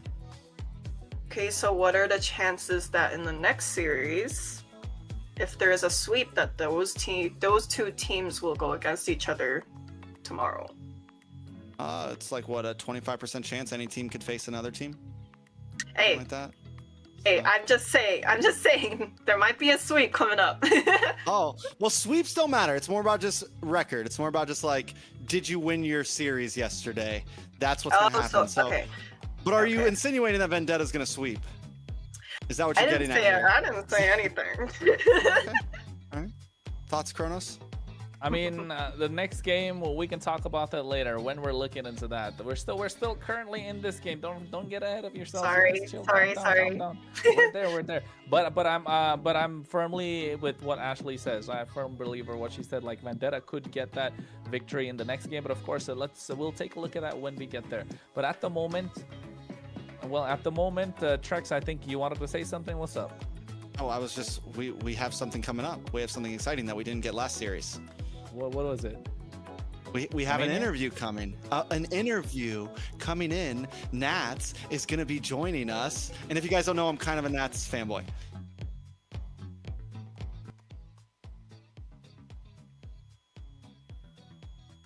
This is Nats, the EXP laner for Alpha 7. A lot of you guys know him from MPLPH. Has been here now for, how long has it been, Nats? About a year? 2 years. How does it feel to be playing again? Like back, because we didn't have a season last time, you know, so you're back in.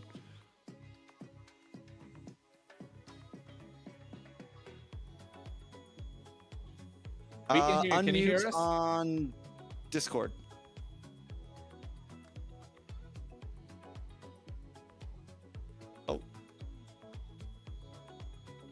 Yeah, we can.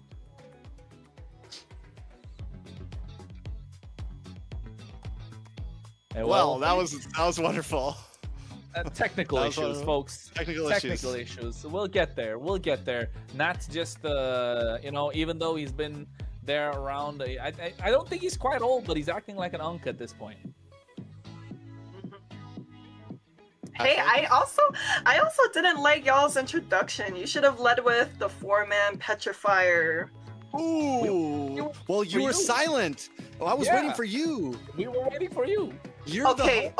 As soon as no. As soon as that interview started, both of y'all were like barking. I was like, wait. Why are y'all getting so excited? We're gonna try this again. You get another chance. You get another chance. Let's go. This is your shot. Okay.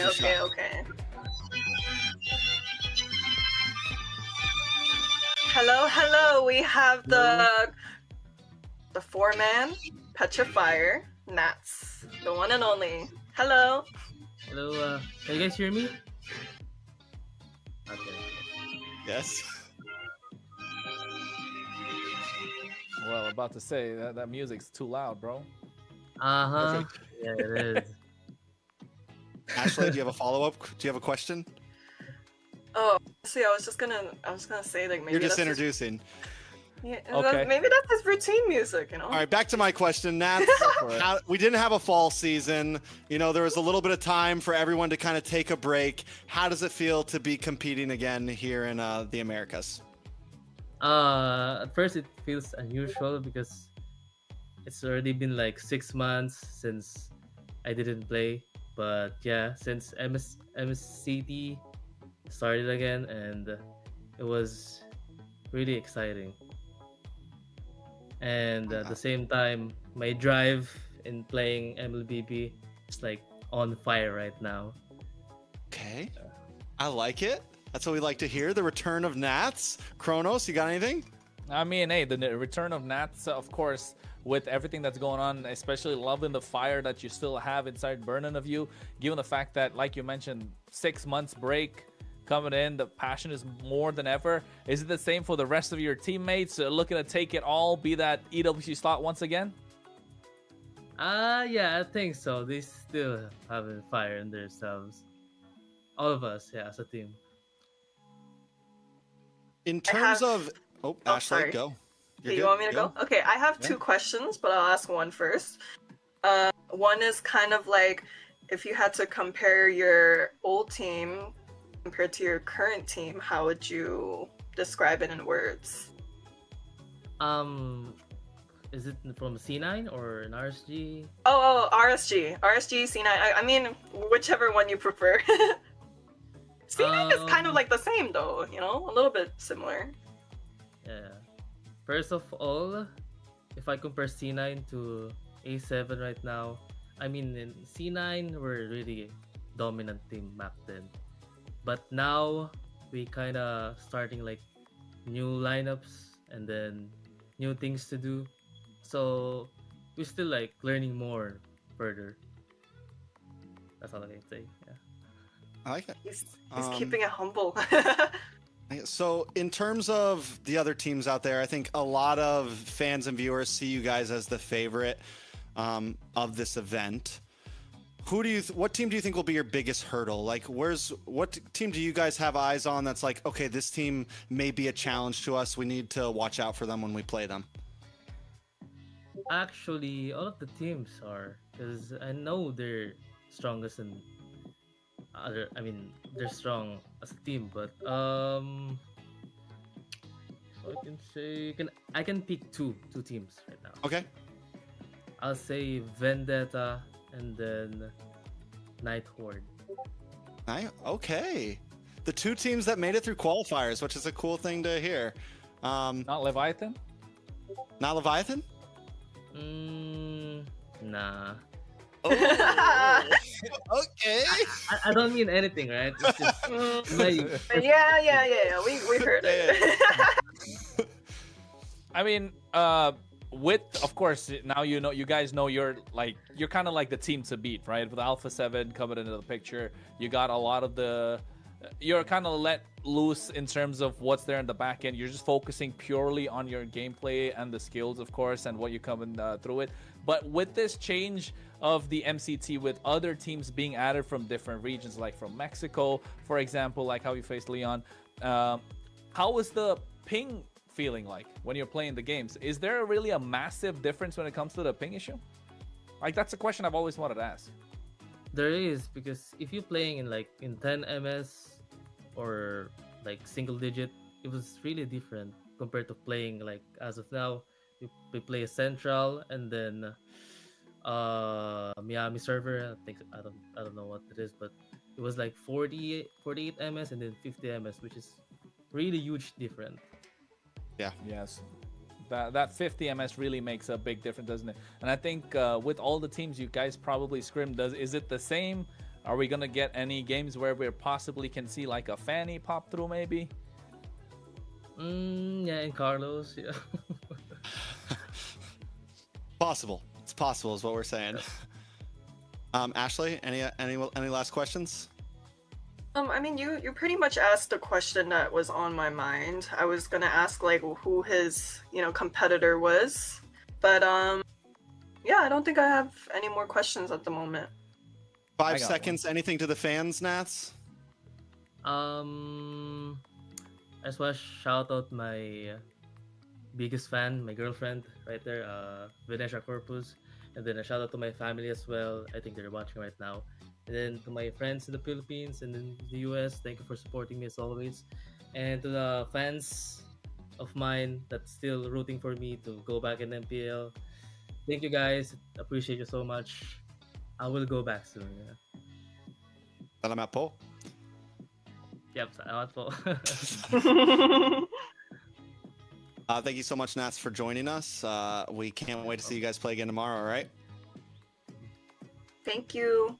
That's it. Looking forward to it. That's it.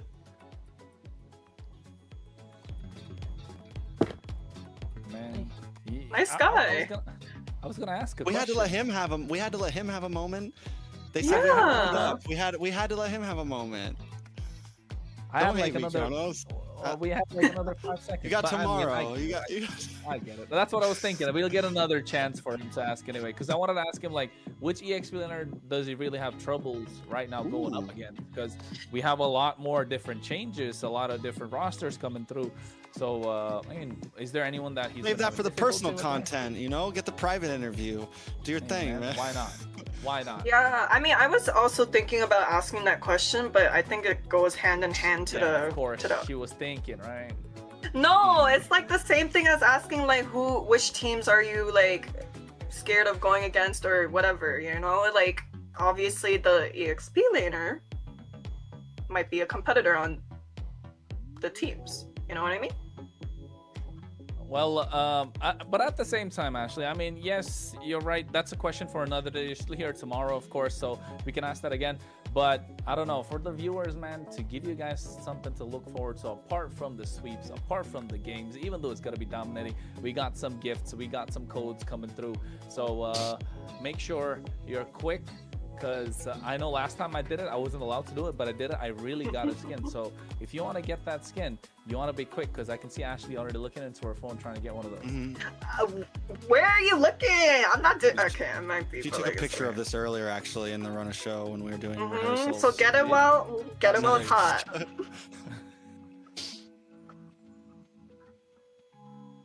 All right, so where do we go from here, guys? We still got 2 more series tonight, right? We got a lot to talk about. But I don't think we're going to talk about it all now. Are we? We could.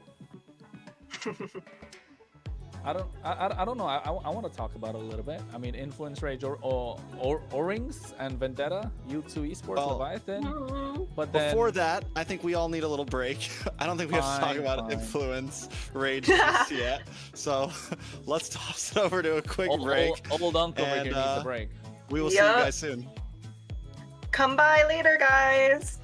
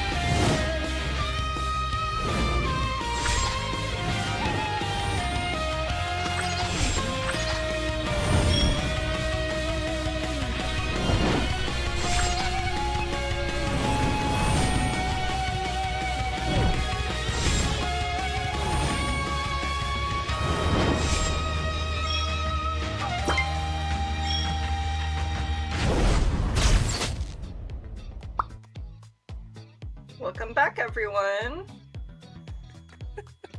Welcome back. What's so funny, guys? You're doing a great job, Ashley. You're doing a great job. Just make sure you smile. Hey, sitting pretty. It's Same. okay. We're doing it. We're here. MCT AMER. 2 matches down. 3rd one to come. So far, how's the day been, Ashley? Come on. So far, so good. But I will say that today's series, I mean, the next series might be the most exciting one. Who knows? Ooh. Who knows? Why would that be? I mean, I don't know, because Vendetta is playing. We're gonna let you do all the talking about Vendetta. Just to let you know. Not gonna lie. I think he's right. We will make you do all the talking about Vendetta. There you go. Oh, tongue twister. I think I'm just too hyped, too excited about it, and I think everyone that's watching should be hyped and excited as well. Why, Trex? Why should they be excited? Why should they be hyped? Because MLBB Esports has a whole bunch of social medias that you can follow on X, Instagram, Twitter, Facebook if you happen to still use that, TikTok, all that good stuff, YouTube. And not only that, not only MLBB Esports, but you got the Portuguese, you got the Espanol. You can follow it all. Personally, me being an English desk guy, I follow the NA channel on Instagram. Sometimes I tag them. Make sure you do it too, especially if you're creating content. And then, not to mention MLBB Esports Instagram, there's also an amazing sponsor that we have with us this season, Kronos. Of course, we're talking about Runestone. That's our sponsor, of course. Don't forget about it, folks. They are delivering some high-level content in terms of esports. Of course, we're talking about getting ready for a new esports experience where real-time data is collected for more interactive broadcasts. So make sure if you want to level up your gaming experience, check them out, runestone.gg. It's the perfect place to track stats, improve your gameplay, and stay ahead of the competition. So what are you waiting for? Go take a look. Start climbing smarter today. Sure. Ashley, do you follow us on social media? Is it MLB? Wait, what? What do you mean? Okay. You follow MLBB Esports on Instagram? No. I need you to do that right now. I'm gonna do that right now. Take out your phone and do it. And while you're at it, follow TrexCast and Kronoscast as well. She already follows me. I already follow you guys. I'm y'all's biggest supporters. Okay, in my defense, there were so many MLBB accounts, esports accounts, that I didn't know. Oh, yeah. But here, I followed it. There it is. That's how you do it. To all the fans out there. If you follow it, you guys, and if you guys follow too, you could be just like Ashley. And who doesn't want to be just like Ashley? Maybe Ashley. Ew, that was so cringe. Exactly. About to say, Trex just went all the way in. Now, just digging. I'm telling you, man. Unk's got to level up a little bit. Need to. I should use more Runestone GG. Probably, definitely needs to use more runestone.gg. Yeah. Well, let's take a look at the schedule. Ashley. Here we have the next schedule. We have 2 more series coming up next, and we have Vendetta versus Kronos. Oh yeah, Vendetta versus Influence Rage O-Rings. Ain't that right, Trex? Yes, that was a mess up in the graphic. It said that. You could go back to the graphic. Yeah, I know it said that in the graphic, but folks, it's Influence Rage Origins.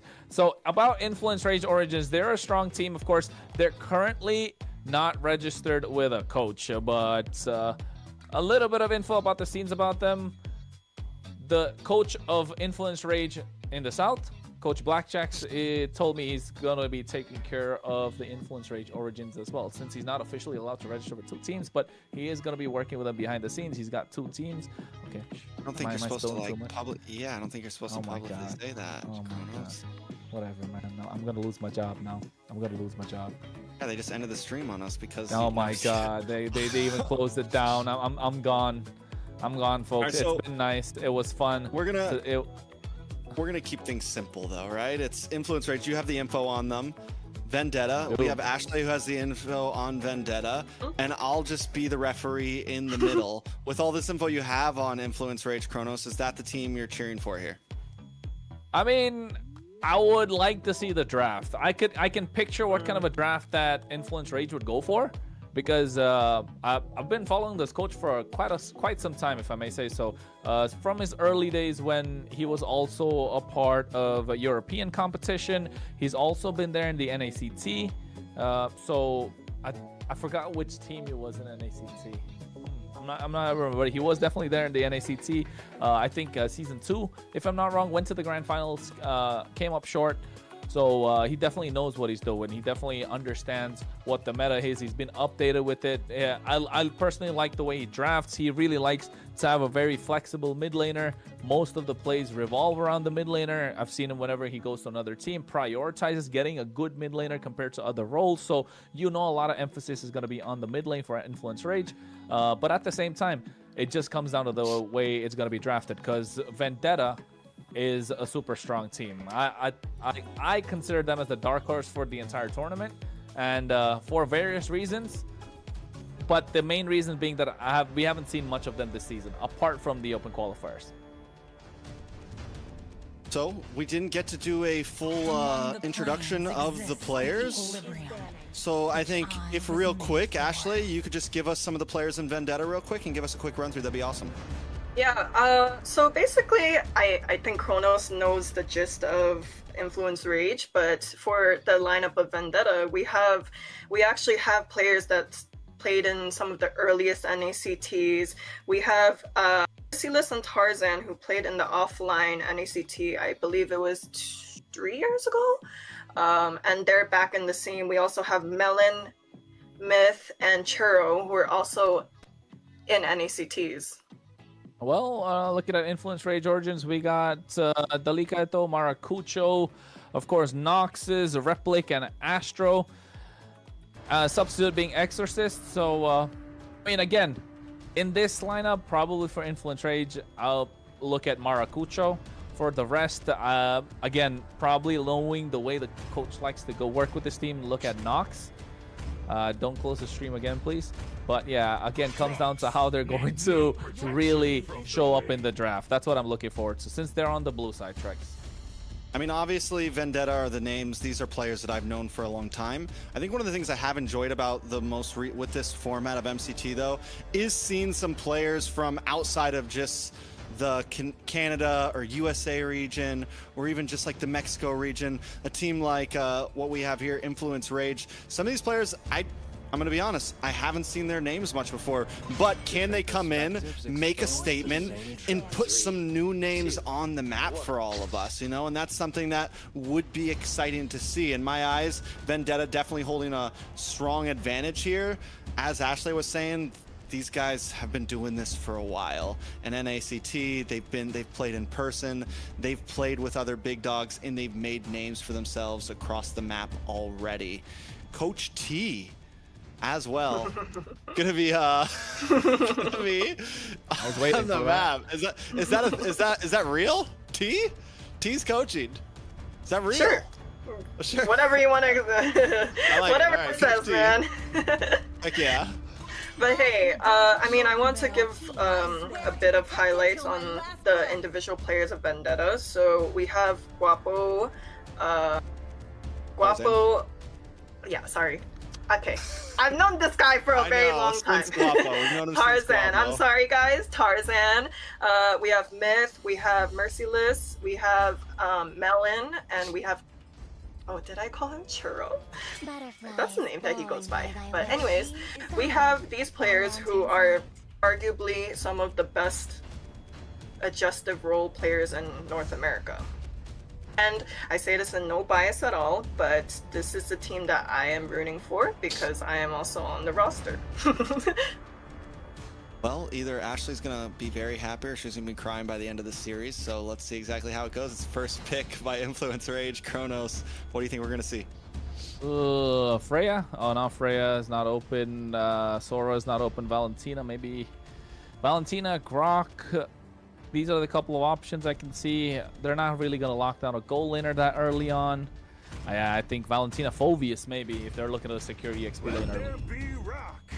Your team is picking. Oh, let there be. I'm terrible with the voices. I hear the voice. Fredrin. That's up front. Early. That's early. Ashley, thoughts? How would you respond to this if this was your team?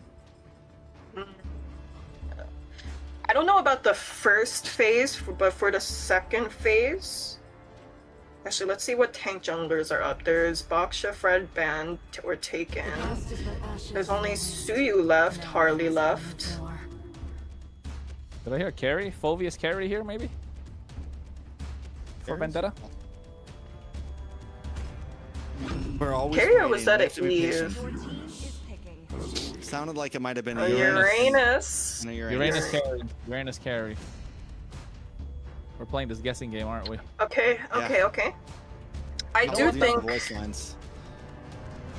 that Vendetta will pick a jungler next. I do think they're going to wait off on picking a mage. You know what I was thinking though? When was the last time you saw a first pick Fredrin in North America? A long time ago. Since like the MOBA Fred days, you know? That's probably about it. It's been about a year or so, maybe more. Khalid's got to be locked in here, right? Oh yeah. Ooh. That's strong. That's not a bad trio. pick. That's a mid trio. That's honestly that's a decent mid trio right there. I'm not gonna lie. And Vendetta doesn't lock in their mid trio. They go for offlaners first, unless of course the Uranus goes in a jungle or something like that. But again, yeah, it goes for offlanes first. Do they pick up a jungler here so that they don't get banned out? They need to get something early.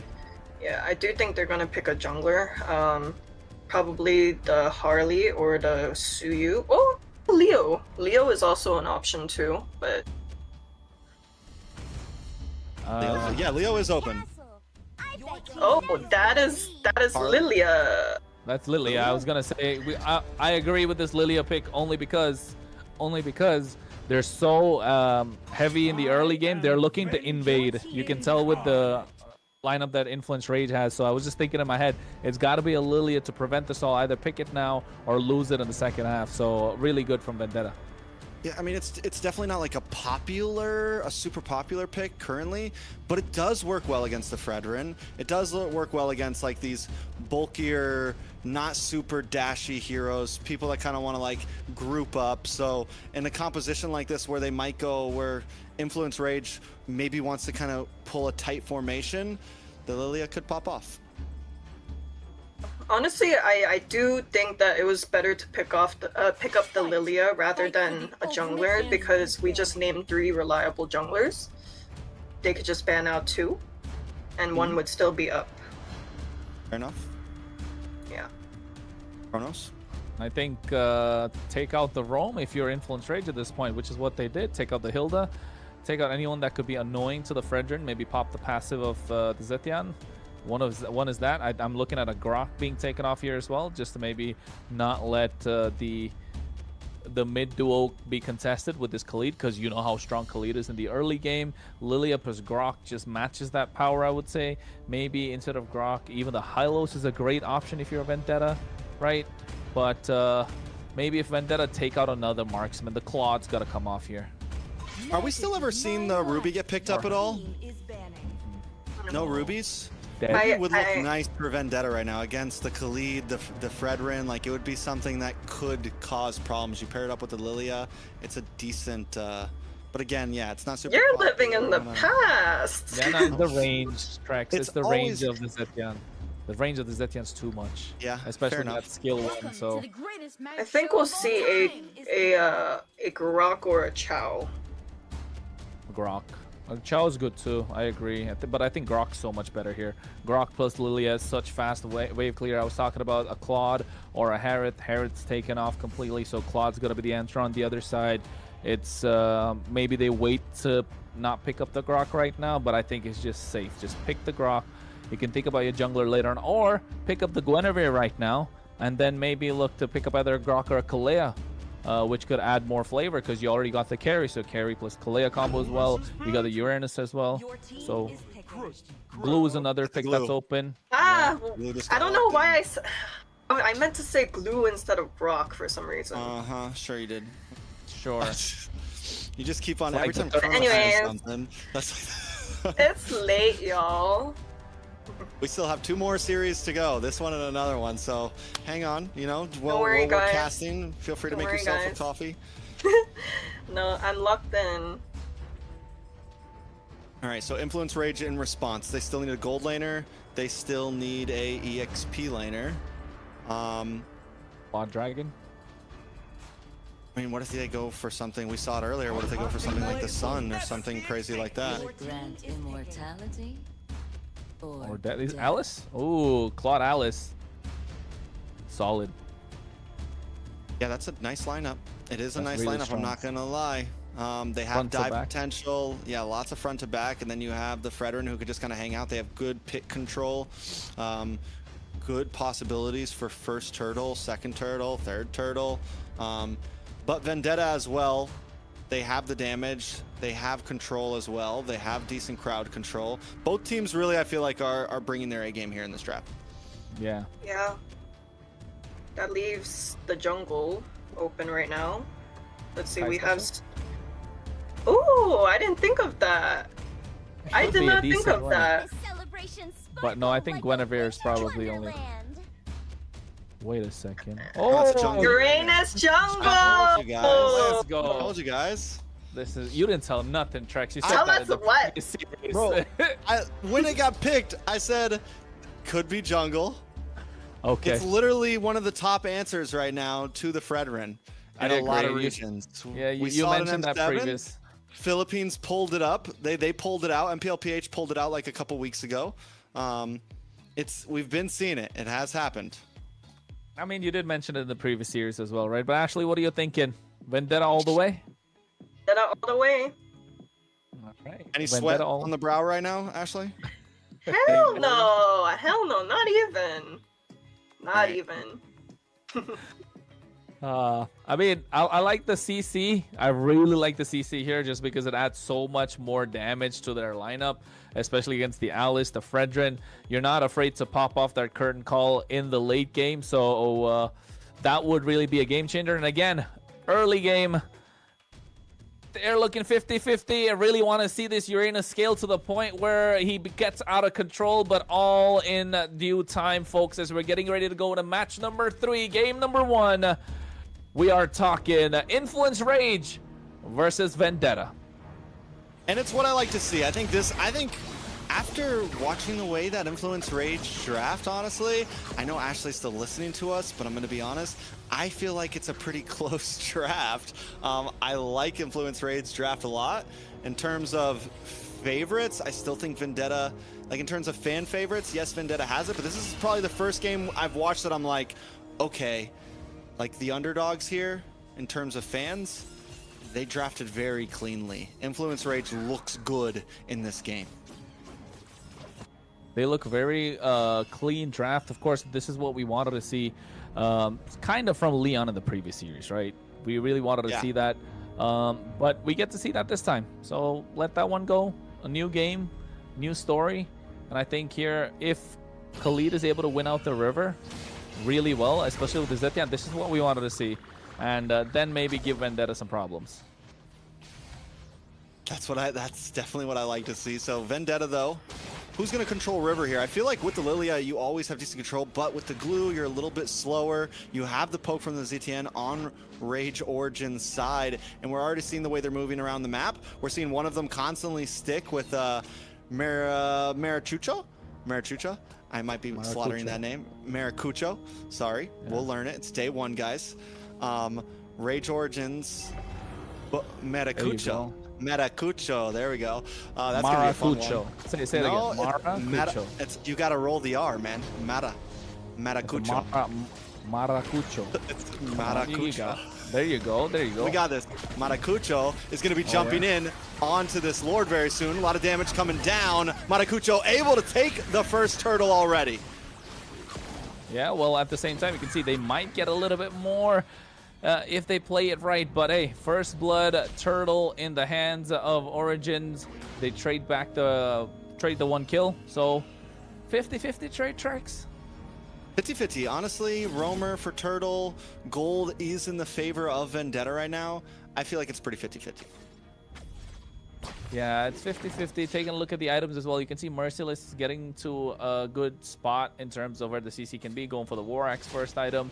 Already the Claude needs some time to scale. Of course, Khalid doing a lot of things, but at the same time, Tarzan, right? This is what where the eyes are gotta be. With that Uranus, gotta be annoying, absorbing a lot of damage, just trying to contest every single neutral objective there is. And in terms of rotation, again, you can see Vendetta moving like a unit, trying to conquer the bottom half of the map, but Khalid doing an absolute great job just spotting them out and looking to flank them from the sides too. I will say this, with the Uranus jungle up against the Fredrin, it can take a little bit of time, right? A lot of times it's not first turtle, it's second, third, maybe even like first lord. We sometimes see that type of thing start to pop off. Once you can just move freely past the Fredrin, because that's where it comes off, right? In these pits, you're able to hit the consecration, you're unaffected by the taunt of the Fredrin, and you can either get to the back line, but look at the damage on a Churobami! Nox just shreds through, picking up a kill, evening the score to 1-1. Myth also forced to try to run away here. Rage Origins just completely take control of the river in the early game.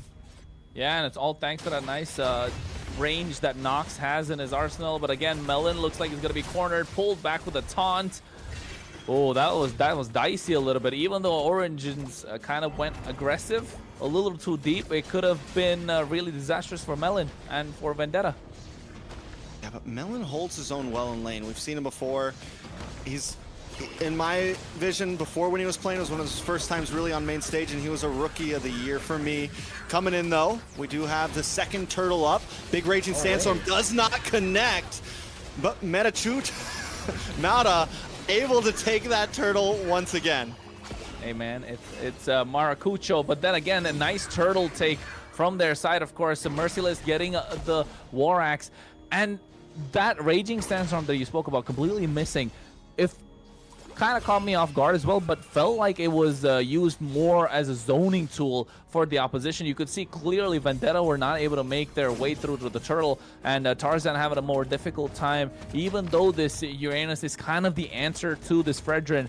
And this expanding river just activating what both these tank junglers can do. Meanwhile, on the bot side, you can see they go into the Blazing Duet, and Melon just goes down just like that.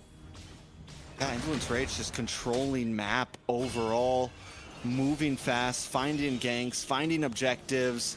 It hasn't escaped too far just yet. It's still only a 1.1k gold lead, which in terms of how much Rage has been moving around, Vendetta's doing a good job at making up the gold on the map. They're doing a good job at least finding waves, finding camps, able to staunch the bleeding.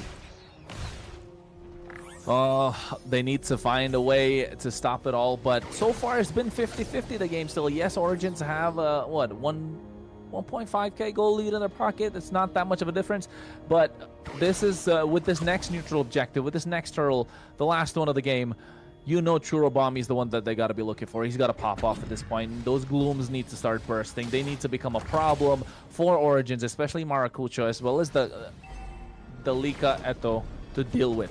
So I was gonna say Dakita Elo, but yeah, it's the other way around. The Lika Eto for them, yeah, for the Lika Eto to deal with, of course.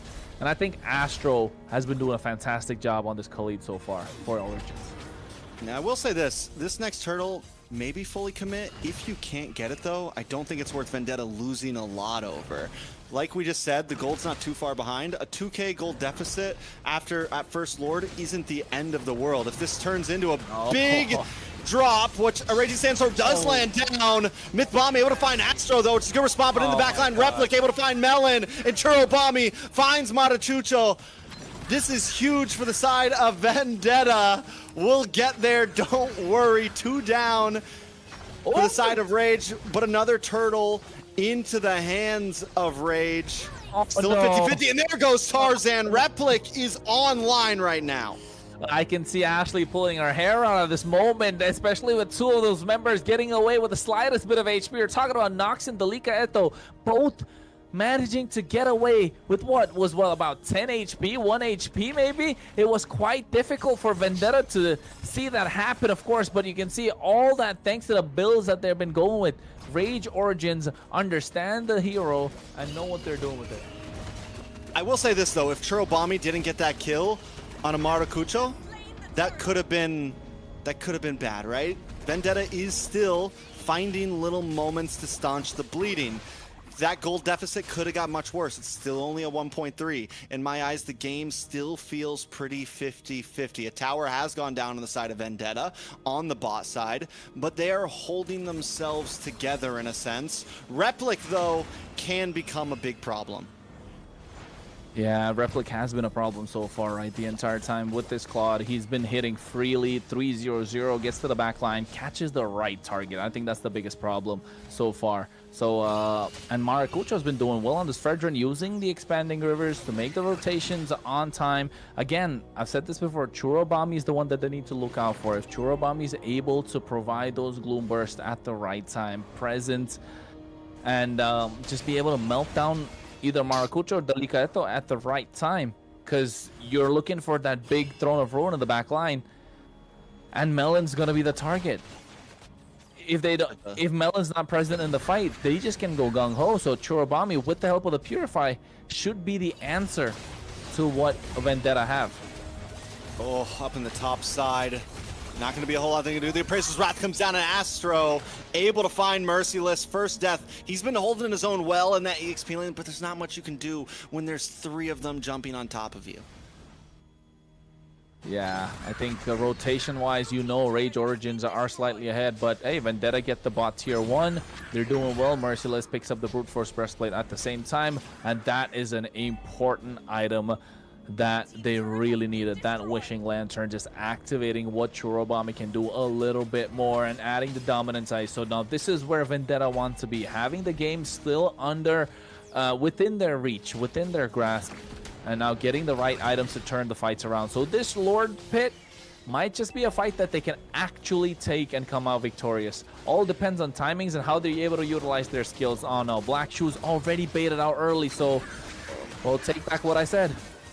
We'll see exactly what happens. Churobami does pop the Speedy Light Wheel, doing a lot of damage. Melon able to find Delika, but now the rest of the team in the backside. Astro finds Churro as Melon tries to do it, but he's able to counteract. It's 2 kills for Melon. Tarzan finds another First Lord. Vendetta finally online. This is what I was talking about. It takes some time, but the Uranus jungle does come online in the nick of time.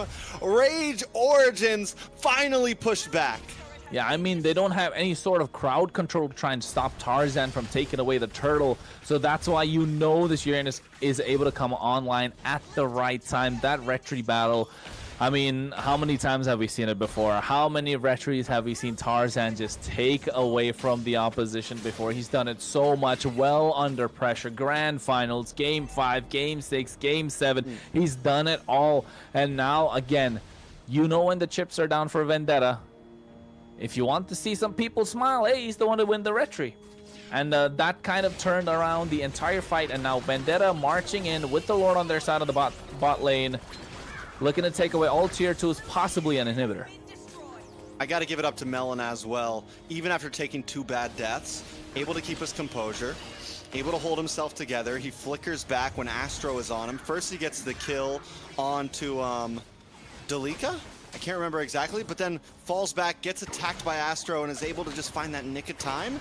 And right there, that creates a space that Tarzan can freely move in. And this is a player that's already taken 2 deaths, right? This is a player that fell behind in the early game, and a lot of people, you start to go on tilt, right? A lot of people, you start to lose composure, but Melon's able to hold it together, and now Vendetta into the lead, holding a 1 to 2K deficit the whole beginning. Now they're sitting at a 3K plus lead.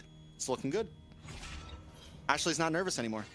Yeah, Ashley's not nervous anymore. She done combing her hair and you know, getting ready to. Yeah, exactly. She's just chilling at this point. But hey, Vendetta, rightly so, getting the river in their favor, getting the control of the map. The map looks a little more red than Origins would like, of course. And now you can start seeing how annoying this glue can be.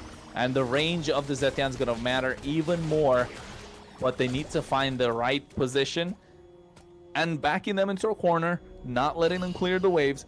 So getting all the advantage that Vendetta can get in their favor at this point. 40 seconds to the Lord. They need to find a way to try and turn things around if you're Origins. But what can they do? They have such a all-in composition. It's either all in or nothing with what they have. They have no possible capability to split push apart from Replic on this Claude, right? And looking at his build as well, he's going to get that Malefic gun. He doesn't have the Rose Gold Meteor, doesn't pick up the tough boots, opted to go for the Warrior boots that kind of helps in the laning phase, and yes, from Merciless, but the problem has been Myth Bomby and Churro Bomby the entire time with their magic damage, so he can be slowed down. I think it just comes down to if he'll be able to get that Rose Gold Meteor later on along with his Malefic gun. But hey, conceal play. Conceal play, but a big whiff with the Raging Sandstorm. Myth Bomby waits for them in the bush and is able to stop the advance just in the nick of time. Now Vendetta wants to turn things around. Diving into the mid side. They're going to try to back off. Nox shows up, able to get some nice poke to keep Vendetta away. Lord on the map now. Ults, big ults are gone on the side of Rage. No Raging Sandstorm, but it doesn't stop Astro from making his way around the side. He wants to try to target onto Melon. He wants to do better what he messed up last time. Yeah, I think this is where they want to be. I think Melon especially looking to cover up his mistakes. This time Vendetta get control of the Lord Pit. Raging Sandstorm just back up right now. Look at the waves already pressuring down mid lane. It's not looking good for Origins. But Lord almost being reset. They come in, and I think here goes Throne of Ruin. Astro helps Replic secure the kill with a huge blazing duet in the backside. Tarzan now on the run as well as Rage Origin secure the pit. Melon and Merciless both gone. Will Vendetta try to do something about it? They can't. They won't. Second Lord goes into the hands of Influence Rage. Now talk about a set. Was that a 5-man Throne of Ruin? Jeez. Dalika Eto, we were not familiar with your game. Oh my goodness, that Alice popping off at the right time, especially when Vendetta had control of the pit. You could see Astro along with Maracucho making their way, and then instantly the rest had to back out, and that was the opening that they needed. Go in, skill 1, Throne of Ruin, along with the Flicker, catching everyone off guard, and that was just enough time for Replic to go and BMI, Blazing Duet, melt down the back line, zone them away, got the Lord in their favor. 15 minutes in, it's a slow push, maximizing what this Lord can do, maximizing all these super minions that's coming in. Already 2 super minion waves on the top side, and you know they have to respond, but look at Astro's position, not letting them through whatsoever, because we all know Melon is going to be the target for Origins, and Vendetta are going to do everything to protect him at this point. Yeah, but getting that inhibitor on the boss side before the Lord even connects is huge for Rage.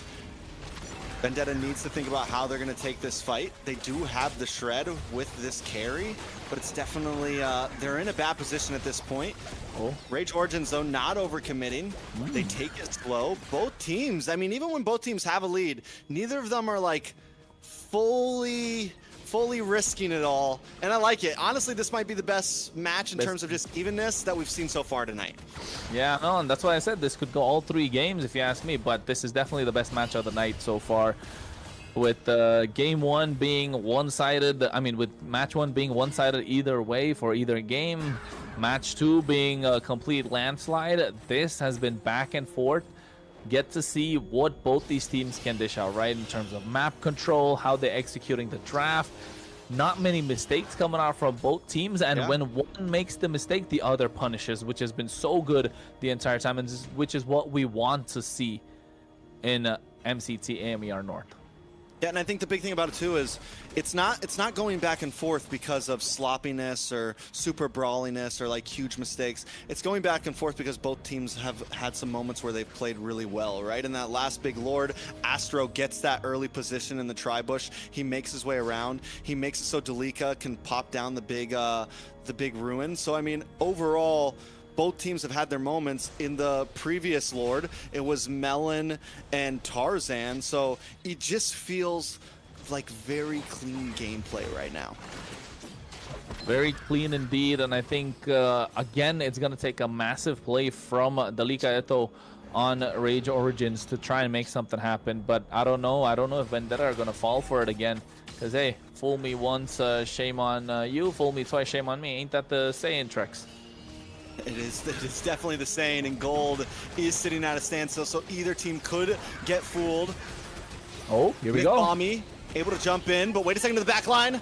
Metacucho able to take the Lord as in the backside. Astro and the rest of the team jump onto Vendetta, but Merciless finds the Lika as Astro was on the run. Look at the backside. Merciless also on the chase to Nox. Yes, the Lord went into the hands of Rage, but Vendetta might be able to respond as Metacucho goes against 3, all on his lonesome. Is he going to be able to get a kill here? He already popped the Appraiser's Wrath. Vendetta just trying to take him down, but he's just so bulky. Finally falls. A killing spree for Tarzan. Hey, man, that hero's been hitting the gym like whatever. Is he bulky? That was a carry, glue, and a Uranus trying to take him down. And oh my goodness, it took almost forever. Even the fact that Melon knew that the Appraiser's Wrath wasn't present for Maracucho, he still did not want to go in knowing how much damage that hero can output. But that one mistake, that overextension coming in from Rage Origins really cost them the advantage that they had with the Lord that they got. So at the moment, you can tell that Vendetta still are in the game, or rather I would say even slightly in control, but meanwhile on the bot side looking to make a play. Let's see exactly what's going on down here. Astro looks to set up. The ruins come down onto 3, but the damage just not there. Replic showed up a little bit too late to the party. Astro with the conceal play, but no one else was able to catch the speed. So Rage backs off. We're back to a standstill here. It's 9-9, 19 minutes in. This is what we want to see, folks. Like, subscribe, share. Make sure you're trying to do the best that you can, of course, to support your team. Hashtags in the chat. Hashtag VTA if you're Vendetta. And hashtag IR if you're Influence Rage Origins, of course. 9-9 is the score, like Trex mentioned. And I think, again, it's going to come down to the river control. They did well to secure that Lord Origins, but in the process of trying to get Melon, they overcommitted and they paid the price. And Melon has been so good on this carry so far. Same thing with Churubami, very aggressive, which is what we want to see in a Lilia, right? Tarzan, I mean, so far, hey man, MVP performance if you ask me for Vendetta. Yeah, I mean, of course, but we don't get to choose the MVPs, sadly. So I said we'll Vendetta. see exactly. We'll see exactly how it happens.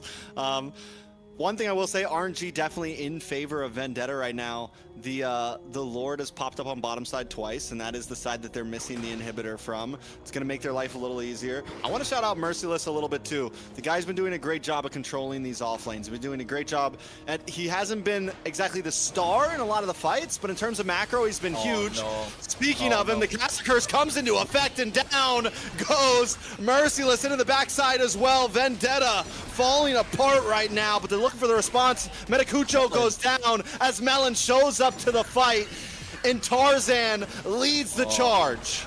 Yeah, I mean, a lot of that pressure being alleviated right now. You can see Noxus goes down as well at the same time. Myth Bomby just being an absolute menace. This Patrick just showing everyone what he can do. Oh, Melon, that was so beautiful. At the back line, Blazing Duet came in from Replic, but the Wind of Nature popped in exactly just to make sure he doesn't take a lot of damage. Same thing coming out from Merciless as well. Just that Winter Crown. That's it. But here, backline, round sort of ruined. 4 members catch it at the same time. And Melon falls, and that's huge for the side of Vendetta. Lord brought very low, but there is still a retribution on the field for Tarzan. He's just trying to find placement. He doesn't want to let the Lord get reset. He knows he needs to secure it. Will the stun happen, and he finds it, but it may just be for his life. Was it worth the price? I don't know. I think they did. I think Replic was trying to take down Tarzan, but is slightly out of range, so ended up getting the Lord. They didn't know if they wanted to gamble that retribution. Really well played from Tarzan, and this could be a problem for Rage Origins. Even though, yes, they have control of the game right now, they could have possibly ended if they didn't rush the Lord. Maybe a reset would have just helped them better. But now we'll take a look. The Lord's already come in. It's going to get another set of super minion waves that's going to be marching in right now, and Vendetta doing everything that they can to make them back off, to maximize what they can get from this Lord.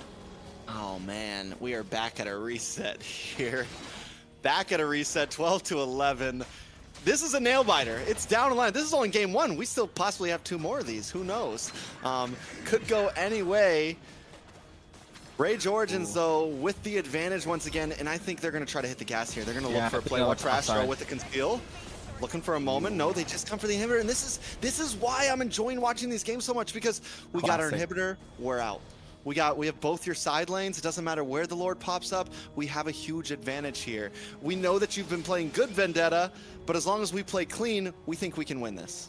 Very disciplined, right? Very disciplined, not overextending. This is something, and you can also see confidence in the team in every single play that they make, not hesitating to go in, knowing which target it is, and when they commit completely, knowing that they can take them down. And it has been Melon so far that's been putting Vendetta on his back the entire time.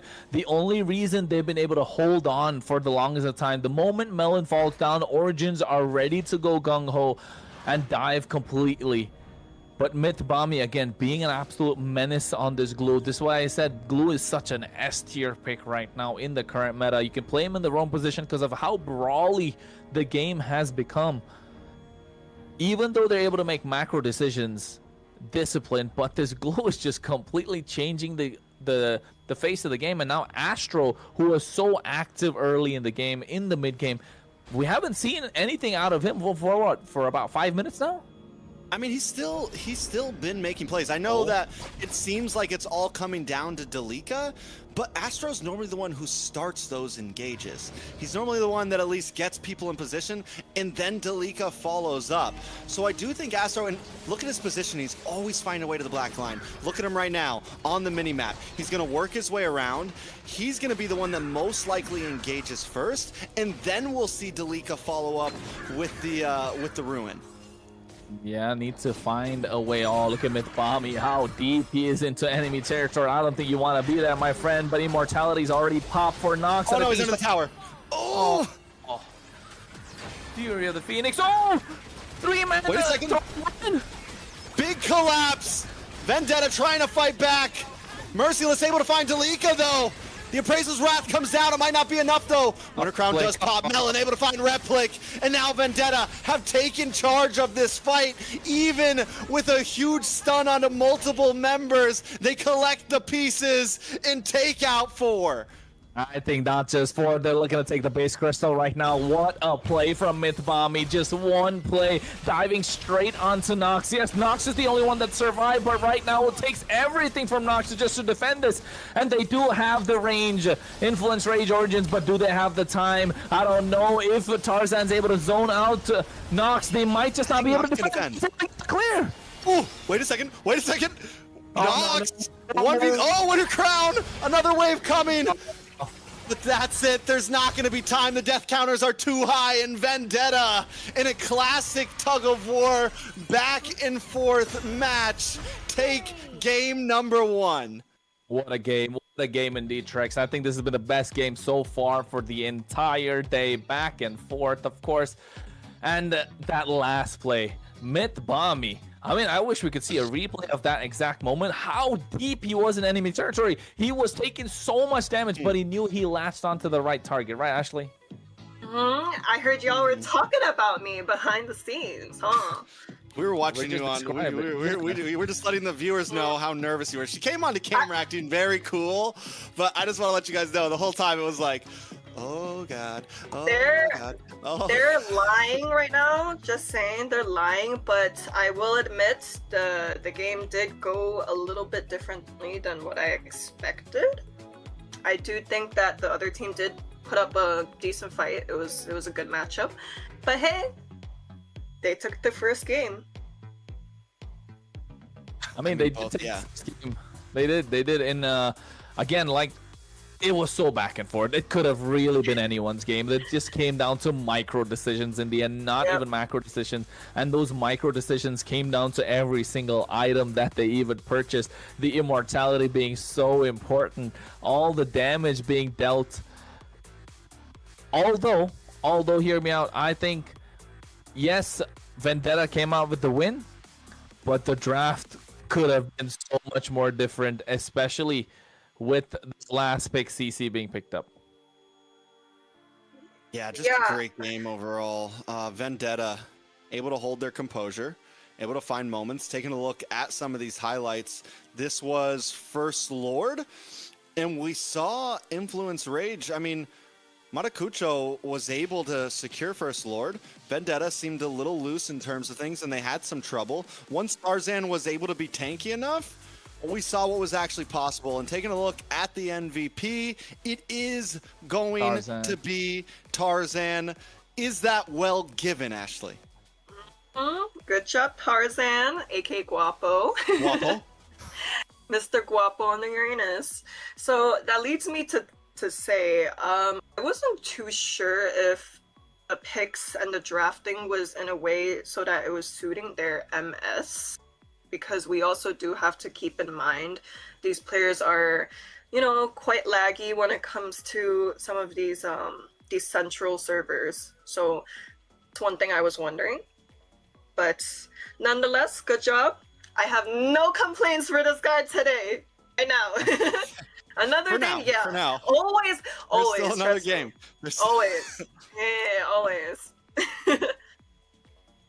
Hey, but you know what? I was thinking about what they're gonna do with the next game now, in terms of banning and picking the right heroes, if I may say so, with this global ban being in effect. But of course, you can check out this Uranus.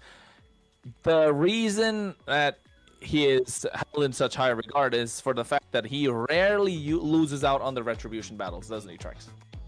He does. I mean, rarely, I will say that. Especially, you have to think that Tarzan, aka Guapo, the reason why we say Guapo is because that was a classic name of him before he switched over to Tarzan. And that just shows how long he's been doing this, right? And going against, in my opinion, some of the best retriers, not only in NA, but like globally. I think we have some good retry people. The Lord Pit is something that a lot of us in NA are good at contesting. So he does well on it, and he does well in the utility jungle. You know, we talked about the possible Akai pick. It's something that we've seen him do in the past. We talked about, like, he's a clean player, and I think he showed up today. Even when the pressure's on, he was able to hold it together. When he had 10% health on that last Lord, he was able to get it for the team, because that was a do or die situation. If he doesn't get that Lord, he's gonna die anyways, and at that point, it's GG's. So he took the risk and he secured it. Yeah, these two right next to me saw me going like, yes. Okay, I will admit I was celebrating a little when he took the Lord there, but that was a nail biter situation. We were all like, oh, this is it. Is he gonna do it? Because it's true, it was do or die, and the risk was worth it. So yeah, high risk, high reward. That's what he's been doing the entire time. And I mean, the situations that he puts himself in, with, of course, with the help of his teammates. Again, that last fight could have been so disastrous for Vendetta if MLBB didn't find the right target, right? The right target is so important. And Influence Rage Origins were doing that throughout the entire fight. But again, the itemization just coming in so clutch. Winter Crowns, Immortalities, getting those Wind of Natures used right on time. Again, we can, of course, MVP was Tarzan, but let's not take away credit from any other player. Again, I'm mentioning, call me a broken record, MLBB is absolutely fantastic. And Melon, with all the pressure that was on him, he was able to pop off at the right time, survive. That's the main thing for the carry, able to survive for a long time, adding so much pressure to Origins, knowing that, hey, if the carry is not going down, can we really take the fight? So putting doubt in the minds of the opposition. And of course, Churobami doing the same on the Lilia, playing aggressive when the rest of his teammates are behind. So yeah, and of course, merciless, like you mentioned in the game. Yeah, I really do. Oh, Ashley, you got something? Yeah.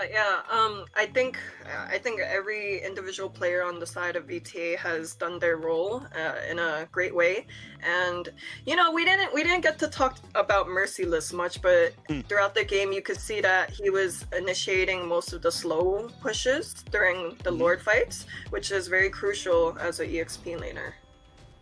Yeah, it's something we haven't seen much of. It's something that I feel like we've been seeing a lot of lacking today from a lot of teams, like overall long lane control, off lane control, macro, and I think Merciless played a huge part when I was talking about staunching the bleeding in the early game, a lot of that had to do with Merciless. Every time Influence Rage did get an advantage, it was Merciless that was keeping the lanes at bay, keeping the map in control, and without him doing that, VTA probably would have lost at certain points. There's a lot of opportunities that Influence Rage probably could have ended the game if Merciless had not been so good at controlling some of those long lanes.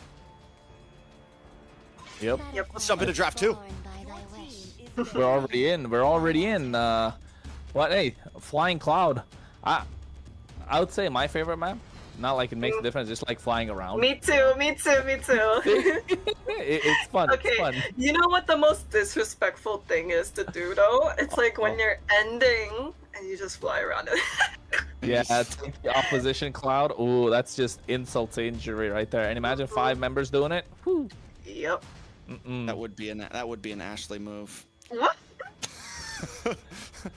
She goes, you guys know what the most disrespectful thing you could do is? You know what my favorite thing to do is when I'm winning? Really taunt the other players. I've done it to my own team, don't worry. I've done it to my own team. Fly around, drop an emote as well at the same time? Yeah, that base could be 2 hits away and I'm flying. Hey, well, if you're Vendetta, you don't want to be flying too high right now, right? It's just only one game, and with the way Influence Rage Origins have been playing, you can tell that they're here to compete. They're here to contest, and you gotta kind of take this game methodically. That's why the draft, we're already looking at Sora, Glue being taken off. Again, we've been talking about Glue for a long time. Jushin, Marcel, we haven't seen those 2 heroes at all today. So, again, see? It's a delayed click. Always catches me off guard. The delayed... Yeah. Do you think we'll ever actually get to see him played, Ashley? Would there ever be a time that you would let him through the draft? Marcel? Yeah. I would consider it, yeah. Like, I don't think it's like 100% for me, like, to ban it. Okay. Fair enough. Because for me personally, like, I don't know about first picking Marcel all the time either, because there are a lot of good counters towards it. I've been waiting for too long. Kronos, thoughts? I like Marcel. I think Marcel is a great first pick material. It's good to build around him. Of course, he's not going to be the primary crowd control or a primary initiator. You play him more like a secondary, so you're looking to get maybe like a Lapu Lapu in your team for when you have that. Just an example, maybe Yu Zhang. But then again, hey, if you got something like a Baxia kind of left open, you're not really going to let it through, are you? Yeah, hey, I mean, I would... Ashley? I have a question. So, like, okay, let's say you pick up the Marcel, right? What are you gonna do if the other team picks up all of the counters possible? Granger, Kimmy, Changa. Well, now what? Well, then you just dominate. Well, then, I mean, if you pick 5 heroes just to counter Marcel, then what about the other 4 heroes on the enemy team? Exactly. I don't know. I mean, it also comes down to... I don't know, but we're gonna bully that Marcel for sure. Yeah. Win or lose, that Marcel's having a bad game. No, because think about it. It's not the Marcel that's suffering. It's his team. Because like if he freezes his team, and then now you got a rocket launcher coming through. You got a chain ult. You got a Granger projectile. Like now what? I mean, at the end of the day, it's about synergy as well, right? Synergy about the team you're building around. So, I mean, I guess we'll get to see if Marcel ever comes through. But, hey, I like the response. The Hilda, the Eve, really good. Just to prevent whatever's going to be played around this Baxia. Whatever's going to be around this Baxia. They can't, I mean... Oh, wait. Vendetta can go for the Khalid here, right? Just to match the aggression. Definitely. We'll see exactly what locks in. VTA. I mean, Tarzan already getting this Basha is scary, honestly. We saw how well he did on the Uranus, let alone something a bit more of a meta utility jungle. But here comes, I mean, front to back, just simple. I mean, they're going for the simple, easy lineup here. We get the Farza. We haven't gotten to see a Farza all night. I am always a fan of Farza. I think whether she's like super in meta or not in meta, she's always just a clean, easy, safe pick. Agreed. Because... I mean, yes, she has her weaknesses kind of left open, but so strong, so much burst, such nice high ground, good at siege, good at baits defenses, got a great wave clear, can contest neutral objectives, can great for invades, fast rotations.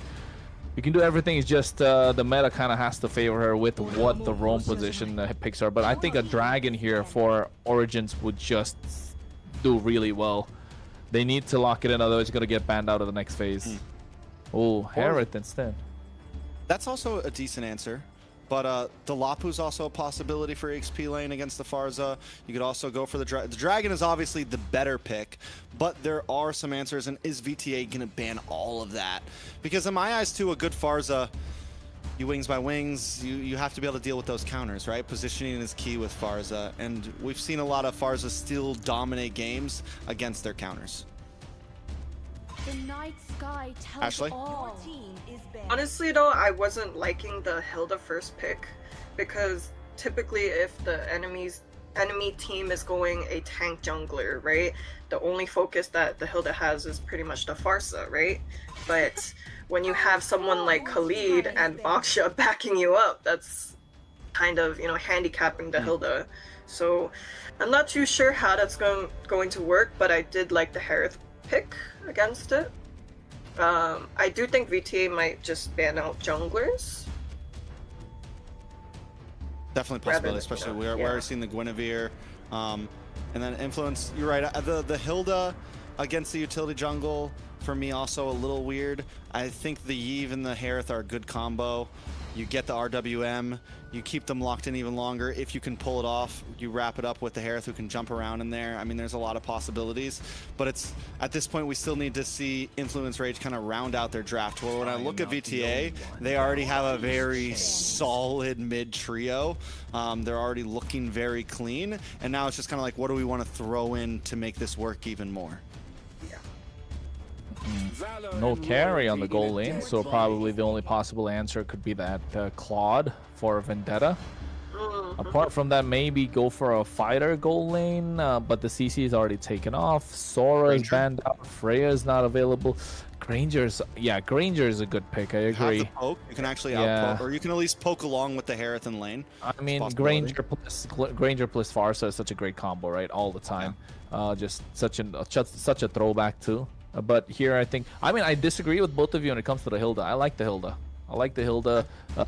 Does really well to control river. Yes, you struggle against the Khalid, but you have, you can always poke back and you can sustain in the river using that bush, you know? So you get the poke from the Yve, a lot of range there. So it's going to come down to more of a Yve versus Farsa battle compared to Khalid or Hilda. But here, the jungle, it's going to be super crucial. Something that can dive into the back line. But, hey, I thought I heard Onyx time, and then we see me too. I think just changed. Me too. I did hear that. I was like... that did happen. That's not a lie. Yeah, because I was like, Joy pick. Joy is good too, though. Joy is really good too for the Farsa. I definitely heard it's Onyx time, so... I think he changed last second. Yeah, I think he changed last second. Okay, fair enough. I do like the Suyu pick more than the Joy, though, for sure. Suyu. Yeah. Suyu. I like Suyo. I really like Suyo. I like Suyo as well. No, I don't know anything about this Suyu. I don't know what Suyu is. Don't you know? Don't you know I've been pronouncing like a lot of these all of them wrong, which is surprising. Like, I'm the white guy here, and for some reason I'm saying them right. Hey, no, Maracucho, my friend, Maracucho. Maracucho. There you go. Maracucho. Oh. Listen, I gotta. This VTA's lineup. Leo would be proud right now. You got the caw, you got the brrr. I'm feeling the lineup right now, and I'm pretty sure he's watching right now. So shout out to Leo. I hope you like the lineup from VTA. The caw is Matilda. Where did you see a Matilda over there? It's a Farza. She's got birds too. Come on. Wings by wings. No, but you can't see me right now, but I'm flapping the wings right now. Actually, last words. Good luck, BTA. I know you guys got this. And if you guys doubt me for a second, that I'm going to have a word with you guys. I'll see you guys in hopefully 15 minutes. Make it 25. Oh, please. Sorry, production. I'll say 15. All right, we're going to jump into game number 2. If it was up to me, Rage Origins would tie this up and bring us to 3. Can Vendetta close things out and grab the broom, or will the Rage bring the rage and even things out? I think. Well, hey, Trek, seems like you got all the hype, the excitement, and you said something that Ashley didn't like. You're gonna get it back, and you're gonna get a talking to. Remember, Ashley, you told you're gonna talk to someone if they said something wrong? Yeah, so you thought it was funny to say that it might go into a 25-minute game tie? I mean, you have to remember, I'm about the hype. See, Ashley thinks if you guys lost game 1, I'd still be wanting a game 3. That's what you have to understand. This guy is a hater, everybody. A hater. Kronos, aren't you supposed to have praise on my downfall. Okay. I'm on my downfall. I'm not doing nothing. But yeah, Kronos, pick a side. Pick a side, Kronos. I'm gonna pick a side. I'm gonna break down the game here with what I see in terms of the draft. Right, Influence Rage Origins draft. I think they're super good in a team fight. But in extended team fights, they're not so good, especially given the fact that this Harith is going to heavily rely on the mana, big ticket ultimates with the RWM, right? So around the RWM, they can play really well. But in extended team fights, if you ask me, Vendetta are super strong. They definitely have the DPS with this Claude, with Melon. He can melt down anyone in front of him given the right time. And a lot is riding on Maracucho for Rage Origins to be the executioner for Vendetta, right? It comes down to these micro changes or just diving at the right time and Astro to create the space. But similarly for Vendetta, you're looking at Tarzan to, again, secure these neutral objectives, go and invade the opposition, be in the face of this Harith, don't allow him to bounce around like he wants to. And Merciless just got to pull off what Dalika Eto did in the previous game. Like, absolute crazy sets on the Alice. It's just that this time, if Vendetta are looking to siege Influence Rage Origins, yeah, Rage Origins don't really have much of an answer. That Farsa Feathered Airstrike with the Blazing Duet, Raging Sandstorm, and that Throne of Ruin all at the same time, imagine that, and Rage Origins is going to fall apart.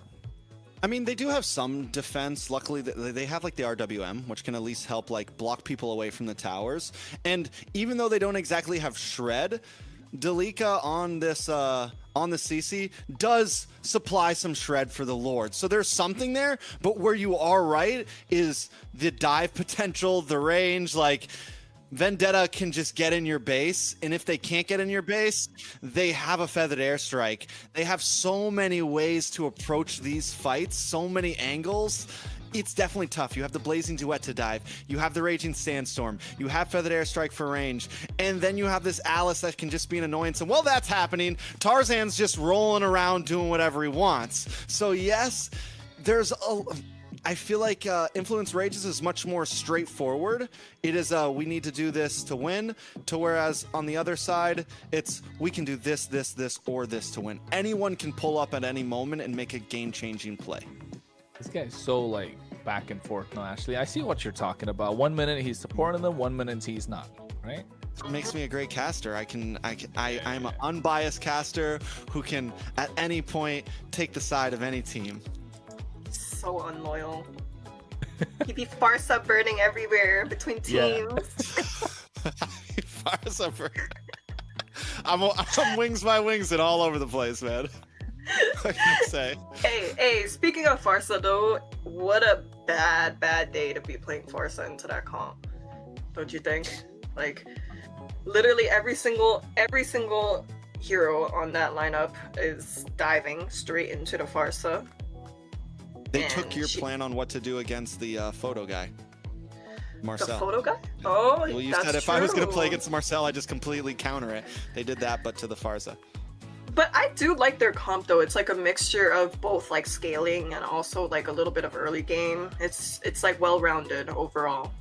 Yeah, and I think it's going to come down to how the Harith can really bully the Claude out of the lane, right? It's going to be a crucial laning phase, if I may say so, for both these teams. You know, both the side lanes are, wasn't the last pick CC for the side of Origins? Mm-hmm. Yeah, so the CC and the Harith looking to dominate individual lanes. Similarly, the Eve will try to do the same against the Farsa. I think the Eve definitely has better poke compared to the Farsa. It all comes down to how well, again, Tarzan and Myth Bomby are able to pull off kind of like controlling that entire river. Khalid against Hilda. I think Hilda still wins, but it's still, you can say it's sort of a 50-50 maybe. I think once again we go into a game that comes down to less about like somebody completely won the draft and more about who can play better. Because you mentioned the gold lane, even there, Claude's a hero that, yes, like there's some gold laners that go against him, but you can almost always 50-50 any gold laner with him if you have the skill capabilities. Farza as well. Yes, there's tons of counters to Farza, but if you play good enough and your positioning is good and you save your wings of wings for the right time, you know, you can almost always find moments to still make big plays. So both teams, who's going to play better? I'm excited for it. That's true. That's true. Excited for it. Ashley, you want to fly out of here before, what do you got to say? What are you thinking? I don't know. You already know what I'm thinking. VTA all the way. Mm-hmm. There you go. She did just compliment the other team's draft, though, so she is also wings by wings in a little bit here. I'm doing like a little bit of just a little bit of breadcrumbing, you know. She's trying to be a caster too. Trex, come on, you can't be demotivating us like that. Hey man, but don't worry, guys. How I build the best. I'm genuine. I'm the dad who's like, you're gonna do great, do better. I'm genuine and authentic to my words. I'm like this guy. Which guy? Hey yo, whoa. Okay, wait. Yeah, I was gonna say pointing at this guy. No. True. Well, either way, folks. I think you can take it. Everyone can. It's okay. Not a problem. Not everyone. Not her. Anyway, no. Ashley's doing a great job today. She's hanging with the best right now. True. Big shout out to Ashley, guys. We could do better tomorrow. We could do better tomorrow. So make sure you guys tune in. Ashley is going to be with us again tomorrow. It's exciting. Like, yeah, and to tune in, you got to make sure to tune in. You got to follow all our socials. MLBB Esports. You think it's going to pop up now? Is production going to pull it up? MLBB Esports. The best MLBB Esports, the best MLBB NA Esports at that. And if you want stats on MLBB NA Esports, make sure you go to runestone.gg. We don't even need ad bumpers. We just throw them out there because we're the best.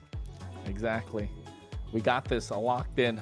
We're so locked in to see what's going to happen. MCT AMER Mobile Legends Bang Bang Championship Tour of the Americas North. They're going to be happening Thursday, Friday, folks. And of course, if you're looking and curious to see the South, we're talking about Saturday, Sunday.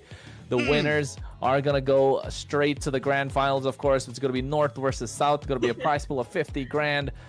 US dollars, not diamonds no more. And at the same time, that slot for EWC alongside that wild card slot that's available as well. Trex, would you be happy with the wild card slot, or you're just really gunning for the main stage?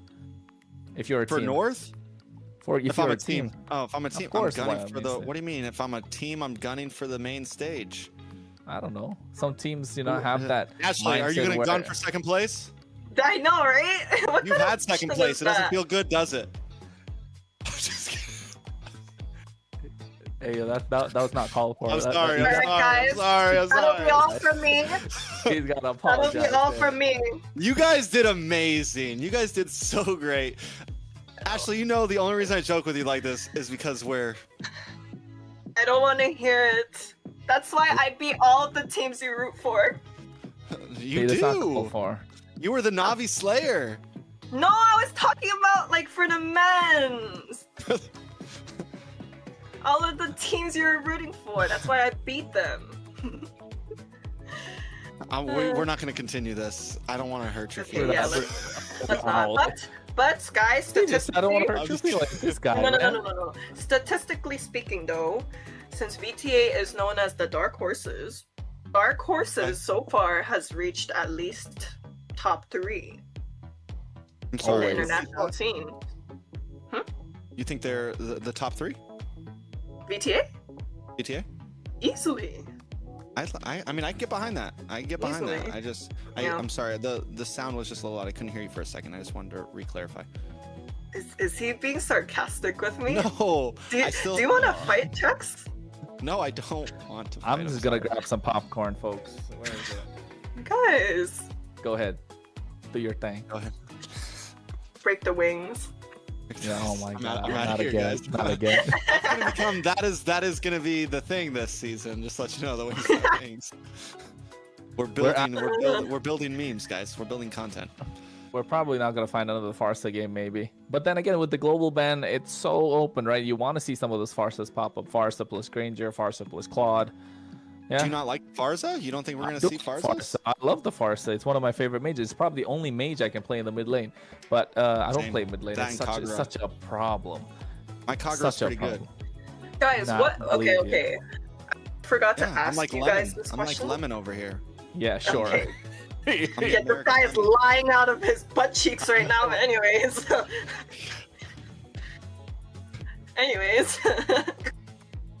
I agree. He compared himself to Lemon. Whatever. What, like a store lemon or like a, a lemon gone bad? The lemon. Yeah, the lemon. Sure, buddy. The Kagura legend, the lemon. We know who you're talking about. You're not no alien. You know who that is, bro? Yeah, of course. Who doesn't? How old are you again? Come on, Unc. I'm not that young too. All right, let's enough to say what this is, right? Enough to know what this is. So yeah. Ashley just made a face, just like, yo, where am I? Why did I accept this? Why did I accept this job? This is what happens when you give us dead time like this for this long. We're just having fun at this point. Just complete brain rot. I'm enjoying it. I could do this all day long. I can yap for a while. Yep, we are ready. Let's jump in. I'm pretty sure the games are finally. They just had to do a quick redraft. Everything is good. I'm pretty sure the lineups are staying exactly the same. Ashley, we'll see you in about 13 minutes and 45 seconds. Don't know which way that's going to go, but that's how long the game's going to go. Let's jump in to game number 2, Kronos. Well, imagine that actually happens. 13 minutes, 45 seconds. Keep that on the minds, folks. If you get that as the game time, you know whom to ask your future about. Trex Cast. That's where you got to go. While you're at it, drop me some love as well. Kronos Cast, and of course, Ashley doing the same. I think what? Ashley with a Q instead of an A. Yeah, I know, right? I don't know. It's kind of confusing, actually. See what I did there? It all makes sense now. All right, let's focus. Yeah. We're in game number 2. The hype died, but we're going to bring it back. Influence Rage Origins, with their back against the ropes right now. They win this game and bring it to game 3, or they lose and go down to the 0-1 group swept at that. They did play amazingly. But Melon goes down. Matakucho with first blood. Yeah, fast rotations coming through with the Suyo. And I think it came down to how Replic was really going 1v1 against Melon. Melon almost got the better of him. Look at the bot side as well. Make a proxy on the waves. I'm not sure if this is a wise idea. Oh, Merciless going a little too aggressive, but able to make it out thanks to the help of MLBB there. Hey, look at the early aggression right now from Astro in their face. We were wondering how they were going to be able to use this Hilda. They are at least able to keep Vendetta at bay. They weren't able to steal the purple there, but still good aggression. Hey man, very aggressive if you ask me. Vendetta are coming in for blood, and I think they want to end this right here, applying the pressure. Important to do so, but Rage Origins not letting through. This turtle is up, of course. They want to contest this. Aw, unlucky there. MLBB able to get that nice EXP crab. A curtain call being used up. Here comes the RWM feather. Airstrike popped in at the same time, and now they go for the Wilderness Blessing. Throwing a ruin, catching 3 members. Oh, this is not looking good for Vendetta. Matakucho able to get the kill. Nox able to find 1 as well. 2 down on the side of Vendetta, and more coming at that. MLBB able to respond at least and find Matakucho. A good response, a double kill into the hands of Matakucho. 2 for 1 overall. 4 kills into the hands of Rage, though. Yeah, aggression was good, but not so overly aggressive, right? Vendetta not knowing where to stop. They shouldn't overheat, especially at this point. Yes, the wait was a little bit too long, but make sure you breathe and kind of understand where you are at this point. The game is in your favor. Match point, you got a decent draft to go up against that same composition, but that's what I'm talking about earlier. Trex, that Hilda is going to be super annoying, and you can see it already doing a lot of work. Most definitely. And Astro, we saw him do well on a more divey hero, and this time on something that's still divey, not backline divey, but get in your face divey, and Astro is still holding his own. Another player I'm excited to see on the side of Influence Rage, how is Replic gonna handle himself? Because he is gonna be that big mid-game to late-game transitioner, I feel like, in terms of damage. Maracucho is gonna hold down the early game. Ashley mentioned it, they have a good spread from start to finish, but can Replic be the one to kind of be the glue from mid to late? Well, wish they had the glutes for that to be possible, but definitely this Herod is going to be dancing around the Zaman Forest, needs to make fast rotations. You can see on the top side already pressure is on Mythbommy, understanding that Melon needs the help, as much help as he can get fast clear and then make fast rotations. Try and double lane if you're a Claude at this point. Rotation, well, they're trying to make a sandwich out of Mythbommy here. I think they're going to be able to get it. Oh, no.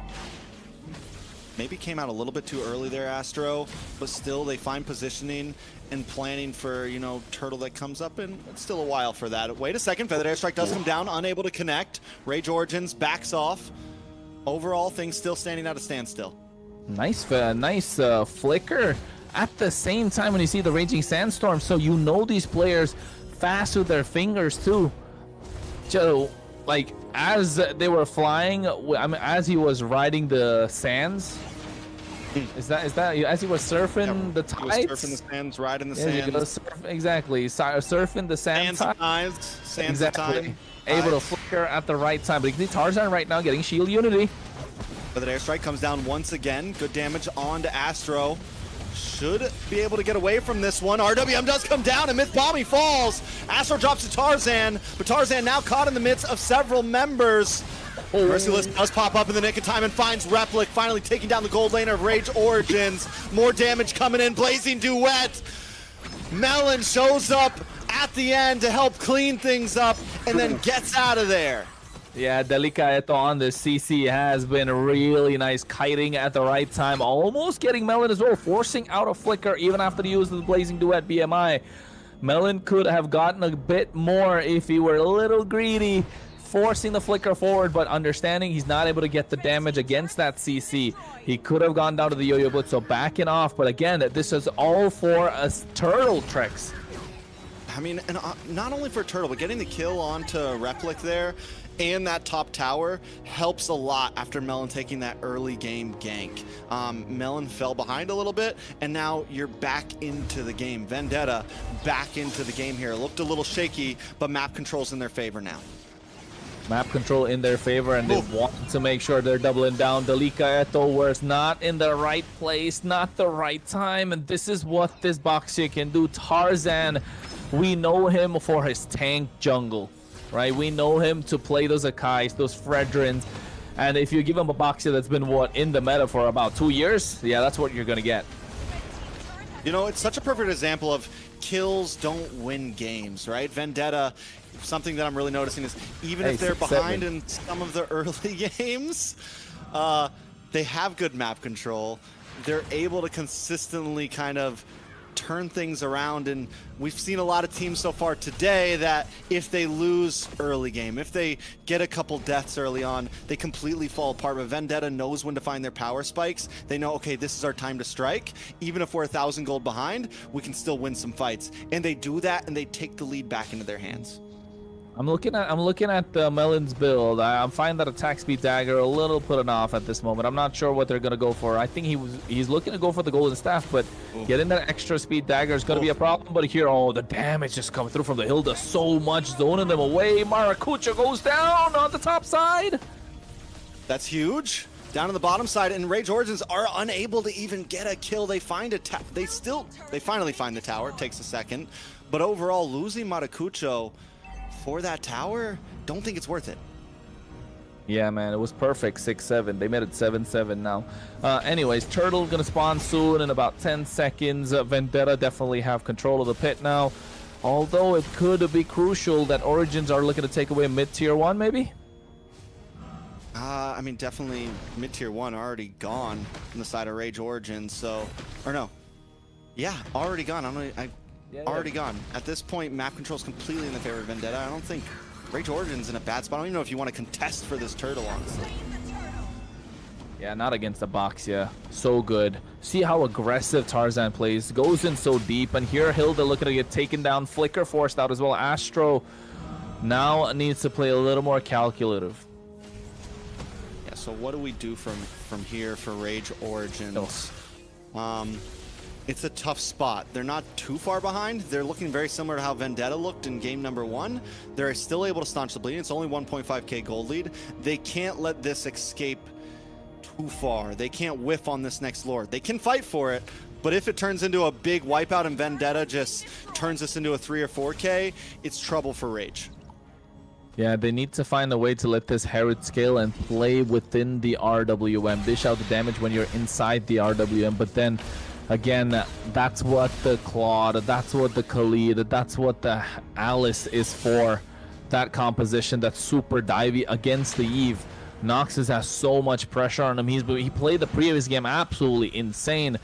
Just one point where Mythbommy went gung-ho at him. Maybe that could be the case again, but here Mythbommy gets caught. Mythbommy goes down, Nox able to find the kill, but a quick response from Vendetta. A blazing duet in the backside. Churro finds Nox. 2 for 1. Matakucho's nowhere to be found along with the rest of the team. Rage Origins have to reposition as Vendetta just clear house at the pit. Not looking good. Just what I spoke about as well earlier, Trex. How are you going to be able to protect the Eve if they're going to dive onto you just like that?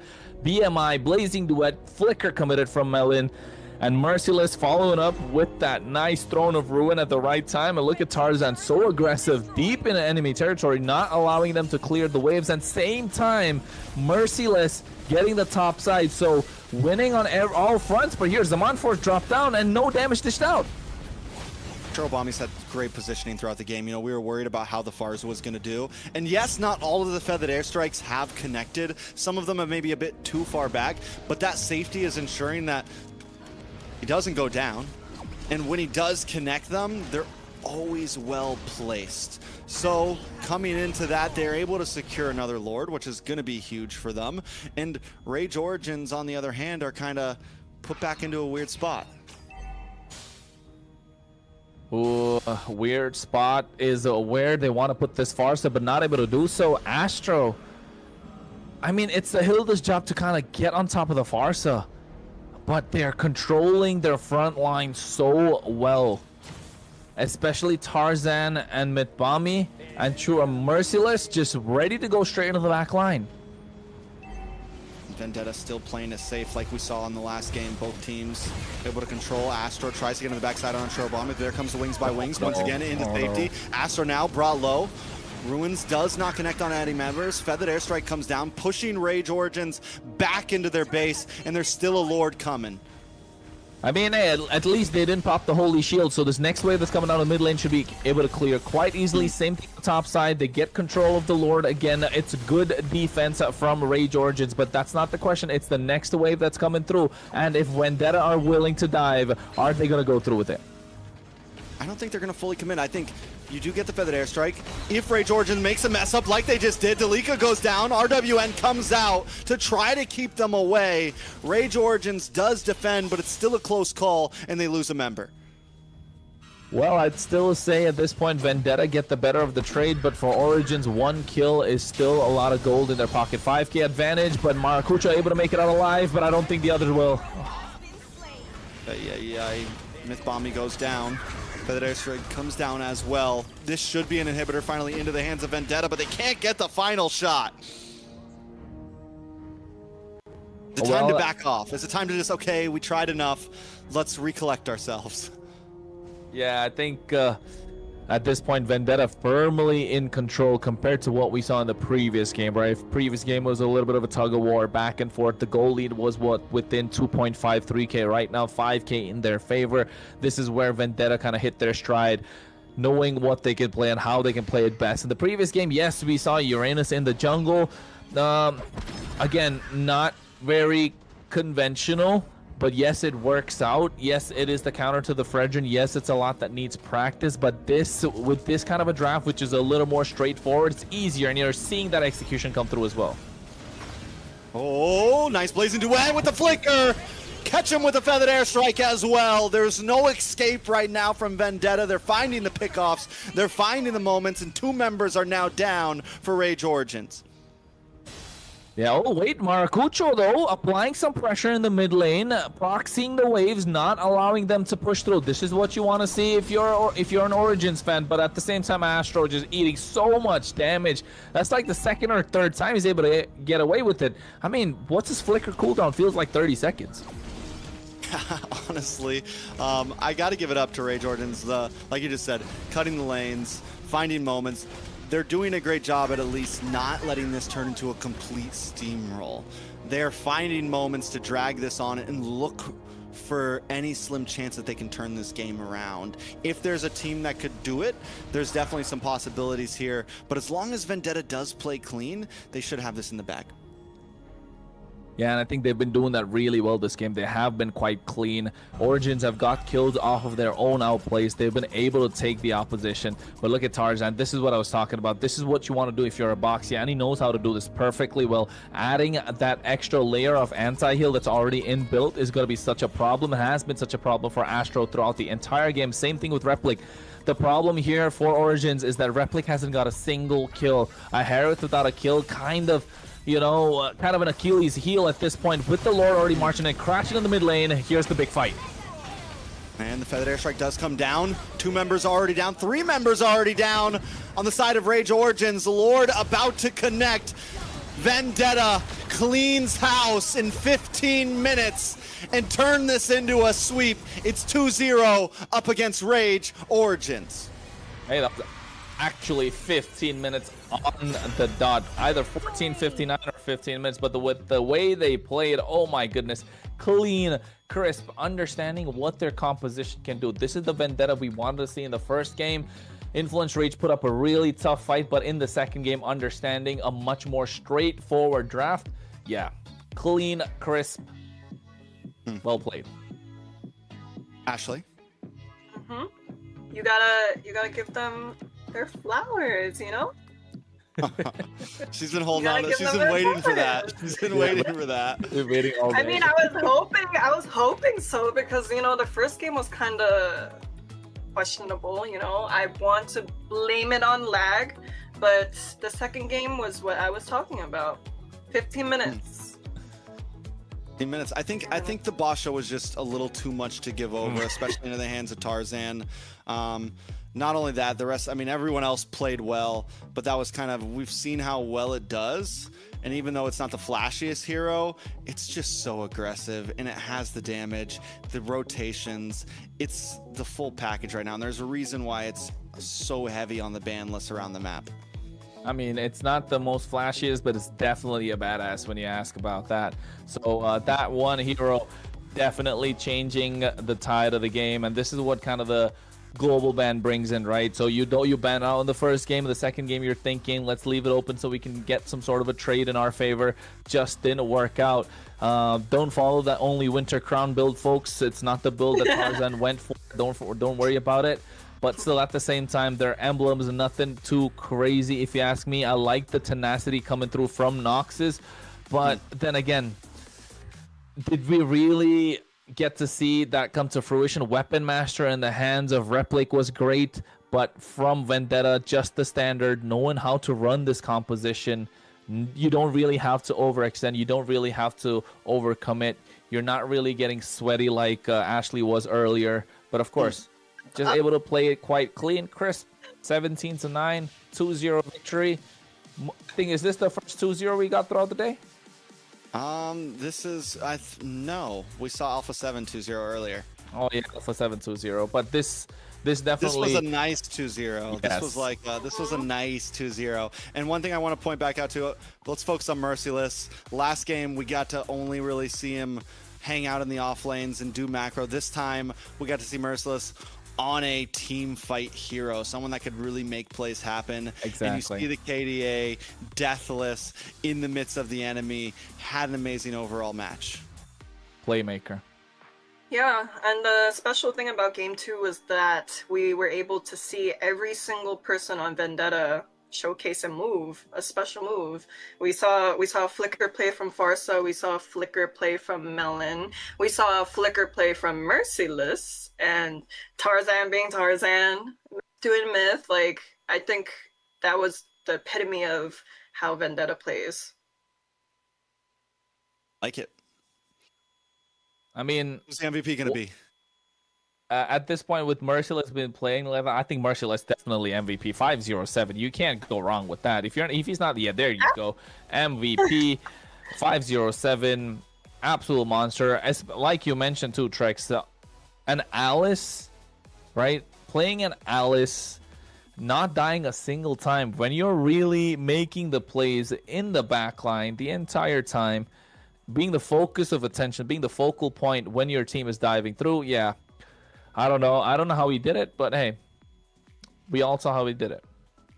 And not only that, last time it was the other way around. He was up against the Alice with the CC and was able to win lane. And this time with the Alice against the CC, still able to win lane. So just showing a dominating performance against the enemy team in the EXP. Yes, sir. Ashley?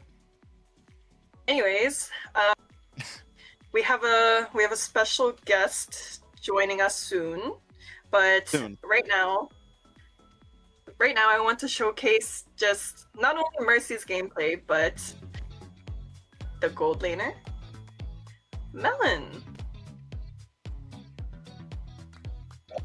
I mean, definitely Melon was playing really well in the gold lane also. I think overall, if we're not really taking individual plays and considering overall very well-rounded gameplay, this is what we want to see from Vendetta. A team effort. No one really is going above and beyond. It's just completely such a well-rounded effort from the entire team, and a well-played Vendetta. But and I think, you know what, Trex, you were trying to say something. Why are you rubbing your eye? Can't see? I had a little something in there. Okay. I'm crying tears of joy for Vendetta. I'm so happy. Are you now? Ashley got the win. And I'm also just making sure I am ready for this interview coming up. Speaking of gold laners, we're going to be bringing on Melon. Hello, Melon. Hello, Melon. Introducing VTA's gold laner, the Filipino sniper, and also Gigi's old water boy. Let's go, Gigi. But today we're not doing that. Today we are full VTA. Yep. Anyways, yeah, Trex, do you have a starter question? Yeah, I do. Melon, I think first things is, last year is when you really kind of came onto the scene for me, at least as a caster. I think before you were playing with like Yato and them, right? And you didn't even start. I don't think you started in season. You came like halfway through season. You played really well.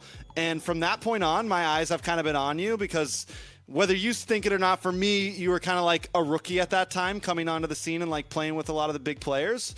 And my eyes continue to be on you. I think you are kind of like one of the upcoming gold laners. Is your goal to be the best gold laner in the Americas? I mean, the only goal I know, right? Yes. All right, I like it. How do you feel? How do you feel about your gameplay today? Oh, first thing is this. We had 3 crowd controls, which was Hadid, E10, and Alice, which kind of like messes me up, but overall, it was a good game. I mean, game number 1 was a lot of pressure on you, right? Like you mentioned, you had a lot of dive coming in from the opposition, but a little more free in game number 2 when you're able to dive into the opposition. So, I mean, I want to ask, what kind of, with the 2 marksmen that's currently in the meta, with the carry, with the Claude, what would you prefer to play? Would you like to dive into the opposition? Or are you okay playing the carry, waiting for the right moment, and then all of a sudden in the late game, you're just an absolute beast, an absolute monster? Because there, of course, some players like to take the charge. Some players would like to play from the back. So what would you prefer in that case? Honestly, I prefer Claude, but that's it. Huh? Ashley? happened game 1? Oh my god. No, we gotta have a talk. What happened, man? Bro, it was okay. It was 90 MS for me and Tarzan, so I think the MS. I assume so, yeah. See? I assume so.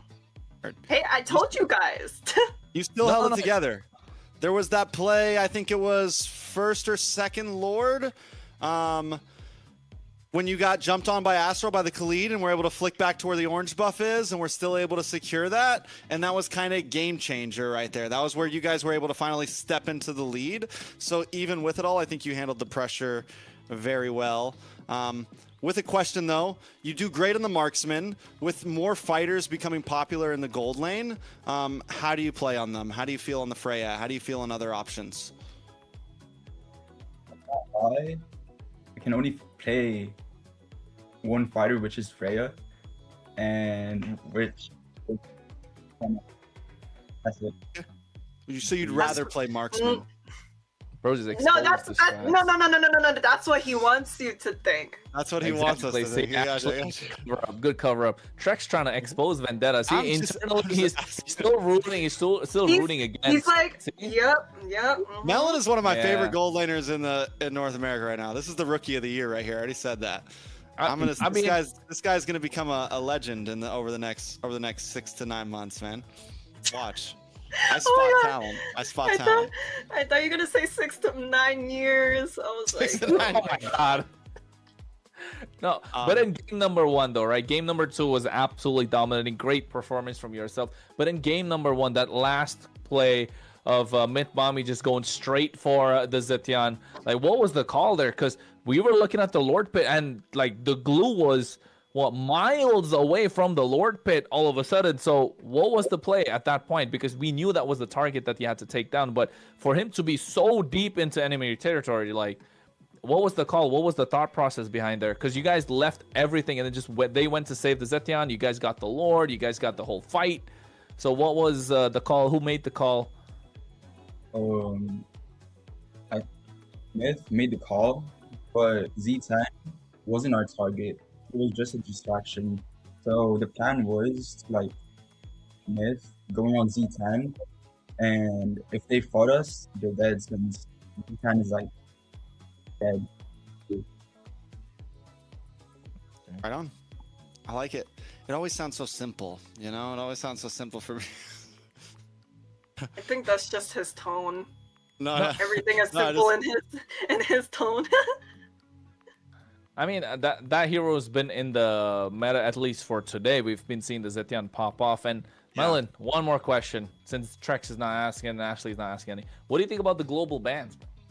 For the global ban, I really think it's going to change the game. I mean, twice, personally, I like the global bans. I don't just play 1 to 2 heroes a game, which was the case last season. I would like to ask a question now. Are you prepared to take on your competitors? Who do you think is a suitable gold lane competitor for you? Probably Zia. Zia. That's what I really want to beat.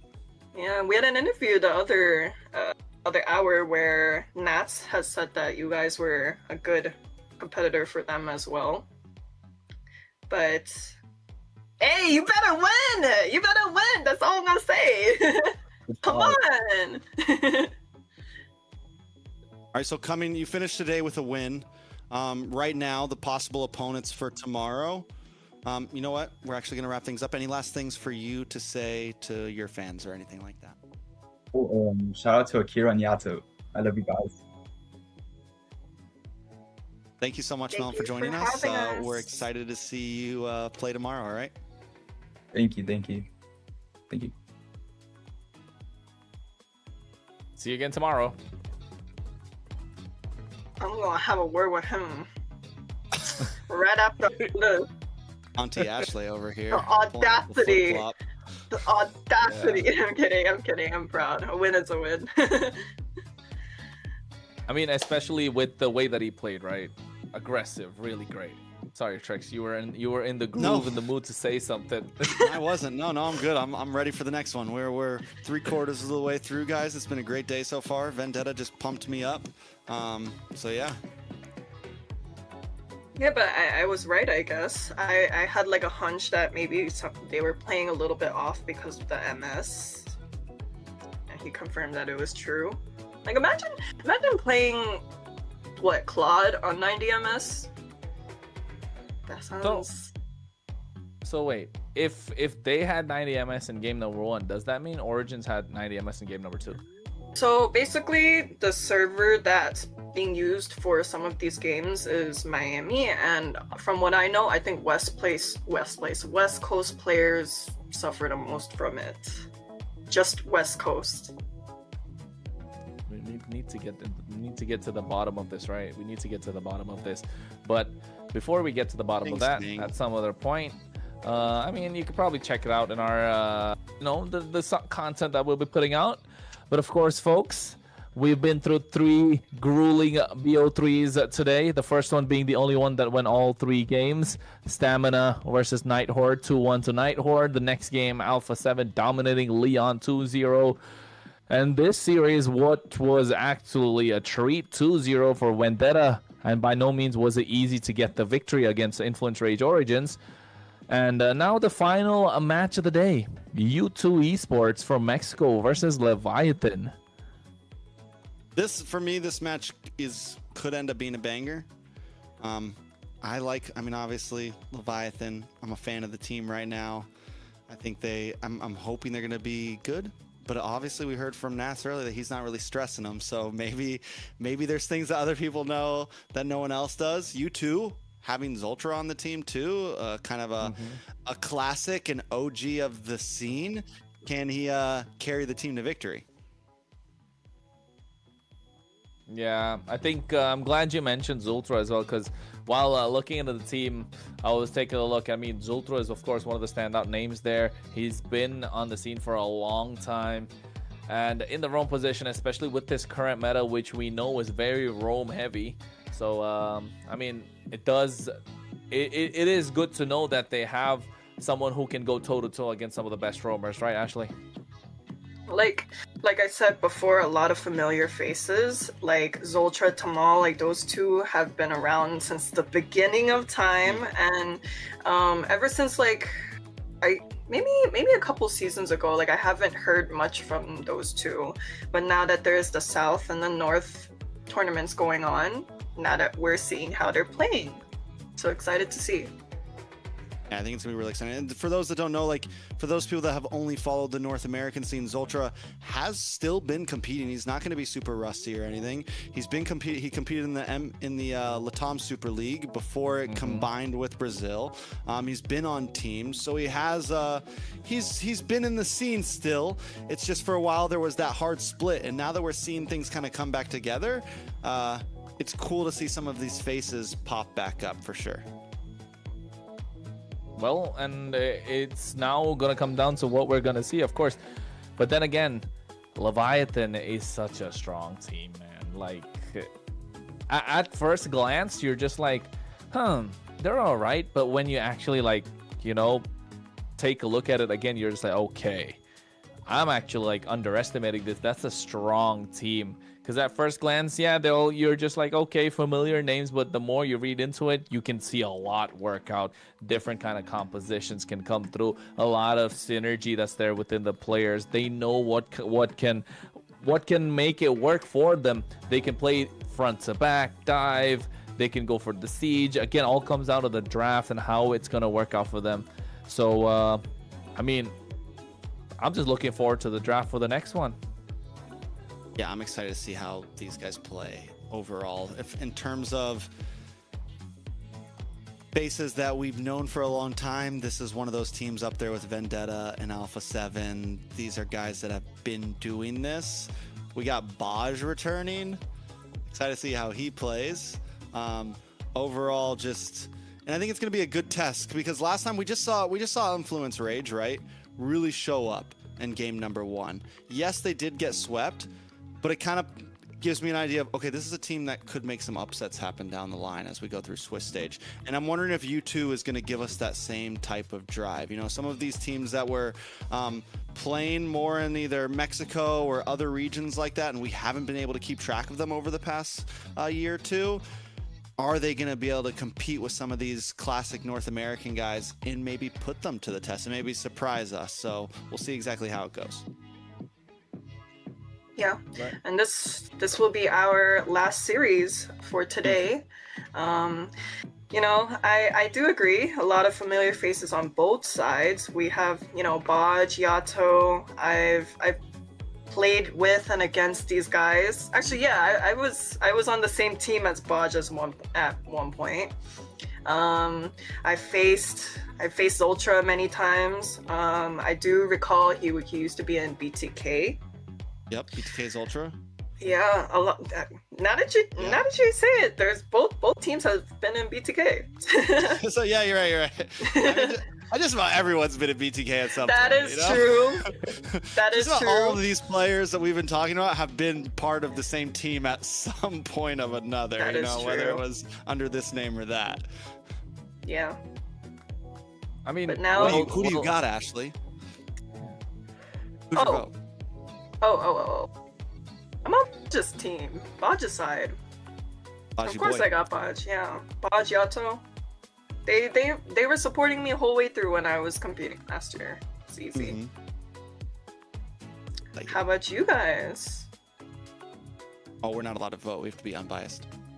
In the most unbiased way possible. Draft. I like to see the draft. The better draft always, I mean, not the better draft always wins, but trying to find a pattern, right? Because it's only day one of the tournament, and now we're reading into how teams are drafting. What's the pattern? How are they prioritizing any sort of lane?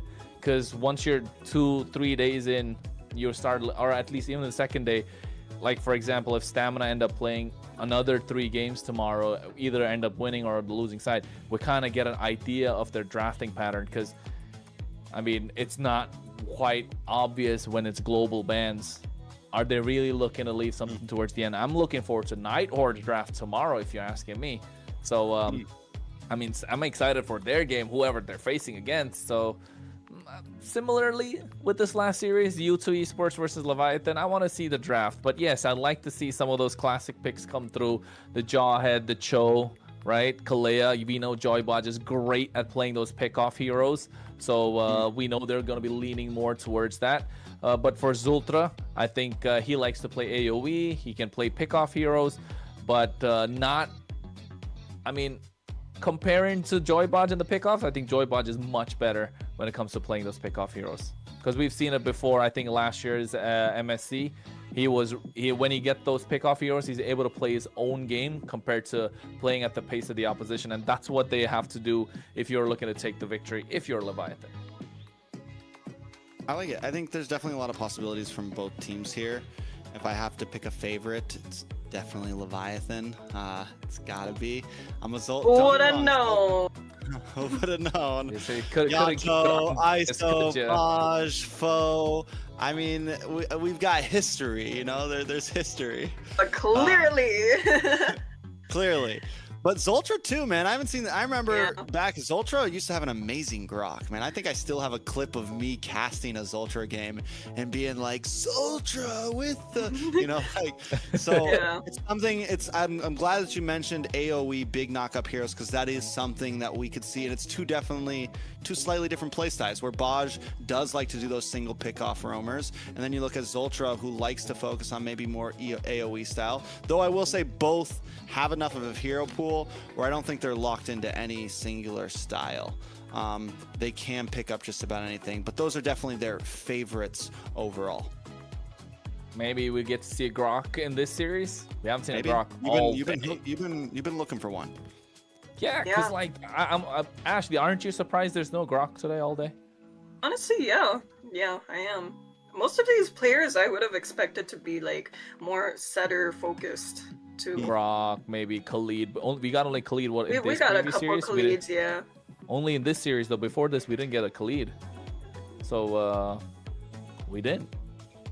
Was that our first Khalid game? Yeah, I think. Well, we've had like first Khalid series. We didn't see one in the. All right, I believe. I don't think so. I don't think so. So I mean, that's what I'm talking about. Khalid, which is super strong in the roam. Hilda was really good in this series too.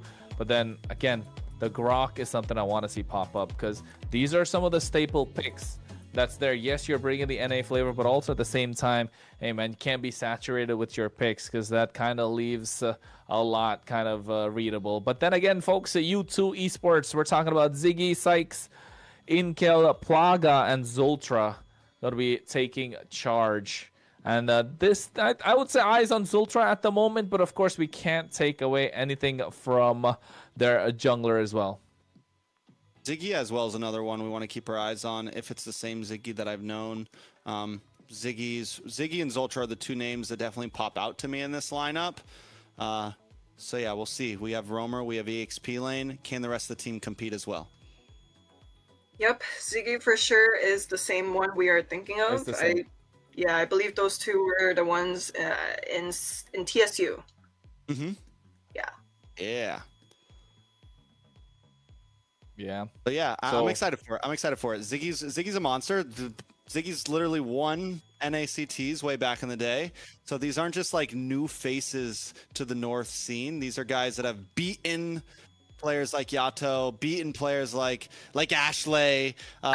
They've done their time here.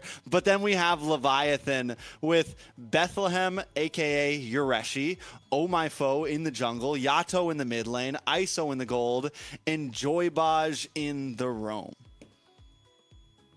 This is a semi-full Filipino team we got here. Star-studded lineup.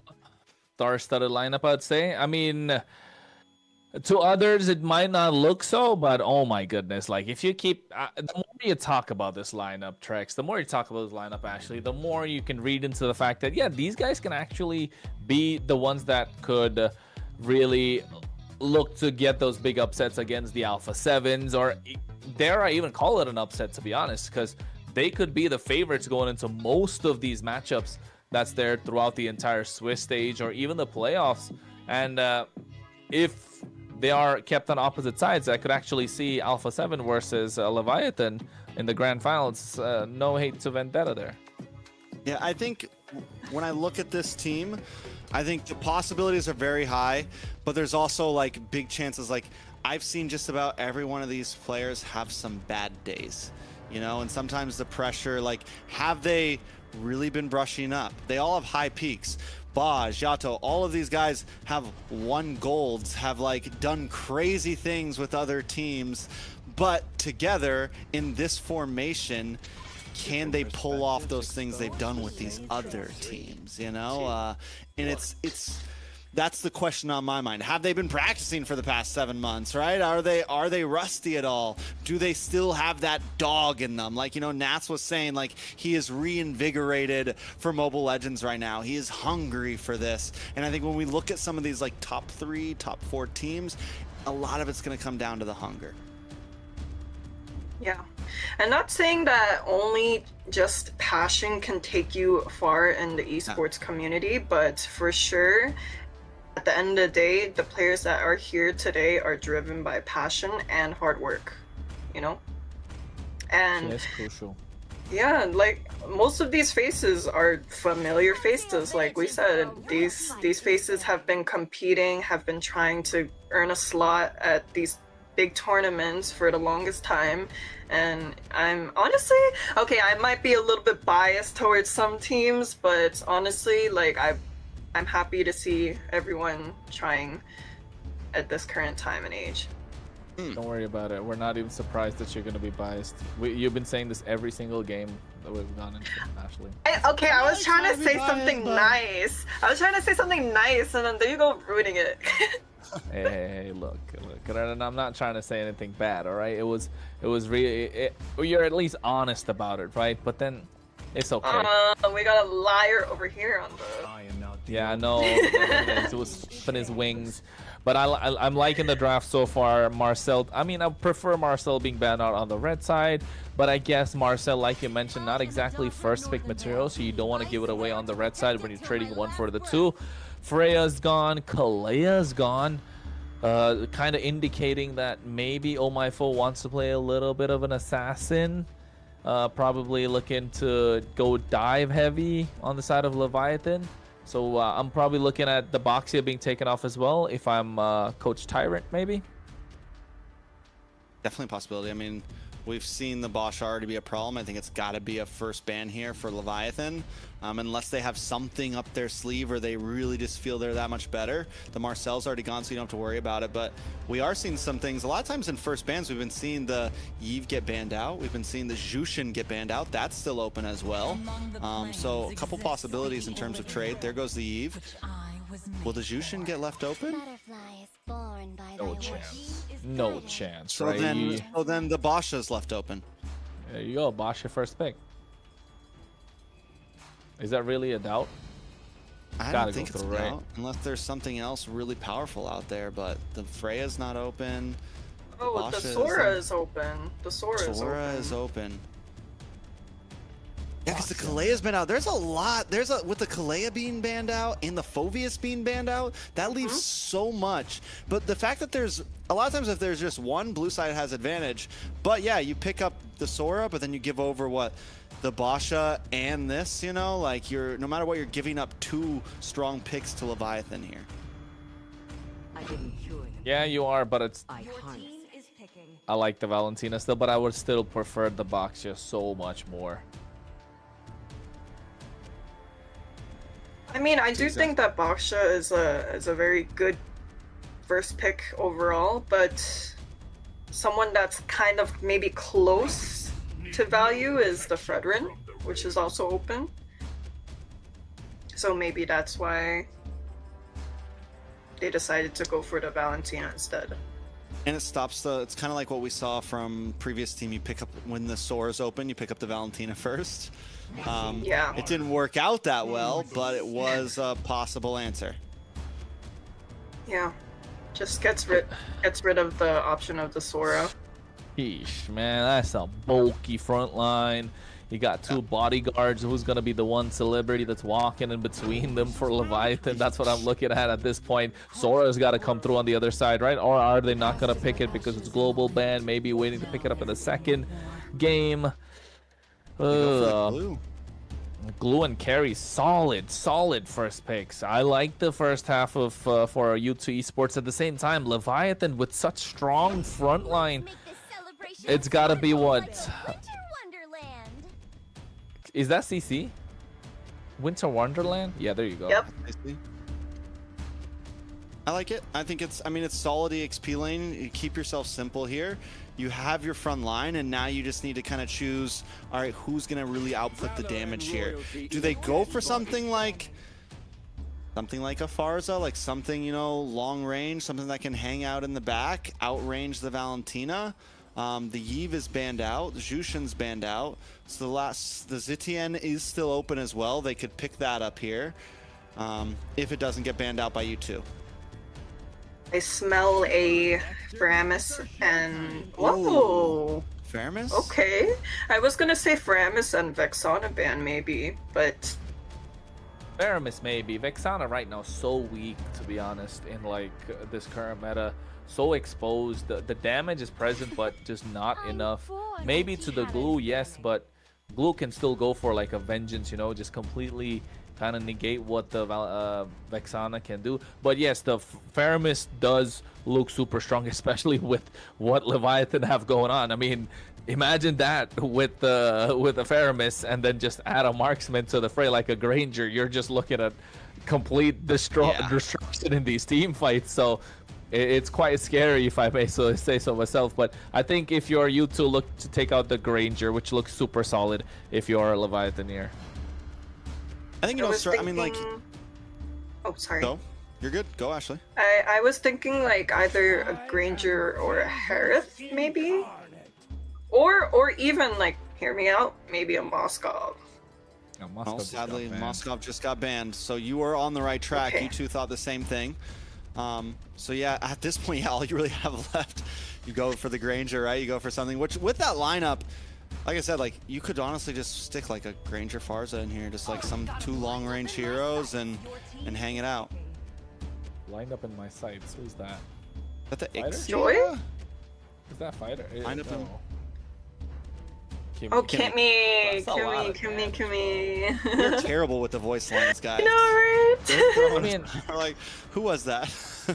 don't be open up the game so often, you know. I got those Naruto skins. After that, I'm just like, I'm chilling. Isn't this y'all's job to know these voice lines? The voice lines? I can remember skill names, but remembering 150 voice lines, now we're pushing it, all right? I hope we try. The basic ones, yeah. I know that's Sora. See, I don't like that from U2 Esports, which is really well played. This is a strategy we've seen. Like, this is the 3rd or the 4th time we're looking at it today, where if the team kind of goes for the Valentina first, you're kind of preventing that Sora on the other side, but then the other team doesn't pick it up. So now you're forced to pick Valentina and Sora in one game. So that kind of really hinders what you can do for the next one. But yes, the Nolan. The Nolan. I'm liking it. Ashley, thoughts on the Nolan? I'm a little surprised by that pick, actually. I haven't seen a Nolan in in a very long time. I don't know how to feel about it. Against a Basha and a Gatot and CC, like, yeah, you could burst down Yato or ISO here, but that's about it. It's going to be tough, especially in terms of lore pit, trying to sneak in. A lot of it's going to come down to how well Zoltra and Ziggy can open up space for him to find play around the map. Leviathan with a much more straightforward comp, in my opinion. Hey, man, you guys are taking it the wrong way. The Nolans can keep up with the farm speed of the Boxia, able to make the same rotations. Probably one of the fastest heroes when it comes to jungle clear, if you ask me. And if they're able to get that snowball with the Sora in the EXP lane, along with the mess that the glue creates, yeah, we're looking at something that you two can pull off at the same time. But yes, if you ask me, Leviathan, a much more straightforward draft, Trex. So let's see exactly how it goes as we jump back in to the Land of Dawn for the last series of the night. This is Leviathan going up against U2 Esports. Break it down for us, Kronos. Yeah, well, getting it started already, you can take a look at what I was talking about. The Nolan's going to be super fast when it comes in terms of jungle clear, even able to get ahead. Is it going to be? Yeah, we're just on par, I would say, at this point, and this is what we wanted to see. Fast rotations come out, and again, in terms of trying to take away these turtles or steal away the turtles, he's going to be super fast as well. He's going to have that extra bit of mobility to move in, get those fractures on point, and you can see the invade just working out to perfection, not letting the Boxia do what the Boxia wants. This is the Nolan rotation that we've seen for a long time now, and it's just perfectly executed so far. Oh, a lot of damage on Oh My Foe there. Brought down Zoltra with first blood, and more damage comes out. This is rough. A good start for you two. Well, Sykes able to be a problem early on. This is what you want to see when you're doing a Nolan. Get ahead, prevent the enemy jungler from doing anything whatsoever. Meanwhile, Zoltra just tanking a lot of damage. Oh, he could go down. No, he doesn't. Exactly how it goes. Coming into this, though, with that, I liked the way that Oh My Foe did his rotation. Went for EXP lane. Yes, he loses the camp. But getting that EXP crab early on helps make things up. But then taking the death, U2 quickly moves on to him, and that's going to slow him down even more. And Sykes right now going to start to have a level advantage, going to start to being ahead, and especially coming into first turtle, that could be a problem. Yeah, and you can already see Joybot has to put in a lot of work, right? Tries the unbreakable, and now he's zoned out completely, all thanks to that one early invade coming in from U2 Esports. And will we see something happen with Bethlehem here? No, Sykes still able to get it. First turtle, plus another kill into the hands of Ziggy. Leviathan in trouble right now. Yeah, and you can see already Ziggy taken down by ISO. And here ISO flickering forward, trying to take down Sykes as well. At the same time, he's bobbing, he's weaving, trying to make it out of harm's way. But at the same time, a lot of pressure from Zultra, able to take him down. ISO gets one, but gets taken back. All right, it's a brawly start in the beginning of this game, but U2 continues to win out. They get Turtle. It's 4-1 in kills. It's a 1.7 gold lead. Ziggy shows up. He finds one, does go down for it. But when we look at the gold lane right now, ISO being down behind Plaga right now could be a problem. You want to see the carry scale up. It takes some time to scale up, and being ahead this early on against a Granger is a huge win in the book of U2. Yeah, not just that. Don't forget, Sykes even got the better of Omifo in terms of rotation. Omifo is down 2. He's already down 2 deaths. Same thing going on with Inkel in the mid lane. Has the advantage. Of course, Leviathan have a great scaling lineup, and I was going to say we're going to wait for the Sky Piercer from Yato, but gets that as a first item. So if they play this right, Leviathan could walk away with the game if Yato's able to get a couple of kills early. Yeah, Yato's going to need to find something because that is a major damage dealer. Everything else is pretty much bulky on the team, right? It all comes down to just ISO and Yato in terms of damage. Bethlehem eventually may come online. You have the Shred. We've seen CCs carry games before, but you don't want to put all your eggs in that basket, right? Thing is, we look at U2, and you have Ziggy, you have Plaga, you have the Valentina, plus you have Sykes. And right now, with the way they're already kind of snowballing in the beginning, it's looking good for their composition. Well, I think... Oh, wait, traction built. AOG as well, catching one member. A lot of damage does come down. Ziggy able to get the response on a Bethlehem, though. And Sykes takes another turtle. Well, powered by Runestone, that turtle. And I think at this point, U2 Esports slowly started to pull away with the game. They had a great draft going in. Joybotch, oh, did he just cancel out? It was unbreakable at that point, but you can see already getting on top of him. ISO forced to flicker out. Zultra caught in no man's land. Flickers out of harm's way at the same time, but a fracture. Ooh, could get a kill. AOG out of there, Joybotch. Joybotch gets away to safety for a second. I thought he was cutting it way too close. Is able to pull it off. Leviathan now still with only a kill on the book and now 3K behind. Taking a look at the items, ISO does go for an early Sky Piercer. Is that the right play with how Leviathan is handling? He doesn't go for the Hunter Strike first. He's looking to scale here, but with being so far behind already, could be a mistake. Yeah, I would say so too. You're lacking a lot of damage at this point, and you don't have the poke from your team. A lot of pressure on Bethlehem at this point, if you ask me. Because if you got ISO and Yato trying to be the executioners, you need someone to poke down the opposition, and Zultra doing a fantastic job on this glue. And you know what I wanted to point out though, Trex?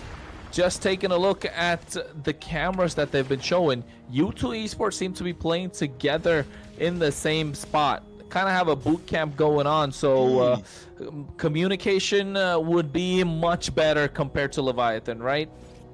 Yeah, that's huge, actually. That's something that obviously you're not going to see around the map here, and it's going to be, even if you are the underdog team, just being in person communication like that improves immediately. There is harsh approval. It doesn't matter what anyone says. It makes everything a little bit easier. 100%. Omifo able to get the anti-cuirass early as well. 6 minutes 30 seconds into the game. The last turtle, Zultra already being annoying. So far, we haven't seen Ziggy go for those Windstride wind. Wait, what is going on? They almost got that one kill. Not close to it. The grab is there as well up on the top side. Zultra playing an amazing game right now. Should get caught off here, but still overall has gotten kills, had made plays around the map. Leviathan need to translate that kill though into a turtle, but look at Sykes. Yeah, look at him. He's just waiting. Waiting for the right opportunity. Look at it, go for the fracture as well. Retribution not able to get it. Windstride coming through with AOG. Oh! Lifetime. Oh my goodness.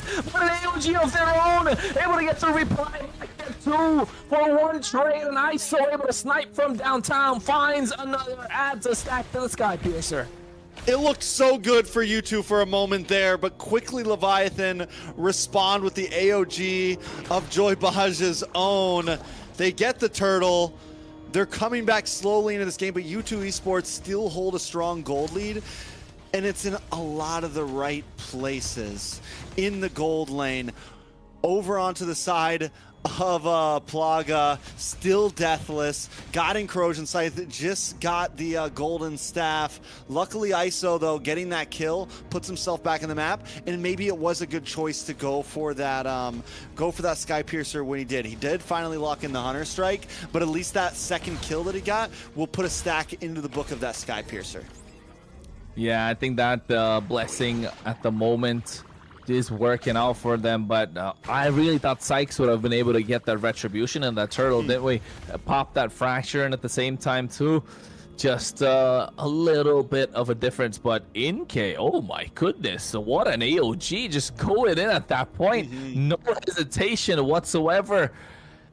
Just that they didn't get the kills that they needed to. And thanks to the Unbreakable coming in from Joybodge at the same time, Zultra has been absorbing a lot of pressure as well, if I may say so. And you can see why Joybodge is just around and providing vision. Now, at this point of the game, Leviathan firmly have river control. How will U2 Esports try and take it back?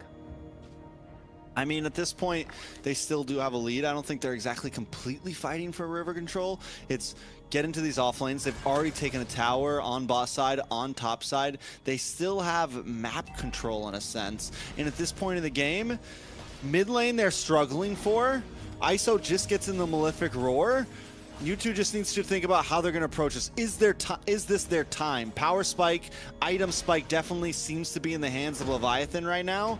And you two have to kind of be careful about this. And this is where we're starting to see the problem with Sykes, I feel like. How is he going to approach these Lord fights if Leviathan has that river control that you're speaking of? He's got to look for good angles. Yeah, I mean, you just got to be psyched up when you're going in. But you're just like, oh, my foe. Uh-oh, big damage on Oh My Foe.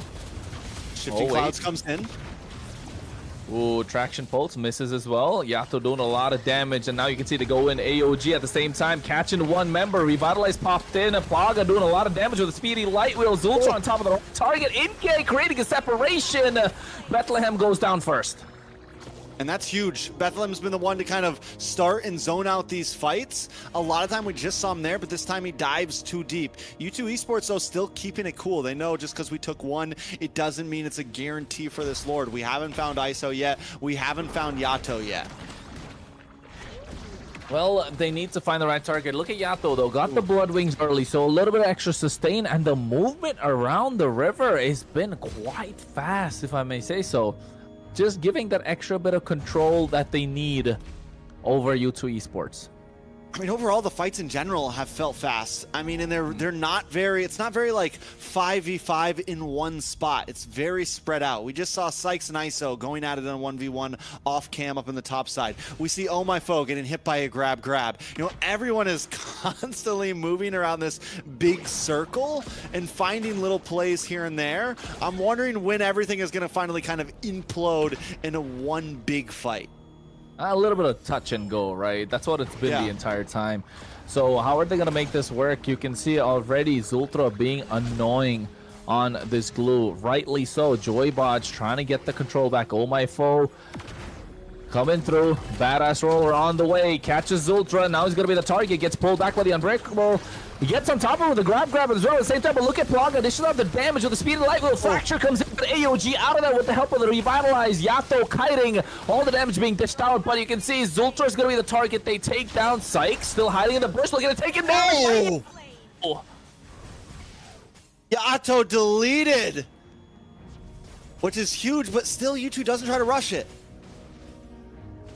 Yeah, and it's because of the fact that they don't have Zultra to try and zone out the entire, the rest of the team, which he has been doing for quite a long time. And at this point, I feel like it's looking a little difficult. So, how will they make it out? No, they're looking to catch Sykes. He has been in that bush constantly, right? He's been in that bush constantly the entire time.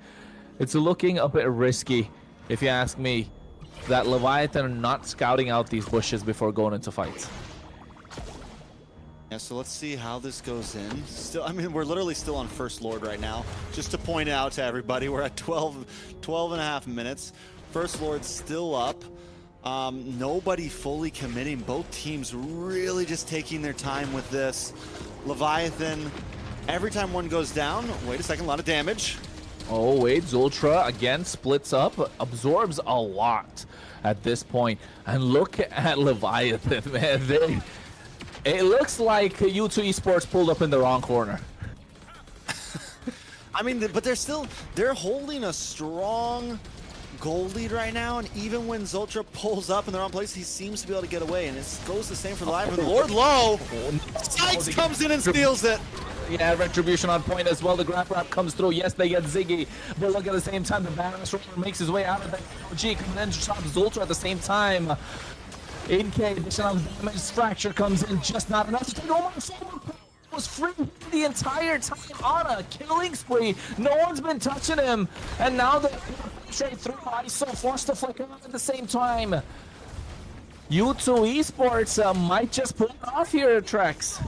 Yeah, U2 Esports is dominating right now. Even in the moments, Leviathan seems to be able to get some big plays in the fights. U2 goes the distance. They're able to drag these out a little bit longer. They're able to find moments to keep on re-engaging and responding. Inhibitor goes down. Holy Defense is gone. And U2 with almost a 6K gold lead at this point. Well, U2 Esports, they've been playing it slow, calculated, a bit of touch and go, no tug of wars. They just get what they want and they get out of there, which is so well played. The discipline that they have with their decision making, knowing what they want, and even looking at the itemization, not getting too greedy at all whatsoever. Nice Wishing Lantern early. Anti-Cuirass, Radiant Armor, Guardian Helmet on this glue. That's a lot of HP there. And I think they have enough defense. They just, I mean, probably just get maybe the Dominance Ice on Zultra. And I think it's going to be really hard to take down. Yeah, I mean, he's already kind of been a pain in Leviathan's backside this whole game. He's been, even when he dies, it's worth it most of the time.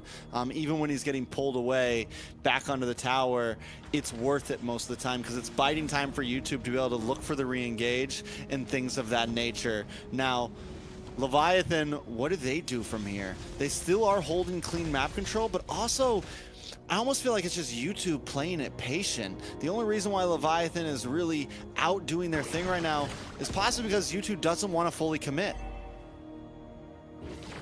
I mean, it's very clear U2 are the ones that have controlled the pace of the game, right, if you ask me. So far, Leviathan playing off the back foot. Zultra now could possibly walk into a death bush, but then again, it's so funny when you see, like, it feels like Zultra really going into the wrong corner, and then you have this badass roller alongside a Gatot Kacha just standing there. But at the same time, it's just Goofy Patrick walking up to them, right? It's just Goofy Patrick, bro. It's just Goofy Patrick. He walks up to any corner fearless. He's not stressing it. It's freaking Patrick. He don't care about nothing. About it. He's about that life. Exactly. Lord Cam showing up at this moment. You can see the Lord's up already, 16 minutes into the game. You know for a fact Leviathan want to contest. All right, but how do they do it, right? Oh My Foe, I think, is too many times holding down the front line when he needs to maybe be a bit more patient about how he approaches the fights. Bethlehem maybe needs one, Joybaj maybe needs a blue one, but Oh My Foe needs to be able to be alive and be able to find the angle on that Retro, because that's what Sykes doing. We named it, we wanted him to do it. We said that, hey, his approach to these Lord fights is going to be crucial, and he's not. He's being so patient with it, coming in at the last moments right when he needs to. Yeah, and you can see Zultra as well canceling out the recall from Joybaj right now. Already Lord taking out half HP. They're trying to reset it, but U2 Esports not letting go. Plaga still at it at the same time. Badass Roller trying to get the retribution, but not produce. So nice wind strike coming through as well at the same time. They go in, and now he makes his way out of there. Oh My Foe doesn't want any of that smoke. Just makes it out alive, knowing that the Lord's coming through. They need to defend. And Leviathan just can't find an angle in right now. Even Plaga using that AOG, it seemed like, oh, was that a misclick? Like, no, you're able to get behind them, you're able to distract, you're able to pincer down onto Oh My Foe. It's a good player on the map. U2 Esports, in terms of how they're approaching every fight, is just so clean. Oh, how are they gonna be able to do this? How are they gonna be able to finish? From the bot side, the Lord gonna come through. Leviathan, I think they're hanging on to their life here. Already going in, wind strike. Oh my goodness, catches 2 members, but at the same time, you can see the back line. Oh my foe gets taken down instantly. Nice shifting skies, curtain call, but to what effect? Winter Crown from ISO pops at that. Gets himself an immortality. But oh, this is what we wanted to see with a Sora. And are we getting a treat for our eyes? And not only that, but Plaga has had the gold lane experience, but in the backside, another AOG connects. Yeah, Inke did not hesitate whatsoever. AOG, but Joybot just making it out alive, and U2 Esports pulling off an upset. 1-0 in this best of 3. I guess the question on our minds is, was it even an upset? Did U2 really come into this as the possible favorites? Because they just dominated that game. I mean, you mentioned it, they're all hanging out together, and I think that's something we really saw. The comms were on point. The communication, the way they approached every single team fight there was just a well-oiled machine. And now U2 is going to be a team on a lot of our eyes. Yeah, honestly, like, I want to say I stand corrected again with the Nolan pick, but honestly, this is such a classic, like, TSU move where, you know, these teams start picking up some weird or abnormal picks that we don't usually see, because I haven't seen this Nolan pick in so long, but we just watched them basically own the other team with this Nolan. Yeah. I mean, the Nolan, again, haven't seen it for such a long time because it's such a niche pick, right? That's one of the reasons. But still, I would say probably A tier when it comes to the junglers, when not a lot of assassins are left open. It's something that has a very one-dimensional playstyle, and that's what he did. Gets the buff, goes into the enemy jungle, invades. Once he gets that invade done, it's going to be hard to stop him. And that's what they did. And to add pressure alongside that, they did get that glue. So, I mean, it worked out in the end for them, U2 Esports. They just got the ball, rolled with it, 18-minute game. Was there really a point where Leviathan really had the advantage, Trex? Because there was a fight where they kind of got, well, like a double kill, triple kill, I think 3 kills off the bounce, but then the goal lead was never in their favor, was it? No, I don't think the gold lead ever fully tipped into their favor. There was some moments where it definitely like, okay, there's possibilities here, but U2 from start to finish, it felt like that game, like they had a plan coming into that. Even in the beginning of getting the quick early kill onto ISO, putting Plaga in a good spot to have a nice experience and farm up, having Sykes farm up as well. I mean, overall, Zoltra was just the distraction from the real issues at hand. And there was a moment where Leviathan almost get that Lord, and Sykes comes in and just steals it. And that, I think, is really where it was like, okay, this is a wrap at this point. Leviathan just doesn't have answers to the way that U2 is moving. Not exactly a draft diff, not exactly a gameplay diff, but just like a movement. Like U2 was just clean in so much of those team fights. Yeah, and one thing definitely I want to point out is Inke on this Valentina. Oh my goodness, just not hesitating whatsoever to go in with an AOG, man. And again, that one bush was like a death bush the entire time. Whenever anyone walked up to it, yeah, Sykes was just able to say, "Psych, you're out of here." This is the steal right here. Just walks up, steals it. Ashley, thoughts? Yeah, you typically see a CC and Gatot combo. Like, this is not a new, wombo combo that we've seen before, but to be able to see the Valentina with the Gatot ult right after the Sora ult was definitely like a sight to see. Yeah. Sheesh, that's what I'd say. Overall, just monster. Sheesh is right. And You know, ISO tried on the, we saw some decent moments from him in the beginning on the Granger. Remember, we were like, okay, you got the Sky Piercer, he gets a stack in, he's got Hunter Strike in. And every time that it felt like Leviathan was about to have a moment where they could like, okay, this is their chance to hit their power spike, U2 just snubs it out. They played objective base, they played map base, and it secured them the win. Inke is the MVP, and you were talking about him earlier, Kronos. Do we think this is well deserved? Yep. I mean, well deserved. I wouldn't. I mean, yes, but I still think Sykes probably would have been a better MVP for me. Personally, I think Sykes did absolutely fantastic on that Nolan, because not every day you get to see a Nolan. Not everyone can pull off a Nolan in that cleanly too. Just getting the right targets at the right time, a lot of retribution. But in K, I mean, you can't take away anything from him. Those AOGs were on point.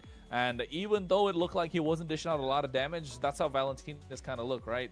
It looks like they're not doing a lot of damage, and all of a sudden your HP is like below half, just with everything that's there. And providing the utility that the team really needed. Almost like to argue that even the Sora could deserve MVP as well, because of all the crazy sets. You know, he was usually grabbing like 3-4 people, letting the Valentina layer on top of his skills. Yeah, I mean, everyone, even Zoltra too, with some great plays of zoning away the team and creating space. U2 seems to be, after just that, I mean, obviously it's just their first game, but if they continue to play in that type of nature, they're a team to be reckoned with. They're a team that I think everyone might have to have their eyes on moving forward, because mainly for me, it's just like they played very tight. Everyone knew their job. Everyone knew exactly where they needed to be when they needed to be there. And even in fights where it was like, ooh, they might lose this, they were able to pull it back together. And that comes down to, you know, communication and how well are you doing. It's like what we saw from Vendetta early on when that one play happened and they were able to turn the whole fight in their hands. Comms were there, they played clean, and that's what we saw from U2 in these fights. Yeah, exactly. So I do believe if this does turn out to be a sweep on the side of U2, then would that technically mean that U2 is one of the top 3 competitors, or at least fan favorite competitors, maybe? Whoa. Who knows? Kronos, you first.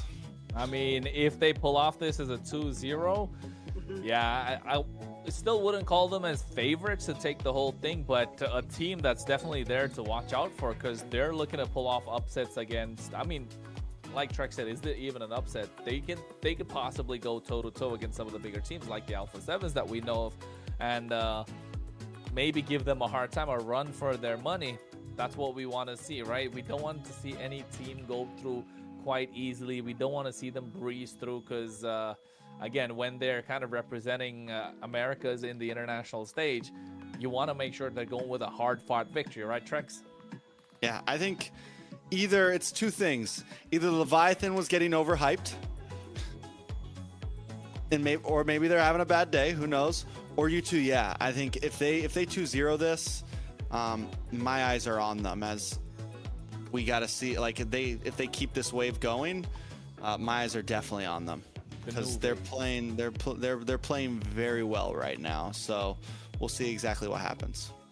Yeah, like one thing I do find interesting though, and I don't know if it's necessarily because of the global ban implement, but what I find interesting is all of these picks that I usually don't see getting picked up, you know?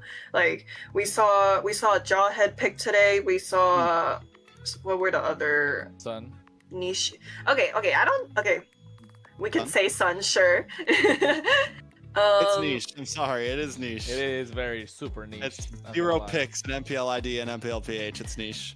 Was Nolan picked up in MPL PH? Or? Yeah, I think MPL ID it was picked up. Yes, I'm sure it's had a small pick rate. Yes. Small pick rate, but yeah, Nolan's still pretty niche though too. Yeah. Yes. But not as niche as Sun though, right? I mean, like the first game too, like we see that getting pulled out. I'm just like, whoa! It's almost as if like we're 5 games in and we don't have much to pick from. Which gives them an advantage here too, because now like they can still pick something up like the Basha. They can still like they just won game 1 with a niche pick, which means now in terms of global ban, they have an advantage because they still have meta picks to choose from. This is what I was saying the whole time, Trex. Finally. Finally you're able to get it. I've been killing the I've been doing better than you at the global ban, man. 7, 8 games, and finally are able to get it. I've been making more global ban references than you have, sir. I've been killing. Sure. I'm locked in day 1. Well, he's trying to do the 6, 7. My big analytical brain. All right, guys, let's focus on the draft. Sorry, it's been a long day. It has been. Butterflies born by It's day 1. It's day 1. Always day long, 1. isn't it? Lantern's light. Yeah, but I think looking at the draft, of course, Boxia not gonna be going on the other side. Can we just like delete that hero? Among the planes, I don't want to. No. The Jushin, I don't want to see it. I genuinely don't. It's such an annoying hero. This Jushin is so annoying. Like it always sits in the ban section. Whichever team picks it, they 99% of the time they win. So as of right now, I would say Zujin has 100% ban rate, right? Yeah. Yes. Yeah. Hasn't not been banned and hasn't been picked, so it is always there. That and Marcel will remain. Yeah. See? 3, 2, 1. They already came to very delayed. Those are the only 2 heroes with a 100% ban rate right now. Everything else has at least slipped through the cracks. Yeah. Kalea again banned out first phase. They don't want to give it to Zultra. Oh, you think that's the reason why? I was just thinking they just don't want to go against the Kalea. I mean, we haven't been seeing the Kalea get banned. Kalea like hasn't had a 100% ban rate and hasn't had there's times that it hasn't got picked. Leviathan's the only team that has been like hard banning this Kalea. I think it's probably because Oh My Fool might want to play Assassins. It's just in the previous game he got the box deal kind of right. I just feel like that. We'll see now because the boss is banned. I mean, not exactly target. I mean, yeah, target. I don't know. We'll see. Ooh, Freya open? Are they serious? First pick Freya. First pick Freya. Among a myriad of stars. Yeah, there you go. The Valkyrie's voyage. I mean, you can always match it with a fighter on. What fighter? Actually, we don't. Actually, hold on. We don't know if it's a gold lane or EXP Freya, too. Oh, you know what though? The only one bound you know what? Sorry, Trex, but like Leviathan can go first pick Freya, and they can go second pick Sora, and just absolutely destroy the sides of U2 Esports because U2 cannot pick the Valentina. They can't pick Valentina or the Sora because they play. Oh, you're right. You're right. Wow. That completely slipped my mind. Did they just take the Sora here though and say let them have the Valentina? Yeah, they could give the Valentina, honestly. Don't get me wrong, I know the Valentina's a good answer, but it's better than giving the them Valentina Sora. to previous game. They picked Yeah. Valentina and Sora previous game. Yeah. Oh yeah, so they can't have any of it. That's interesting. That's nasty, man. Dang, if they do get the Sora and the Freya. Shall endure. Gotta be. Legacy shall endure. I don't know that. Figure it out. We do get the Harley though pick on the side of U2, along with the Phobius. That's okay. Hylos. First Hylos debut pick. Hylos because Hylos is kind of like a counter to the Freya, right? You got that glorious pathway. You can get that skill 2 or Ring of Punishment, slow down the attack speed that the Freya can kind of dish out, along with the Chassis Pauldron, so you really slow down the Freya. But I really would have preferred like just go Sora and like just destroy the sides completely. Leviathan could have just done that. But also, I mean, they can pick Sword at any time, and if U2 does ban it, like it's kind of like a wasted ban, right? Because Leviathan just has such an advantage of the fact that U2 can't even pick that, you know? So there's plenty of options for Leviathan in the field, and that's going to stay like that, so we'll see exactly what happens. Quad pick. So coming into bans, Tyrant gets Tyrant's gonna coach Tyrant and coach Chanel. What do we think we go into? We still need a jungle on the side of Leviathan. And then on the side of U2, we're still looking for a mid laner and a roam. Fredrin's still open. Leo Mord is also open. Good shot. Fredrin, I mean, Fredrin could at least handle the I feel like Fredrin would be, if you're going to go for something tanky, bulky. Do you want to do the Suyo against the Harley, though? I almost feel like exactly why. Yeah, exactly. But the thing with that is there should be a scaling marksman with that. Can Leviathan pick up carry? Yeah, they can, but they're not gonna go carry, aren't they? They're gonna pop this Frey on the gold lane. That's what I'm thinking. So they still don't ban out the Zoro, so I'm guessing Leviathan probably gonna get it for themselves. So Fredrin banned out, like you guys mentioned. So now that just leaves a Kai and Suyu. Or maybe, who knows, a niche assassin pick too. Who knows? They have the ZTN. I feel like they have just a solid comp. You don't need to overthink jungle too much here for Leviathan. Just go Leo Mord. Just go Leo Mord. Yeah. Just don't overthink But just keep it. it pretty simple. Leo Mord still feels kind of hit or miss, though. I don't know. Yeah, but I think it's Leo the is best pick, right? Leo's kind of tough to play against a Phobius too. Yeah, Phobius. Maybe Hayabusa? Hardly catch the Claude and the Harley. Ooh. Maybe Hayabusa. If they're Haya wouldn't be too bad. Rocket, Haya looks really good against the Harley, really good against the Claude. Not bad against the Phobius. It's gonna be a squishy mid lane coming through as well. Guys, we got a Grok! There it is! We got our first Grok! Finally we got the Grok. And it's his Ultra Grok, which is exciting. Dang, you're right. You're right. It is his Grok. It's this Ultra Grok, so it's bringing me back. I'm having nostalgia right now. I'm excited for this one, and it's scary. That's scary with a Claude, with a Phobius, with a Harley. U2 is looking clean right now once again. From draft to gameplay, they just have the answers overall. I don't know, man. Jungle here, I'm leaning to the Suyo still.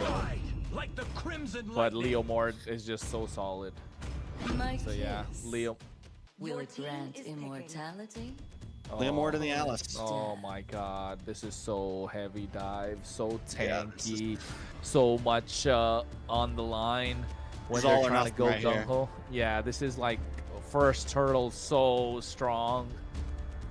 The problem with this, though, the problem with a comp like this up against like a Harley and a Claude is it's hard to catch. You know, these are heroes that can really move around and split up and just kite you. And then you're also jumping into a Grok and a Phobius who like wants you to dive into them. And with a composition like Leviathan where everyone's going to be pretty grouped up, one big wild charge or tectonic charge, and everything changes. You know, Leviathan has to be careful about how they engage. Give me a hero would be so good for U2 Esports. Welcome to my castle. I bet you'll never want to leave. Why is that hero? Oh, okay. Okay, they get good wave cleared. They get to contest these neutral objectives now, so they're just not giving it away. And you're right, Trex, about kiting and I would say split pushing or isolating them would really work out for U2 Esports. I mean, but it's another hero that's going to be hard to catch, the Lilia. Ashley, any final thoughts on these lineups? Honestly, I think I'm more favorable of the U2 lineup over here. They got a lot of in and out heroes, you know. Yeah. But I have to go for a burger now too. Hey, that can wait. That can wait until after. Yeah. Well, our potential last game. Potential last game, U2 Esports. I agree. I think the composition is hard to catch for a. It should be able to deal well with this heavy dive fighter comp from Leviathan Kronos. Man, I thought you were talking about the burger when you said I could go for it too. But then you're right. They could definitely go for the splits. They are definitely looking to isolate them. They have a lot of control in the river, even though they're going up against the Zetian and Hylos. Although I want to see the first interaction, the first wave clear, right? It's going to come down to that. Who's going to be the one to try and take the poke? Who's going to be the one dishing out the poke? Because Yato definitely has the extra range, if I may say so, when it comes to this clear. And if Zultra is going to use the barrier to try and slow down the minions, then they have a slight bit of an advantage. So already from the get-go, mind games are beginning. But overall, still U2 Esports, if they play it right, if they kite it right for the re-engage, they're super strong. Yeah, I think, again, drafts both look good, but who can really execute the plan correctly? Because even though there's like the in and out, Leviathan still, you catch one, then you catch the next, then you catch the next. As long as you're all together and kind of are able to not go down and dodge, just watch out for Zultra. Watch out for these tectonic charges. And they may be able to confirm the kills.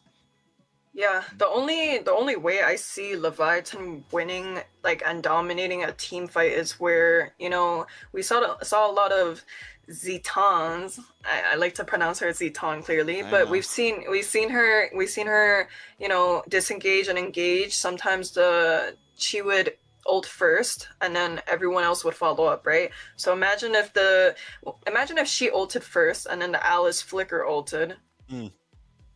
That would be a good way to catching off any of the U2 players. I mean, we did get to catch that previously as well, but then again, hey, you're right, Ashley. When it comes to those massive plays, that Fury of the Phoenix is going to be so crucial along with the Throne of Ruin from this Alice. But folks, we're only going to find out when we go straight into the game. MLBB Championship Tour of the Americas. Game number 2, match point for U2 Esports against the fan favorite Leviathan. Yeah, and I mean, at this point, U2 Esports have drafted well. They've played well. They came prepared for the night, and there's already a nice knock-up in the danger we're going to see from Zultra as we move forward.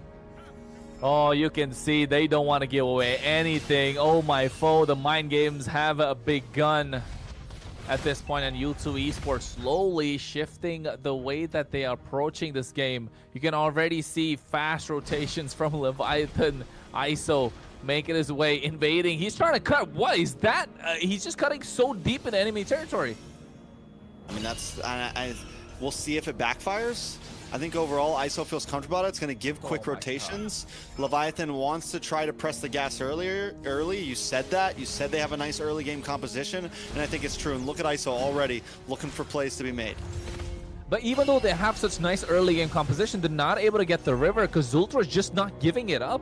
And it's so important for U2 Esports that he does that so they don't lose both sides of the river. Right, and now with the turtle coming up, you know they can contest. And now we're looking at Ziggy to get that level 4. And once he does, he's going to be completely a massive problem in these team fights. And also that Plaga not letting ISO cut the wave just before the turtle. Super important. So can they contest for this? Belbiel's not out. There it is. Barbiel does come out. Yeah, but at the same time, you can see nice black shoes from Inke to go back as well. Ziggy, Infernal Pursuit is there. Doesn't use it yet. The turtle being reset. Zultra again still not letting ISO nor anyone come close to the rest of his team. Not level 4, so the tech charge is not available. Sykes could go in. Nice view of the Phoenix. Oh, watch the Throne of Ruin. Valkyrie said coming in, and they catch Sykes. It's going to be first blood in the hands of Leviathan as ISO gets that one. Ziggy, Dark Wave misses, goes in for the Infernal Pursuit, catches 3 members, going through, but only falls down. And this is what Leviathan need. 2-0 on the board. Both kills in the hands of the Freya.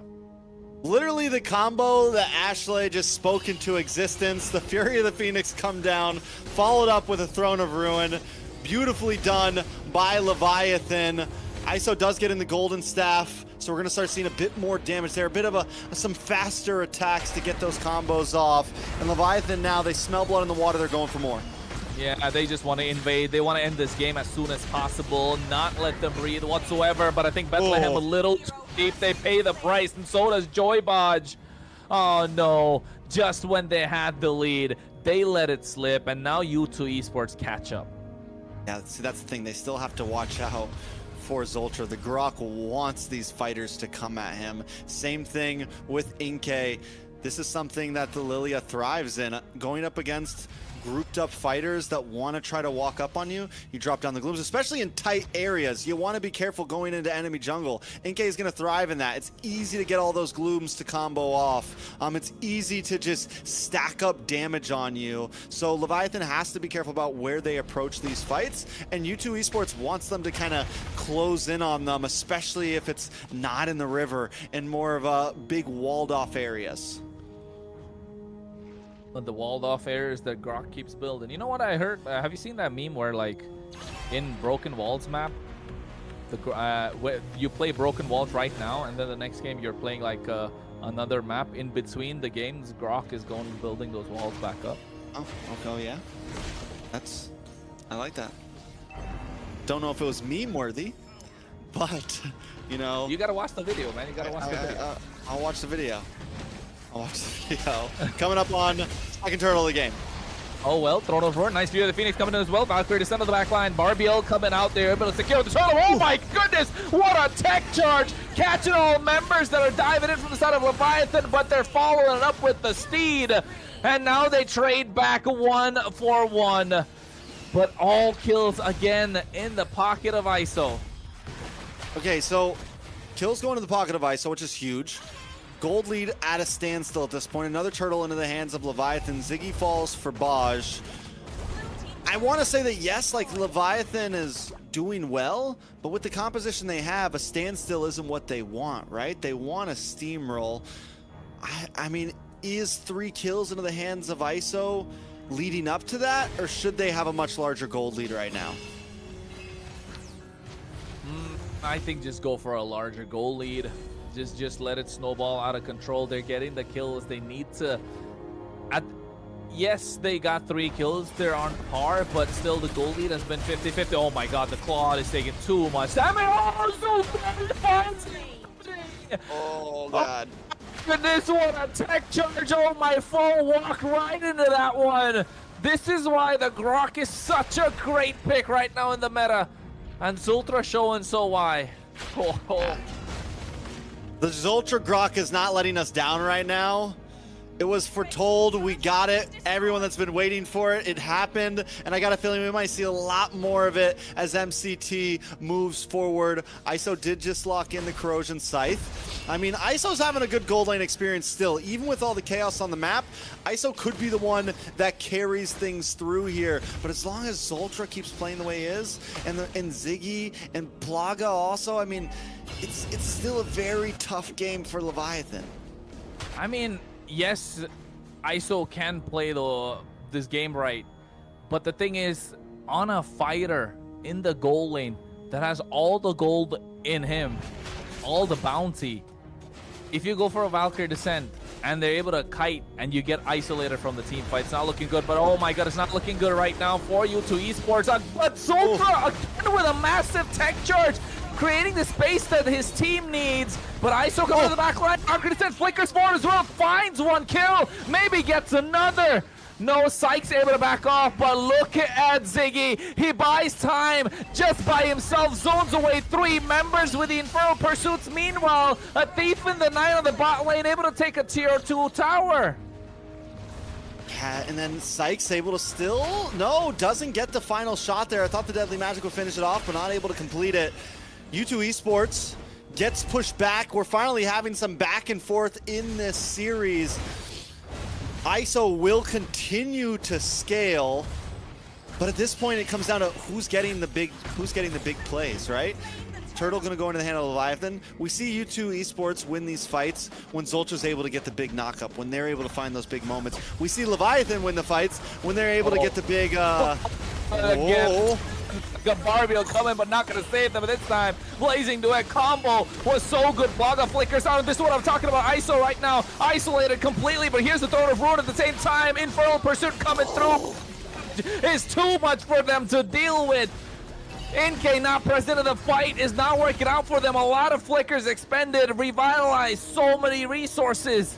But U2 Esports, they don't win the fight, but still end up getting the better of Leviathan. I don't think there's any answers for this Freya right now.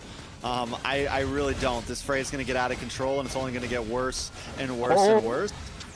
Nope. There's nothing. Unless, I mean, they really need to, it needs to be a huge knockup and everything on ISO. And at that point, the rest of the team's going to collapse onto you.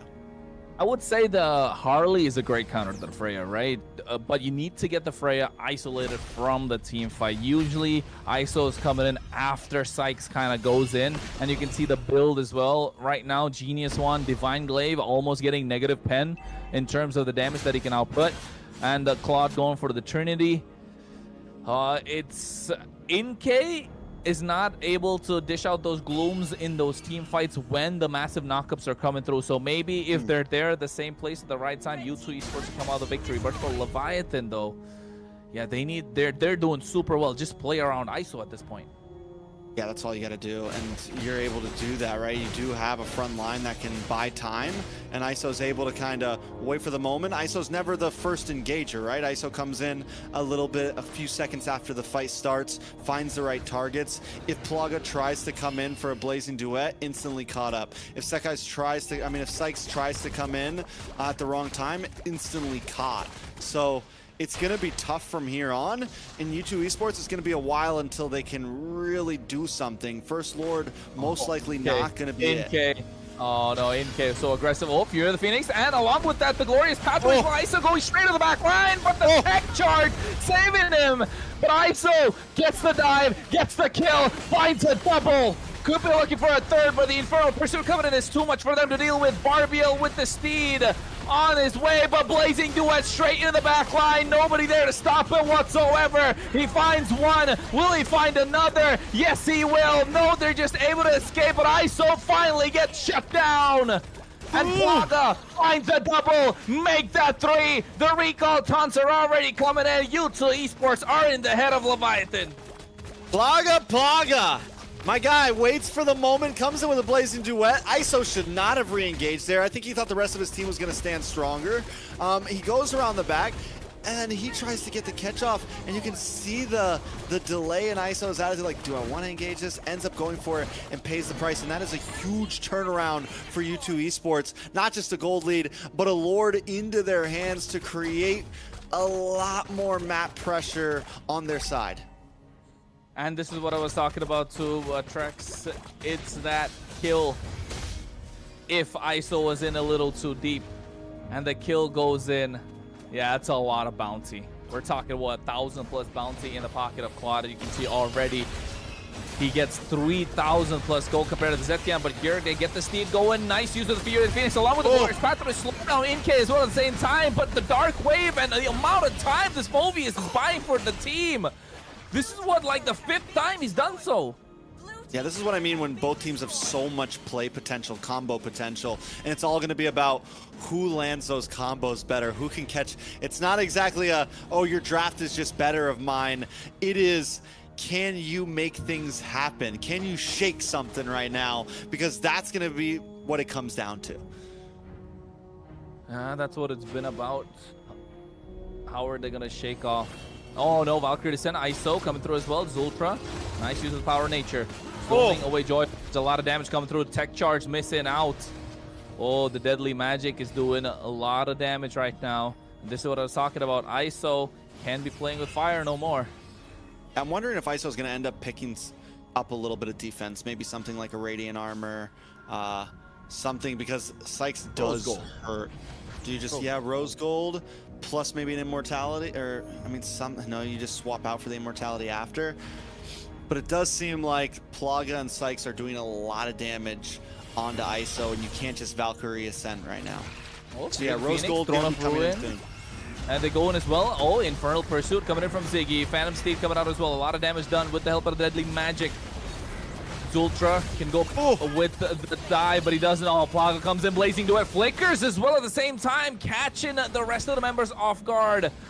But are they able to convert this into a neutral objective? It's got to be this tier 2 in the mid lane. ISO is there to try and defend, but zoned out completely. Tech charge, 2 members. That was so out of range just at the edge. Yeah, didn't even use a flicker or anything there, I don't think. Did he? He did. I think he just straight up, he did. It was like a last second flicker.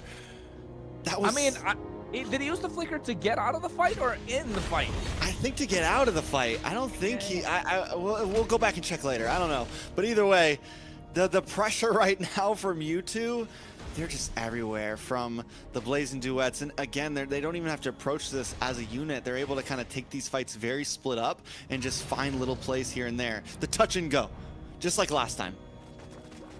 Yeah, the touch and go is just a nice play style, if you ask me, for U2 Esports. They've been playing it really well, and they know how to punish. And that's the important part. They have the composition to make it work. Inkay doing a lot of damage. Joybot is not able to walk into this Lord Pit whatsoever. Oh my, full rendered useless. Oh my goodness, there's a lot of damage coming through as well. Throne of Ruin, try and buy some time. Here the Phoenix is. Ultra goes, a tech charge, catches 2 members. But you can see that they have to make it out. Bethlehem cannot stand. Oh no, I'm not sure if that's the night use of the Phantom Steed, but here they go in, catching 1 member. Valkyrie to stand to the back line, but this Phoveus is buying so much time. Finally goes down. Oh, ISO. It does a lot of damage, takes down Sykes, and this is the moment the Leviathan are looking for, but Plaga gets that kill in return. Joybot's left in no man's land will go down. Now the rest of the damage dealers for U2 Esports looking to take it all. Here comes Oh My Foe with the help of the Steed. Plaga Blazing Duet misses completely, nobody home, but at the same time they get the Lord. And by kiting and bobbing and weaving, he finds a double kill. Leviathan come out on top. It's a nail biter right now. It is a game of tug of war. Leviathan are able to really pull out that fight. For a second, it feels like U2's got it. Plaga able to kind of pull up, but ISO finds one as well into the backside, and while all this is happening, once Sykes goes down, Leviathan feels comfortable. All we have to do is kind of let this Lord get low, and no matter what, Oh My Foe's gonna be able to use the Retribution cleanly, gonna be able to get that kill. And now with the Lord pushing back into U2, can Leviathan break down an inhibitor here? You know what though, Trax, I think that fight, it didn't really look like, oh wait, tech charge, oh my goodness, what was ISO even doing? He should not have been there whatsoever. They do get the glorious path to slow them down. Oh My Foe with the Steed, but what was ISO doing there? Yeah, a little too deep. I mean, at this point, you already know that Sykes can just about one-shot you. You know, Plaga can shred you down. Yes, ISO is a monster, but you can't be the front line guy. You got to come in after the fight gets started a bit. Yeah, I mean, even that previous fight, right, for the Lord, it's not so much that Leviathan really played that well. Felt like U2 kind of fumbled it. Did it not feel the same? It kind of felt that, yes, there were moments where ISO was able to get the back line. Bethlehem created a little bit of a separation, but felt like for U2 Esports, there was a moment of panic, a moment of hesitation when it came to that fight. I think ISO just did a great, it was worth the ISO dying as long as you get Sykes. And I think after Sykes went down, U2 maybe should have backed off. It's like, ooh, we don't have our jungler anymore. We don't have Retri. We shouldn't drag this out. Now Zultra, though, with a defensive tech charge. Oh, glorious pathway as well to slow them down. Zultra left alone, isolated completely. I don't know if his teammates will come out to help him. I think they are. They go in. Blooms is dishing out a lot of damage. But Zultra goes down. But look at the top side, though. Top side. Oh. They're going to try to keep this going. They're not going to let him go back. They are trying to delay here. They are delaying. Blazing Duet gets the kill. Bethlehem is the only one left there, and I don't think he's gonna go down, right? He's not gonna survive this. But they're catching member by member right now. Bethlehem drops. Joybot's on the run. Yeah, ISO comes in, hat trick to make it out alive as well. Ziggy catches the Inferno Pursuit. Oh, glorious. The Phantom Steed coming out, and they're still looking to fight. I don't think this is a wise idea. If you're a Leviathan, you're just walking straight into a trap. This is what I mean when I say U2, the communication is on point. To be able to pull that off, like, listen, we're gonna drag this fight a bit. We got Sykes going up to top lane. They're gonna try to recall back. Like, overall, across the map, they are taking these spread out fights so well in the way they approach everything. And now back over to Lord. Just, I know I keep saying it, but just clean. It's not something you see every day from a team right now. Well, now the Lord dance has begun. Nice glorious path to come to as well. Fury of the Phoenix able to secure the Lord. Trying to, but look at the back line. ISO diving in so deep, finds Plaga, the damage dealer. And now Ziggy goes in. Dark Wave, Infernal Pursuit still able to buy some time, but there's no one to follow up because ISO isolates Sykes and cuts off the damage dealers. Leviathan is when it is pure grit, pure just we are jumping in, we are doing this. We know if it's a 5v5 cleanup, we can get the dub here, and that's what they're doing. They're forcing you two to not take these big spread out fights. They're forcing them, listen, let's just do this. Let's just throw hands. No funny business here. And they're coming out on top in those moments, but it still continues. Oh no, Throne of Ruin. Imke did not need to use those black shoes, walked straight into it. The Phantom Steed from Oh My Foe gets shut down a little too deep into enemy territory, but ISO here goes in for the Valkyrie Ascent. They find a double kill in the hands of Yato. Inhibitor taken out on the bot side. What is ISO doing? Again, too overzealous. Yeah, now Plaga's back in the thick of things. Big Blazing Duet plus Winter Crown. Yeah, he's looking to get them as well. Able to make it out. Yato with a flicker just to get to safety. Okay, so still with the Lord coming, you two. The fact that they're able to take out ISO and Oh My Foe means they'll be able to shred this down and last for another push. It's definitely not over just yet.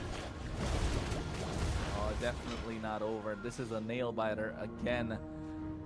Oh, but this time I think Leviathan able to make a comeback off of the mistakes from and hesitation from U2 Esports. Not so clean compared to game number 1 from them. But Leviathan definitely with this composition of a full dive, making it work. 10 kills in the hands of ISO. Yeah. A full build too. No boots. No boots. No boots for ISO. You don't need them. You're jumping around. You hit that Valkyrie. No socks, no boots, barefoot in the land of dawn, dirty footing it around through the river. But I mean, at this point, you hit the Valkyrie Ascent. You're jumping on them anyways. You're not a composition that wants to be all split up. You want to try to find these tight team fights. And even without the boots, look at the moves. ISO doesn't. She's hopping. She doesn't need to run. Yeah, this Freya is just hopping around. It reminds me of the Wan, right? When you get to hop around, no boots on the Wan. Whatever happened to that hero? She'll be back one day, I'm sure. We'll see. Been too long. Lord is up though. Could be a slow play here, honestly. I feel like U2 does have a small advantage with that long lane being loose. Leviathan maybe wanting to try to force something here, not let this drag out. Did you see that? Zultra swapping his boots for the rapid boots. Sold his tough boots just to get some extra speed in terms of mobility. Plaga getting the rose gold meteor as well. Oh, Zultra, he wanted to go for a play, but he misses out completely. This is the mistake that they were waiting for. And Leviathan going gung-ho at them. They find the damage dealer. Plaga figures out arms away as well, but he gets taken down by ISO. This is where Leviathan want to let loose. They're looking to go straight into the back line. Not enough damage. Zultra gets caught out, and now he goes down. Immortality's popped. Dark Wave coming in from Ziggy, but they have to let it through. What a play from Leviathan off of a mistake from Zultra. And Plaga did everything he could there. Wind of Nature, BMIs to the side, uses the flicker. ISO was not letting Plaga get away. Finally, I thought Plaga was good, but ISO still got the flicker and clutch just to close the distance and get that final hit down. That is a Lord, possibly the final Lord, into the hands of Leviathan. It's 25 seconds or so on Zultra, 11 seconds on Plaga. There is still some chance to defend this, but it's getting closer and closer for Leviathan. I mean, that play, Trex, that play from Zultra, he got the barrier. He could have just went straight in for the tech charge, opting to use that power of nature, right? That proc the passive of the Zetian, or Zaytan, like we call it. And then all of a sudden, he gets pushed back. The tech charge comes in, misses completely. All Leviathan capitalize. And now can they convert this into a base crystal? We'll see. I mean, with everybody up, with Plaga, with the ability to clear, U2 does have decent defense. Leviathan, 2 inhibitors. I think this could be defendable, even though it's 23 minutes in. As long as U2 plays it well, it is defendable. It definitely is defendable. They've been doing a fantastic job. It all comes down to Bethlehem and how he's going to go for the play, and he's looking to go for it as well. Just waiting for the right time to go in, pop that Throne of Ruin. Zultra is doing a lot of work, taking a lot of damage, but here comes the next set of waves, and I don't think they're going to be able to save this inhibitor in the mid lane. Zultra goes in, a nice use, tech charge as well, finds the right target. ISO melted down, deadly magic used up, but there's the Winter counter trying to...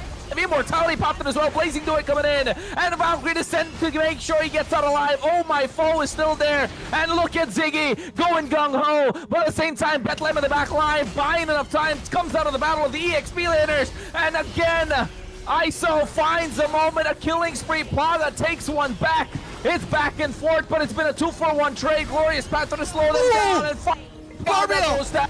Oh, my foe, with the help of the Phantom State, finds the kill. Now they get Zultra, in case the only one left standing, but the base crystal's locked in. We're going to a game 3, folks, in the final match of the day. To all my North American people thinking you were going to have an early night tonight, we still got one more game. Leviathan tie things up. It's going to be a best of 3. That final play, I thought Plaga was about to save the day, and Barbiel comes out and just gets the kill. Not even, he wasn't even on the horse. The horse just came running by and gets the final shot on the Plaga.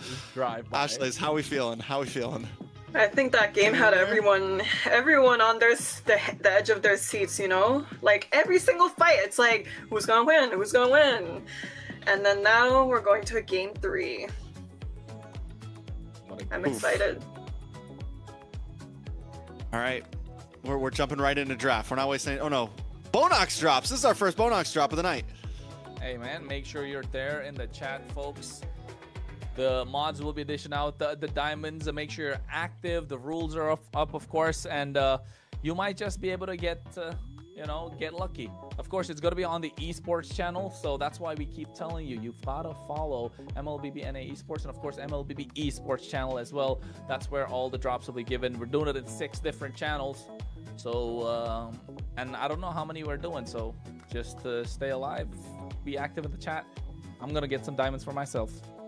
Yeah, the key to these things is being active in the chat. There's like questions that get asked, and it's all about people who are in from like start to finish. Have higher chances from what I hear. The longer you're in chat and communicate, you have better chances at winning these things. It's not something that you can just like drop by and win real quick. So make sure you hang around, make sure you're, you know, communicating and all that good stuff. Hey, so shouldn't that technically mean that we would have the highest chance? Yeah, we've been in chat all day. Oh well, I can't. Diamonds, bro. I can't be too mad to see a game 3. And you know, that's where we have to think about it, right? We have to be like, it's exciting. It's game 3. It's 2 a.m., but it's game 3. It is. It is. I'm excited. I mean, of course, as MLBB fanatics, we all like to see game 3. But as casters, we like quick 2-0s, don't we? I like it all. I like it all. I'm a fan of it all. I thought Leviathan, honestly, I felt like you two kind of had that game in the bag for a moment there. I was like, oh, yeah. This is a wrap.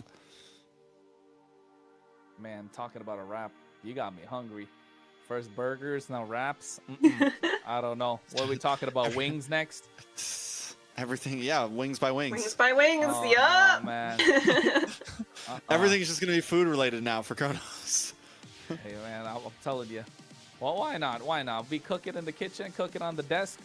Come on, Trex, you know all about it. I know all about it. You do. All right, so at this point, what do we think was the big turnaround in that game? Do we think it was just ISO?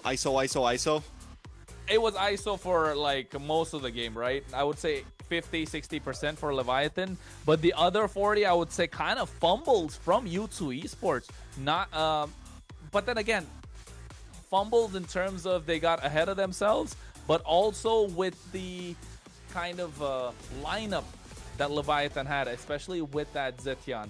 And there you go. That's why the MVP, 5, 2, and 20 assists, basically in 25 of these kills, and that just being a massive difference maker, especially that Celestial Armament. That's the biggest one. When they get that going, I mean, when you have that up, it has like a 100-second cooldown, that passive. and it was still enough there at the right time, prevented Zultras from making that massive play.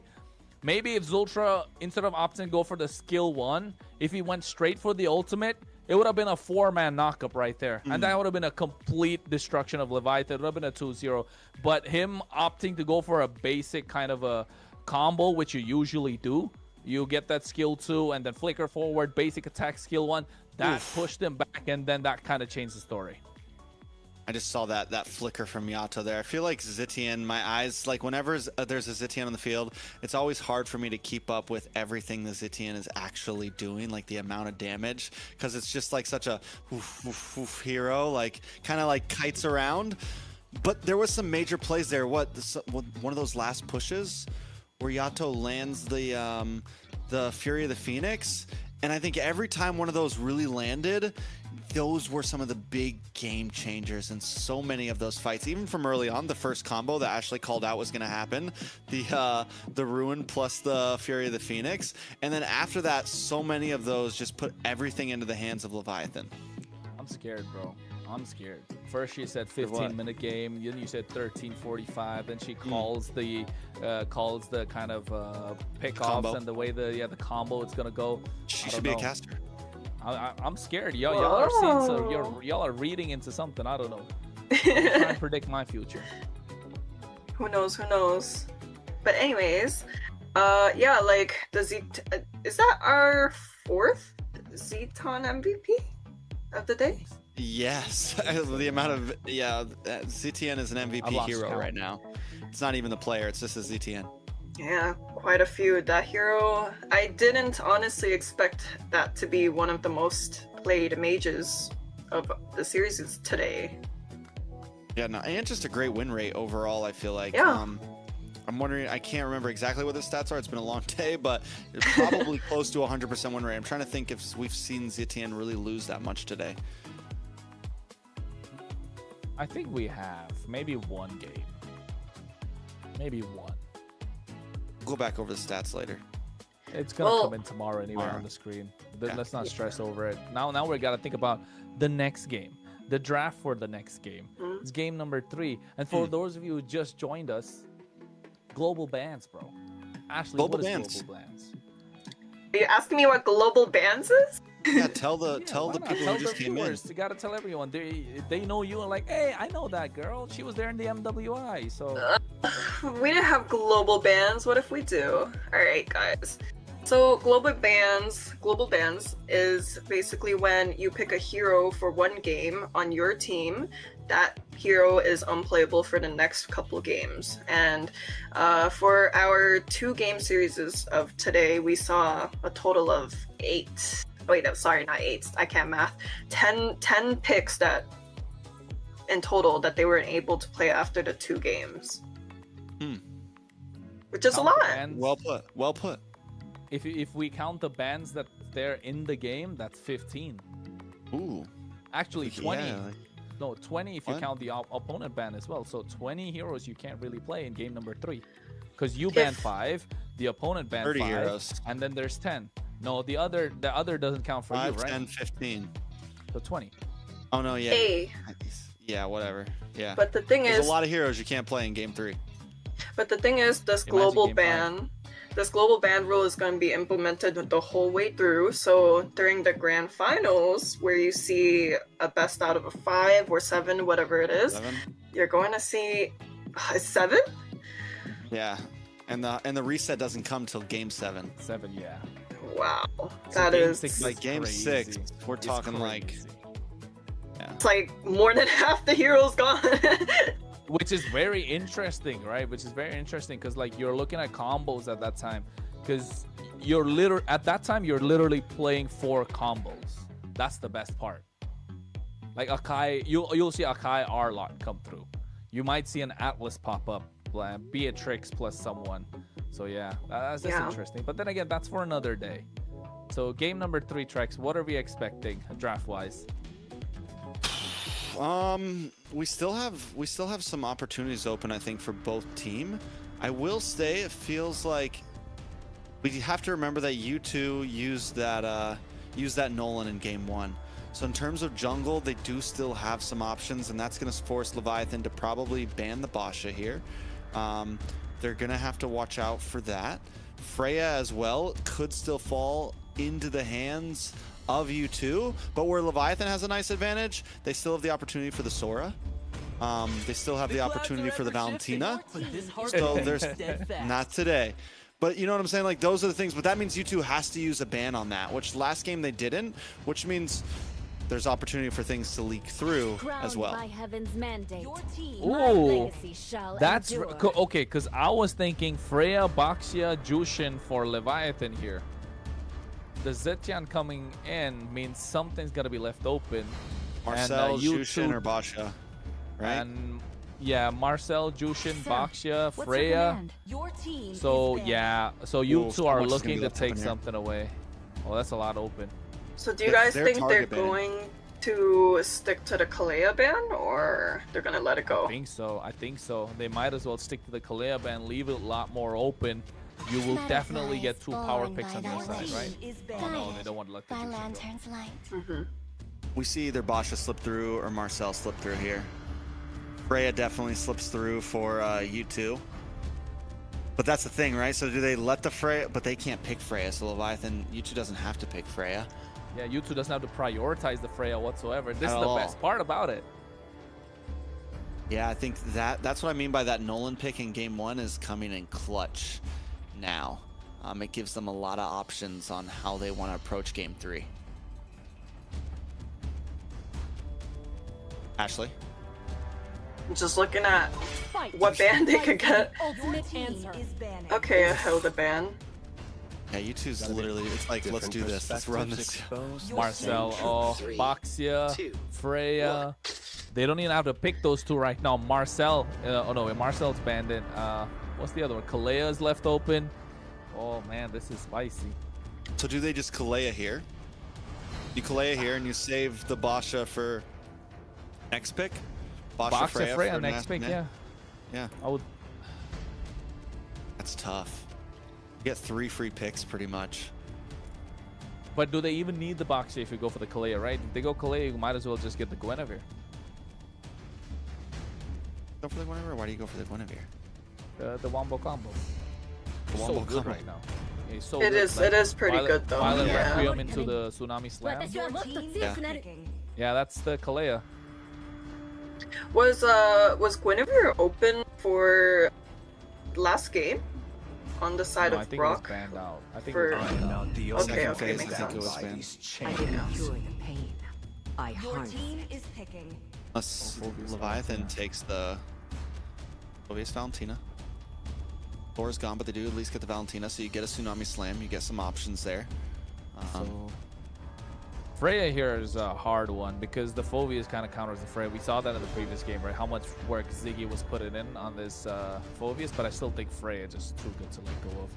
Maybe Freya Guinevere or Freya Baxia, but I don't know if Freya Baxia would be the way to go. You're really restricting a lot of damage on your own side, but then again, I think Freya Baxia just, why not? Why not? Do you really need to think when those 2 are kind of left open, right? Block ticking down, U2 definitely. I mean, the pressure is definitely on because though there are some obvious picks, both teams are like, do we want to go for this? What do we exactly go for? Yves gets locked in along with Guinevere. So nice mid trio, mid control, locked in, and you top it off with the RWM just to help keep control. I mean, overall, U2, you have your crowd control already locked in. Now it's just about kind of damage on the side. How does Leviathan respond? This is tough. Gotta be some jungle pick, man. Not a lot left open, to be honest, at this point. You don't want to let the jungle pool kind of slip through. Or maybe if you want to go for a roam, just go for like a Kaja maybe, but then it has to be jungle, right? No, you can't go for utility. You don't go. I was yeah, getting Fredrin. I don't think Fredrin's a good pick here. It's terrible. It's so bad. Terrible. It gets countered by the Guinevere. Yeah. And the Eve, how are you going to play in the RWM? The Kalea is going to pick you off. I was thinking maybe a Harley pick would have been good, maybe. Yeah, I agree. Harley probably would have been better. Something other than that, because now too, U2 can also just like pick up carry here. They haven't picked, no, they've already picked carry, so they can't. But have they picked Claude? Claude, They have the previous Claude. game. So what do they have for Shred that can deal with the like as far as damage? I mean, they could they could Low go for on the marksman Granger. picks. They could go for the Granger. Yeah. It works so well. Just ban the Claude and the carry, so you don't get the carry on the other side. You already banned the Moskov, so if you're Leviathan, you're scratching for answers now. There's no Moskov, no Granger, no Freya, no Claude, Granger. no carry. Call me a hero. So Because I saved my nation. no from East. They falling banned the apart. Eastern Shin themselves. So I don't know. I think they got some sort of a pocket pick that we're not sure about, or we don't know what. Is it gonna be like a Clint? Maybe a Beatrix? Guys, we haven't seen a Harith the whole day today.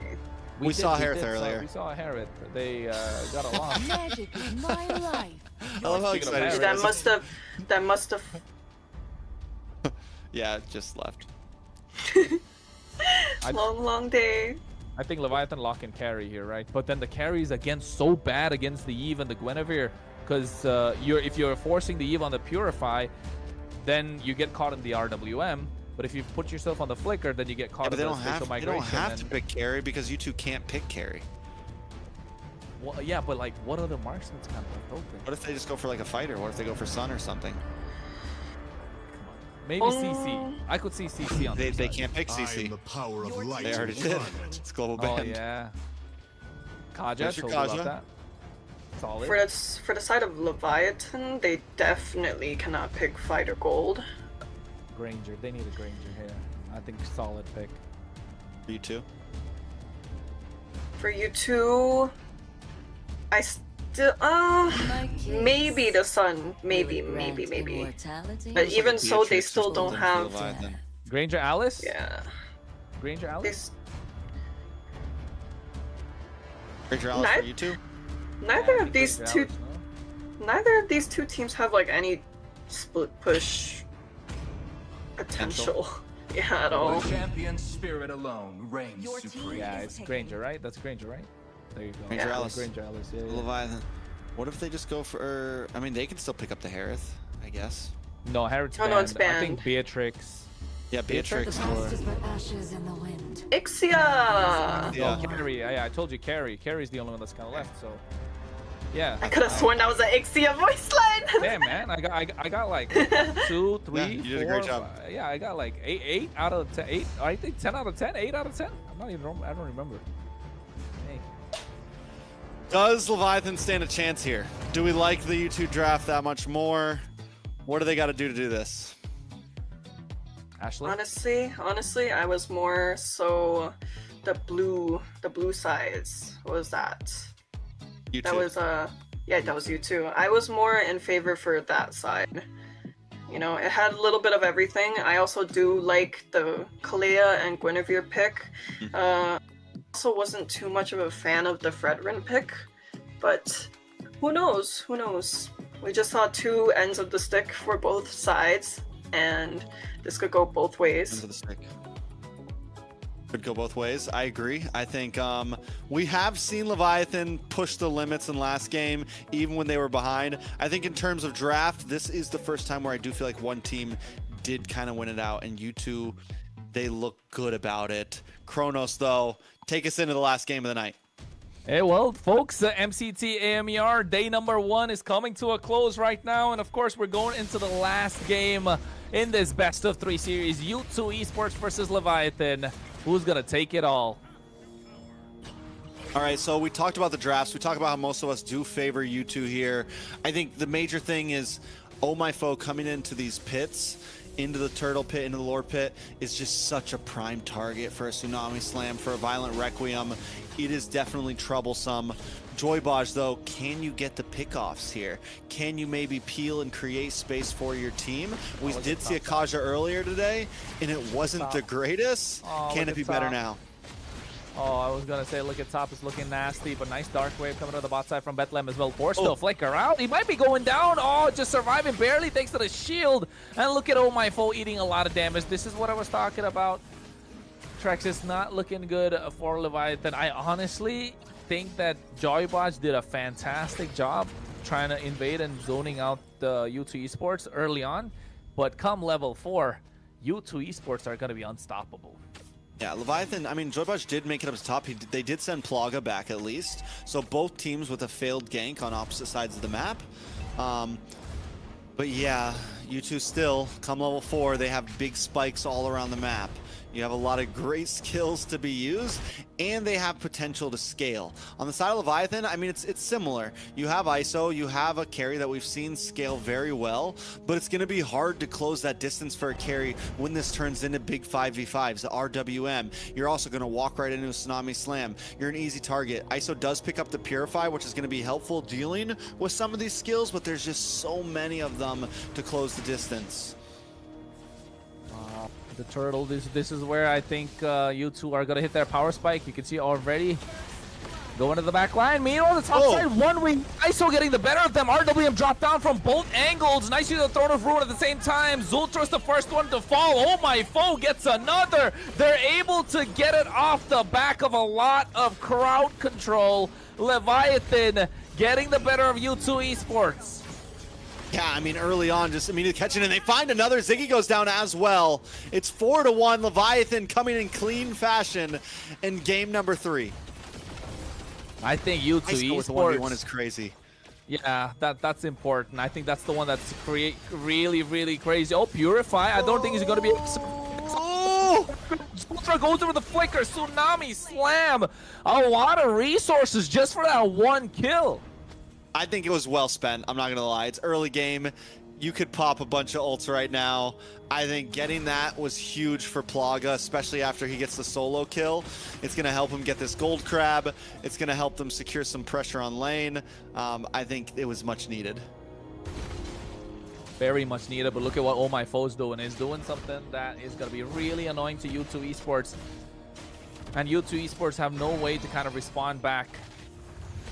This is the only way. This is the only way, kind of like you let Leviathan get ahead of the 8-ball, right? You want to be invasive on this Fredrin. And that's the right play, but it looks like U2 wants to try to respond as well, kind of pushing back into enemy jungle. But Oh My Foe already holding a small lead. It's nothing major. Wait a second, Violent Requiem. Joybaj goes down. Yeah, that's what I was talking about. Once come level 4, they're going to be really annoying and hard to stop. But here, Kalea eats a face full of the Appraiser's Wrath. Throne of Ruin coming in as well. Going to go down. Nice Dark Wave with the help of the Flicker. And now he's looking at it, going to the Infernal Pursuit. A lot of damage dished out. Ziggy left alone in no man's land. 2-for-1 trade. Leviathan still come out on top. And Leviathan continues to come out on top. Every time U2 finds a small pick, Leviathan finds 2 more in response, and we were worried a little bit about the Fredrin, but we're still seeing how well this hero stands up, even in the face of adversity, even with counters on the enemy team. So far, I'm waiting. I think U2 needs to try to group up a little bit sooner than they expect. They might need to let some of these off lanes die down just for these big neutral objectives.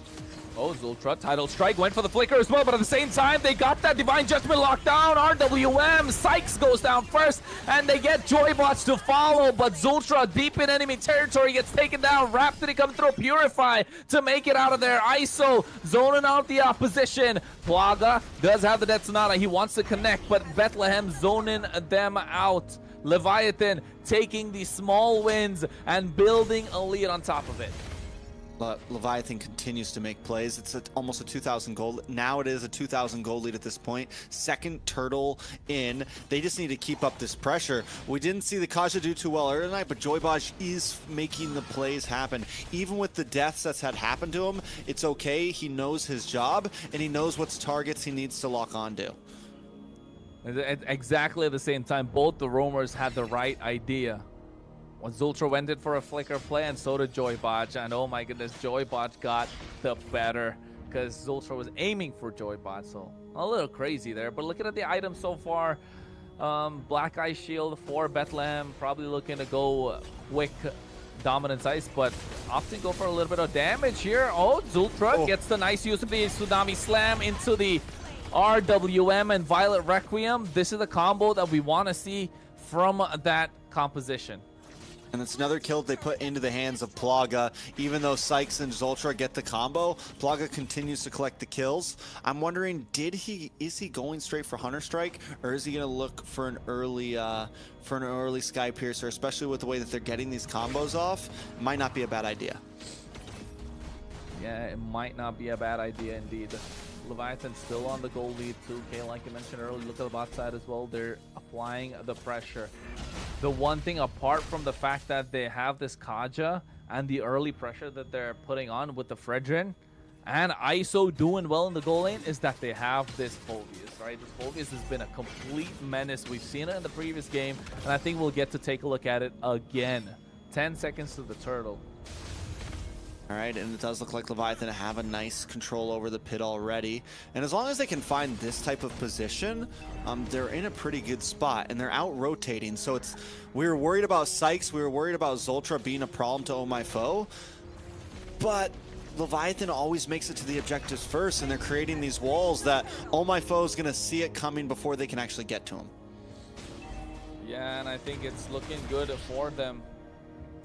They just need to find a way to get more of these sieges, get that mid lane opened up, and then just be a problem for U2 Esports. U2 Esports on the other side, look at the top lane. Oh, Bethlehem flickers forward as well for the Dark Wave. Plaga taken down low. He's using the Detsonato to make it up. Flickers as well. Meanwhile, the bot side, you can see a fight breaking out. Throne of Ruin coming in. RWM dropped down, but there's the Appraiser's Rat taking a lot of damage. And RWM of their own using the Valentina's IMU. Oh, everything for Leviathan is working out. Every single thing on every single front. But there it is, the Spatial Migration Violet Requiem. And NK still falls. Yeah, I think Yato being able to pull out that RWM of his own is huge in terms of these fights, because it completely flips the board onto U2. U2 thinks, okay, we can create this box, we can play inside of it, we can do chip damage, but now Leviathan can do the same exact thing in response, and it stops Plaga from being able to jump into these fights. It stops Ziggy from being able to survive as long if Ziggy wants to hang out in the midst of everything. The chip damage is exactly what Leviathan needs to kind of hang on. Yep, that's what they need. Oh, wait. And Judgment just to pull him in deep. ISO able to get this kill. Oh, Joybod just saw those recall taunts. He replies back. U2 Esports need to find a way to make it out. Otherwise, Leviathan looks like they're going to be running away with this game. This is what I think everyone was waiting to see from Leviathan. Game 1, they come in a little rusty. They come in with some hiccups. Game 2, it goes back and forth. But Game 3 now, Leviathan seems to have complete control, and they're not making any mistakes. And this is a composition where honestly they're going to get up against some picks that kind of had their numbers, and they're playing around it perfectly. Hey man, it's the same thing that happened with the Night Horde game too. Started off slow, found their rhythm in game number 2. Game number 3, it just made it out. Really good. Even though they don't have the better draft out of the two, I think we'd all agree on that factor. They were able to play it right from the start.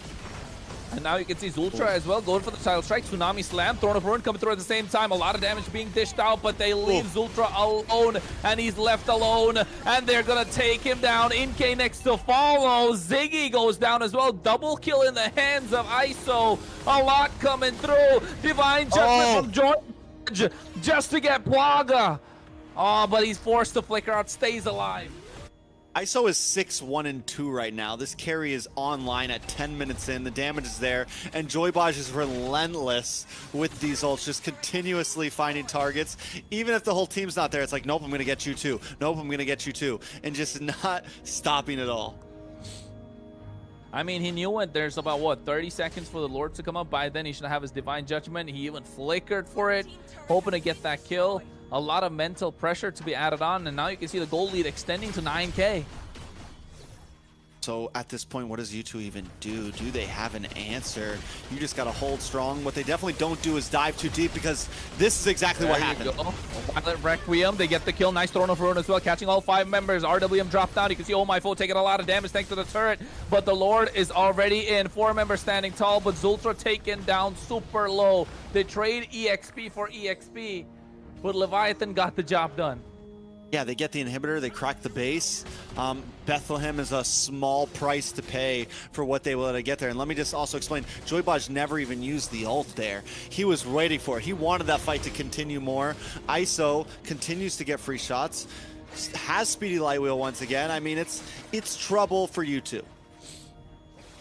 Oh, it's very troublesome indeed. Oh my God, he prevents it. What is... going through. That is criminal. That's just individual frames making a massive difference. Joybaj on a different level at this point, but Zultra making sure he pays, but Joybot still makes it out alive. ISO with the protection of the RWM from Yato. Yeah, dishing out the damage. Is so clutch for Yato. It's giving ISO just free reign over these fights, and even when they get picked off, this is the problem we're seeing too. Zultra gets a big Tsunami Slam, and ISO just follows up and shreds them down. Oh, Sykes not able to get a single kill on the board. It's not working out for them. Now makes us wonder, did they really need to ban out the Kalea like 2 games in a row? I mean, with other picks, maybe. We'll see. I mean, I don't know. Right now, I think Leviathan just needed to get in form, right? At this point, we're seeing them play very clean. Baj as well. Baj has been a little sketch over the past 2 games. This time, we're seeing him really just come through. Every single Divine Judgment he's had has been on point. He's made plays happen. Concealed play coming on the bot side, looking to get someone in the mid lane. Flickers as well, looking to get Divine Judgment, finds the right target. InK is down and out as ISO is godlike. They find another, make it a double, looking for a third. They're going in, but there's a spatial migration taunt coming through as well. A lot of damage dished out. Infernal Pursuit, they go in, find the third, and now looking for the fourth, but they take one back as ISO is legendary. They open the mid lane, and now they're looking to end it all. They're trying to buy time, but Ziggy goes down instantly as ISO finds another legendary. Only Paga left standing, but they lock down the base crystal. Winter Crown comes through, and the recall taunts are there. Leviathan, and all in a positive note in day number 1. In true North fashion, the reverse sweep happens. Leviathan, I mean, I was doubting after game 1. I was like, oh man, what is going on here? This is looking rough. But they're able to pull back together. And just from game 1 to game 2 to game 3, every single time they got stronger and stronger and played better and better. Ashley, thoughts on that final game? I was wrong again. We were both wrong again. We were thinking that sorry, it was U2. U2's lineup was a lot stronger than Leviathan's. At least, sorry, not roster, but lineup, like the champs. And what we saw in the game was completely different than what we were thinking, you know? Like, from the early game to late game, the carry was snowballing. The Kalea couldn't pick off anyone. It was just like a total one-sided game. Yeah, Leviathan had their number for sure. I think it's just the early game aggression that Leviathan had, right? If it wasn't for the proactiveness that they had in game number 1 and game number 2, it could have been a completely different story. That's the one that I would say like really changed the pace of the game, really changed the game around for them.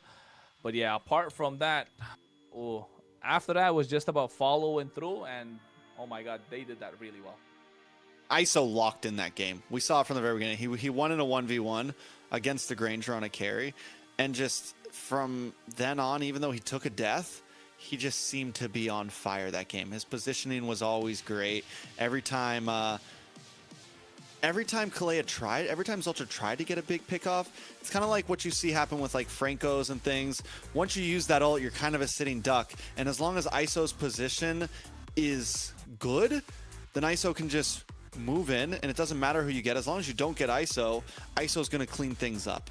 And they could never really lock him down when it came into the late game. You had Oh My Foe that was able to kind of carry in the early, output some great damage to those Appraiser's Wrath. But once it got past the 8-minute mark, ISO was just shredding. Yeah, I also want to highlight Yato on this Valentina. Every time you saw the Kalea jump in, you see an Eve ult, and the Eve ult was usually not on the side of the Eves, right? It was always coming from the Valentina, and I think that played a huge role in how they're winning the fights, how they're counter engaging, and basically just making Kalia kind of, you know, useless. Definitely. So overall, Kronos? No, I mean overall they played really well. I mean it's that in the draft phase as well, kind of overthinking didn't really help U2 Esports, right? They could have just gone for the Boxia probably, make it advantageous for them, but opted to go for the Guinevere because they had that kind of a combo with the Kalea. Yeah, and then even opting to go for the Alice that was super late into the game and picking the Eve into the Valentina. Just small things that made a massive difference in the game. And of course, we call it that Kaja pick coming through would have been really clutch just to prevent that Guinevere to dive in. And it really worked out. And you could see the one to hold it all together. Oh my phone, this Fredrin. 3-1-14. Well-deserved MVP. I'll give it to him, I guess. I'll give it to him. I'll give it to him. Why do you sound so disappointed? Everyone played great. Everyone played great. Everyone played great. No, I think the Fredrin helped carry that early game. And I think, as you guys said, Yato had some great RWMs. ISO was a freaking monster. Baj with some amazing grabs, some divine judgments through that game. The Leviathan just overall came together that game, and we're a completely different team than what we saw in game 1.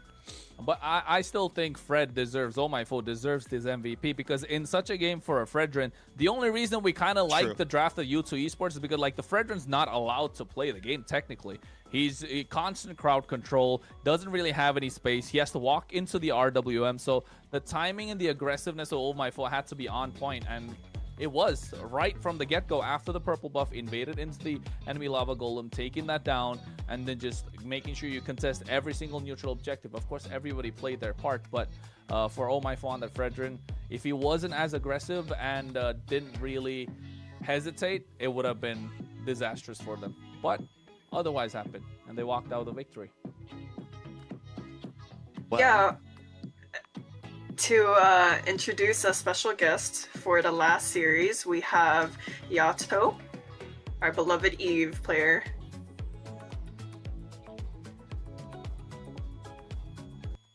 On Discord, unmute, Yato.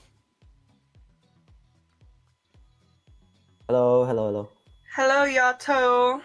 Water boy number 2. Congratulations. Hello, thank you. Is there still an echo? You just need to mute him on mute him on video. Oh, sorry. We got this. It's okay. It's okay. Not you, Yato. You're doing great. How are you doing, Yato? Hello, I'm doing good. What about you guys? We're great. We're happy to see you guys. I mean, it's been a while. It's been a while.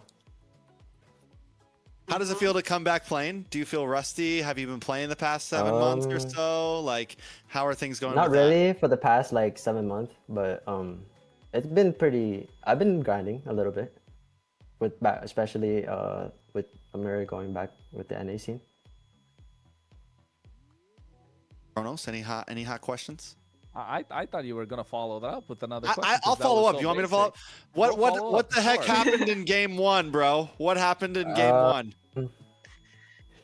Be honest, I think it was mainly the draft for us. We kind of like overthinked it a little bit, and it was like our first game, so I think it's okay. See? I mean, in the end, we still trust each other, so that's probably the most important part. Yeah, that's super important, right? That trust factor, because going into global bans, after a while, you kind of lean into comfort picks, some combos that you're familiar with, rather than what's really super meta at the moment. And speaking of global bans, how are you finding it? Do you like the global bans or thumbs up? I've been feeling it. I feel the pressure of it, kinda, because it's like the draft gets like 100 times more complicated when you can't like ban or pick the same heroes, especially when they're good into like certain comps. So I think it's a little bit difficult, but I've been adjusting. Well, Well, that leads me to ask you a question. Oh, sorry, Kronos. No, go ahead. So, how are you feeling about your, competition so far? Do you think you guys have like a good chance in, winning the whole thing? I think we have a lot of work to work on right now. We have a lot to work on right now. That's what I think. But I think if the mental is there, I think we can take it. Yeah. I could agree with that, because honestly, like, the first game was kind of, a little questionable for you guys, but the second and third game was more like, all right, that's the Yato that we know. Who do you guys think are your big competitors? Right now, I personally think it's A7, but who knows? Other teams could surprise us. Okay. No Vendetta in there? Not worried about them? I mean, those are my friends, so like. Fair enough. Those are my homies. They're my homies. I beat them in rank every day. He's like, it's just another day. No. They're still strong. They're still strong. I mean, with the game number 1, felt like you guys were really nervous, overthinking into it. And yeah, as the games go forward, as the tournament moves forward, as we get deeper and deeper, you kind of start reading into the opposition's draft, understanding what they got to do. I mean, at the end of the day, if you guys are able to keep your nerves, because all three of us kind of rate Leviathan highly on the level of Alpha 7, if you may say so. So, yeah, I mean, game number 1 was kind of disappointed, bro. Not gonna lie. But yeah, hey, I feel it. Yeah. Damn, guys, we're like, that wasn't even a question. Listen, me and Yato, we go back. I can talk to him like this. Should have lost that game, huh? Yeah, I didn't want to. I mean, I didn't want to ask a question because I was like, hey, this lineup, everyone really rates it. Of course, everyone's talking about Alpha 7, but you said it yourself. They're your competitors, and if you go against them, possibly tomorrow, do you have any sort of a strategy going into it? Just be confident, play our best, give it our best game. Yeah, I like it. I have a question. It's been a while since a lot of you guys have played competitively. We were talking to Nats earlier, and he was talking about how he like took a break for a bit, and he's back, and he really has like a deep hunger for this.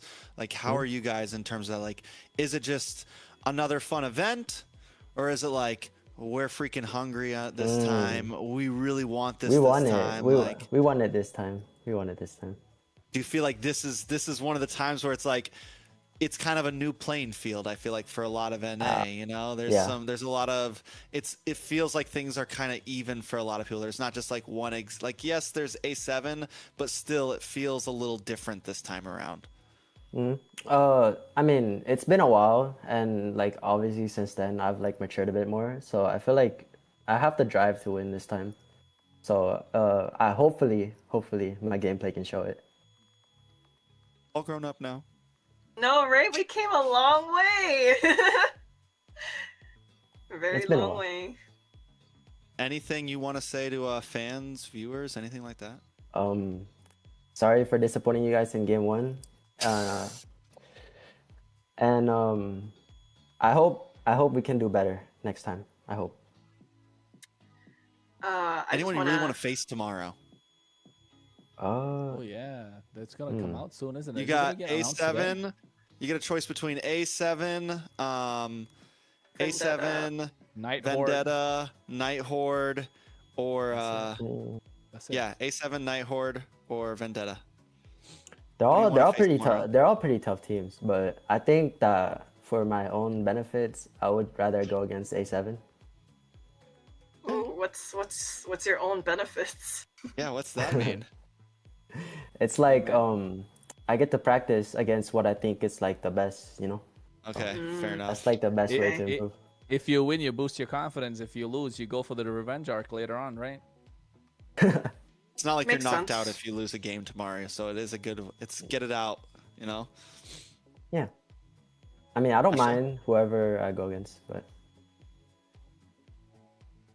I I just wanted to let you know. Previously, we had an interview with Melon, and he gave you a little shout out too. Oh.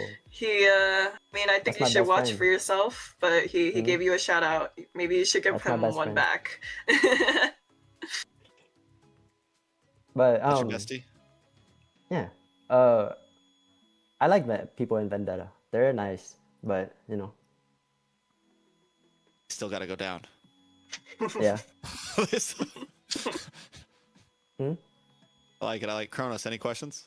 Nah, man, I'll save them for next time. I'm very expecting to see you here tomorrow as well, so we can't ask everything in one go, right? Fair enough. Fair enough. Well, Yato, I'd like it was to believe a pleasure. So. It was a pleasure, Yato. Ashley, Oh, you want to send yeah. you want to send him off? Oh yeah, you know You. what I was gonna say. Congratulations to you and your team. Congrats to Bo and Bodge. Let them know, and we'll see you guys tomorrow. Thank Lock you. in. Thank you. It's nice to Lock see you in. guys. Thank you.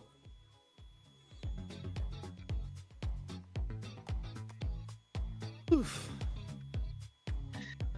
What a long, long way we came. It's been a long day. It's been a long day. We saw the Great MVPs. games. We got the interviews. Great games. Favorite game of the night? Honestly, Favorite that Vendetta Influence Rage game 1 was great. The one that went like, what was that, 25 minutes or something? And game 1 of honestly game 1 that we just saw was really good. I agree. Yeah, I would. We're gonna take a look at today's matches though.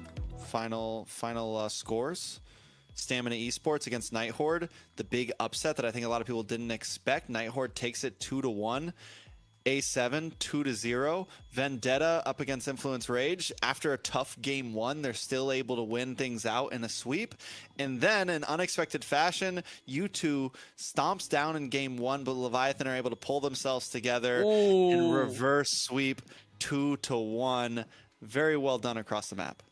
I got some news, folks. I got some news. I don't know, do we wait for the graphic to pop up or do I just say it to get some spice going on? No. Ashley? You wait for the wait for the graphic. You wait for the graphic, right? Come on. We wait for the graphic, right? Oh no, this is gonna be we got tomorrow's nasty matches. tomorrow, yeah. Oh, I just saw it. I'm looking at it too. This is gonna be nasty. Oh wow. Yeah. It is actually some bangers. It is some bangers. How did you get it first and I didn't? What the? Because we're in the cool group chat. Yeah, You're just, hold on. yes, We'll sorry. send it to you. We'll send No, it don't to send you. it. Don't send it. Don't send it. You gotta wait till it's public. You gotta wait till it's public. It's nasty. The It's games for everything. It's tomorrow. everything you would expect. It's everything you would expect. Not just that. I mean, Okay. after looking at today's games, this is probably the best matchups that we could get, right, Trex? I think this is the best matchups we could get. Any guesses? You want to guess some of the matches, Ashley? Okay. I think. Okay, wait. Let me ask you guys this question first before I answer that. Who do you think is the second strongest team so far? As from what you've seen today. It's currently a toss-up between Vendetta and Leviathan, I think. But Is it also, Vendetta Night Horde versus looked Alpha? great. I'll tell you. I don't I'll know, tell you man. tomorrow. But let's take a look at at tomorrow's that. matches. Oh, Yato okay. gets his wish, going up against A7. Okay. Not just that. After that, we got Influence Rage Origins versus U2 Esports, what I think is going to go down to a game number 3 with the consistency that both these teams have been putting out. Night Horde versus Vendetta. That's clean. That's clean because we got to see great things from Night Horde. And this is going to be a great test for them, I feel like, going up against Vendetta, who were able to get the 2-0 today. And then we have the Stamina Esports versus Leon, which for me, it's like Leon needs to do something here if they want to prove themselves. Yeah, that the last one's going to be important, right? If you're Stamina, you're trying to like make a statement, but if you're Leon, you're trying to do the same, make a comeback, make a statement for yourself. But yeah, bangers, certified bangers for MCT North. Yep. Everyone with us still at this time, leave a comment on which matchup you guys are looking forward to tomorrow. Which one are you looking forward to, Ashley?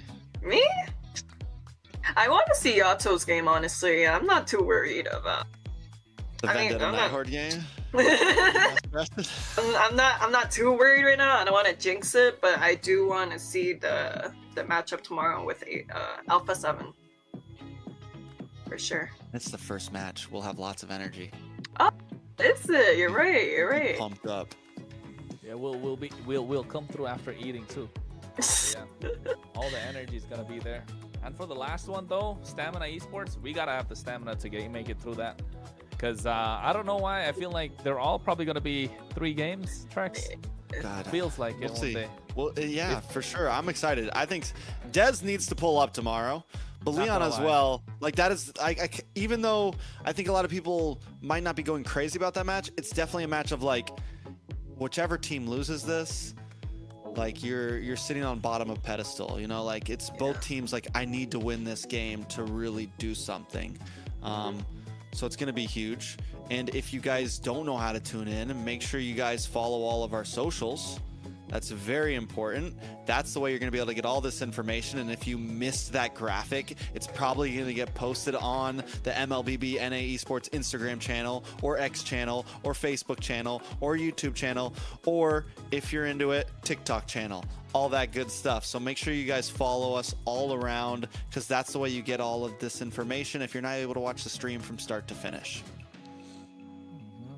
And not just that, it's a big thank you, of course, to Runestone for helping us out with this entire project, where you get to level up your gaming experience. So if you want to do that, check out runestone.gg. It's the perfect place to track stats, improve your gameplay, and kind of stay ahead of the competition. So if you're trying to get that reverse sweep, you're planning on getting a reverse sweep, trying to take a 2-0, make sure you check out runestone.gg. And not just that, if you want to climb smarter, not harder. So yeah, runestone.gg, the official sponsors for MCT AMER 2026, and getting ready for a new esports experience with real-time data and more interactive broadcasts, folks.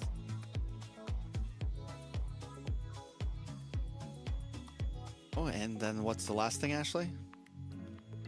And the skin code. Today we spoiled you guys with a little bit of skin codes and diamond codes.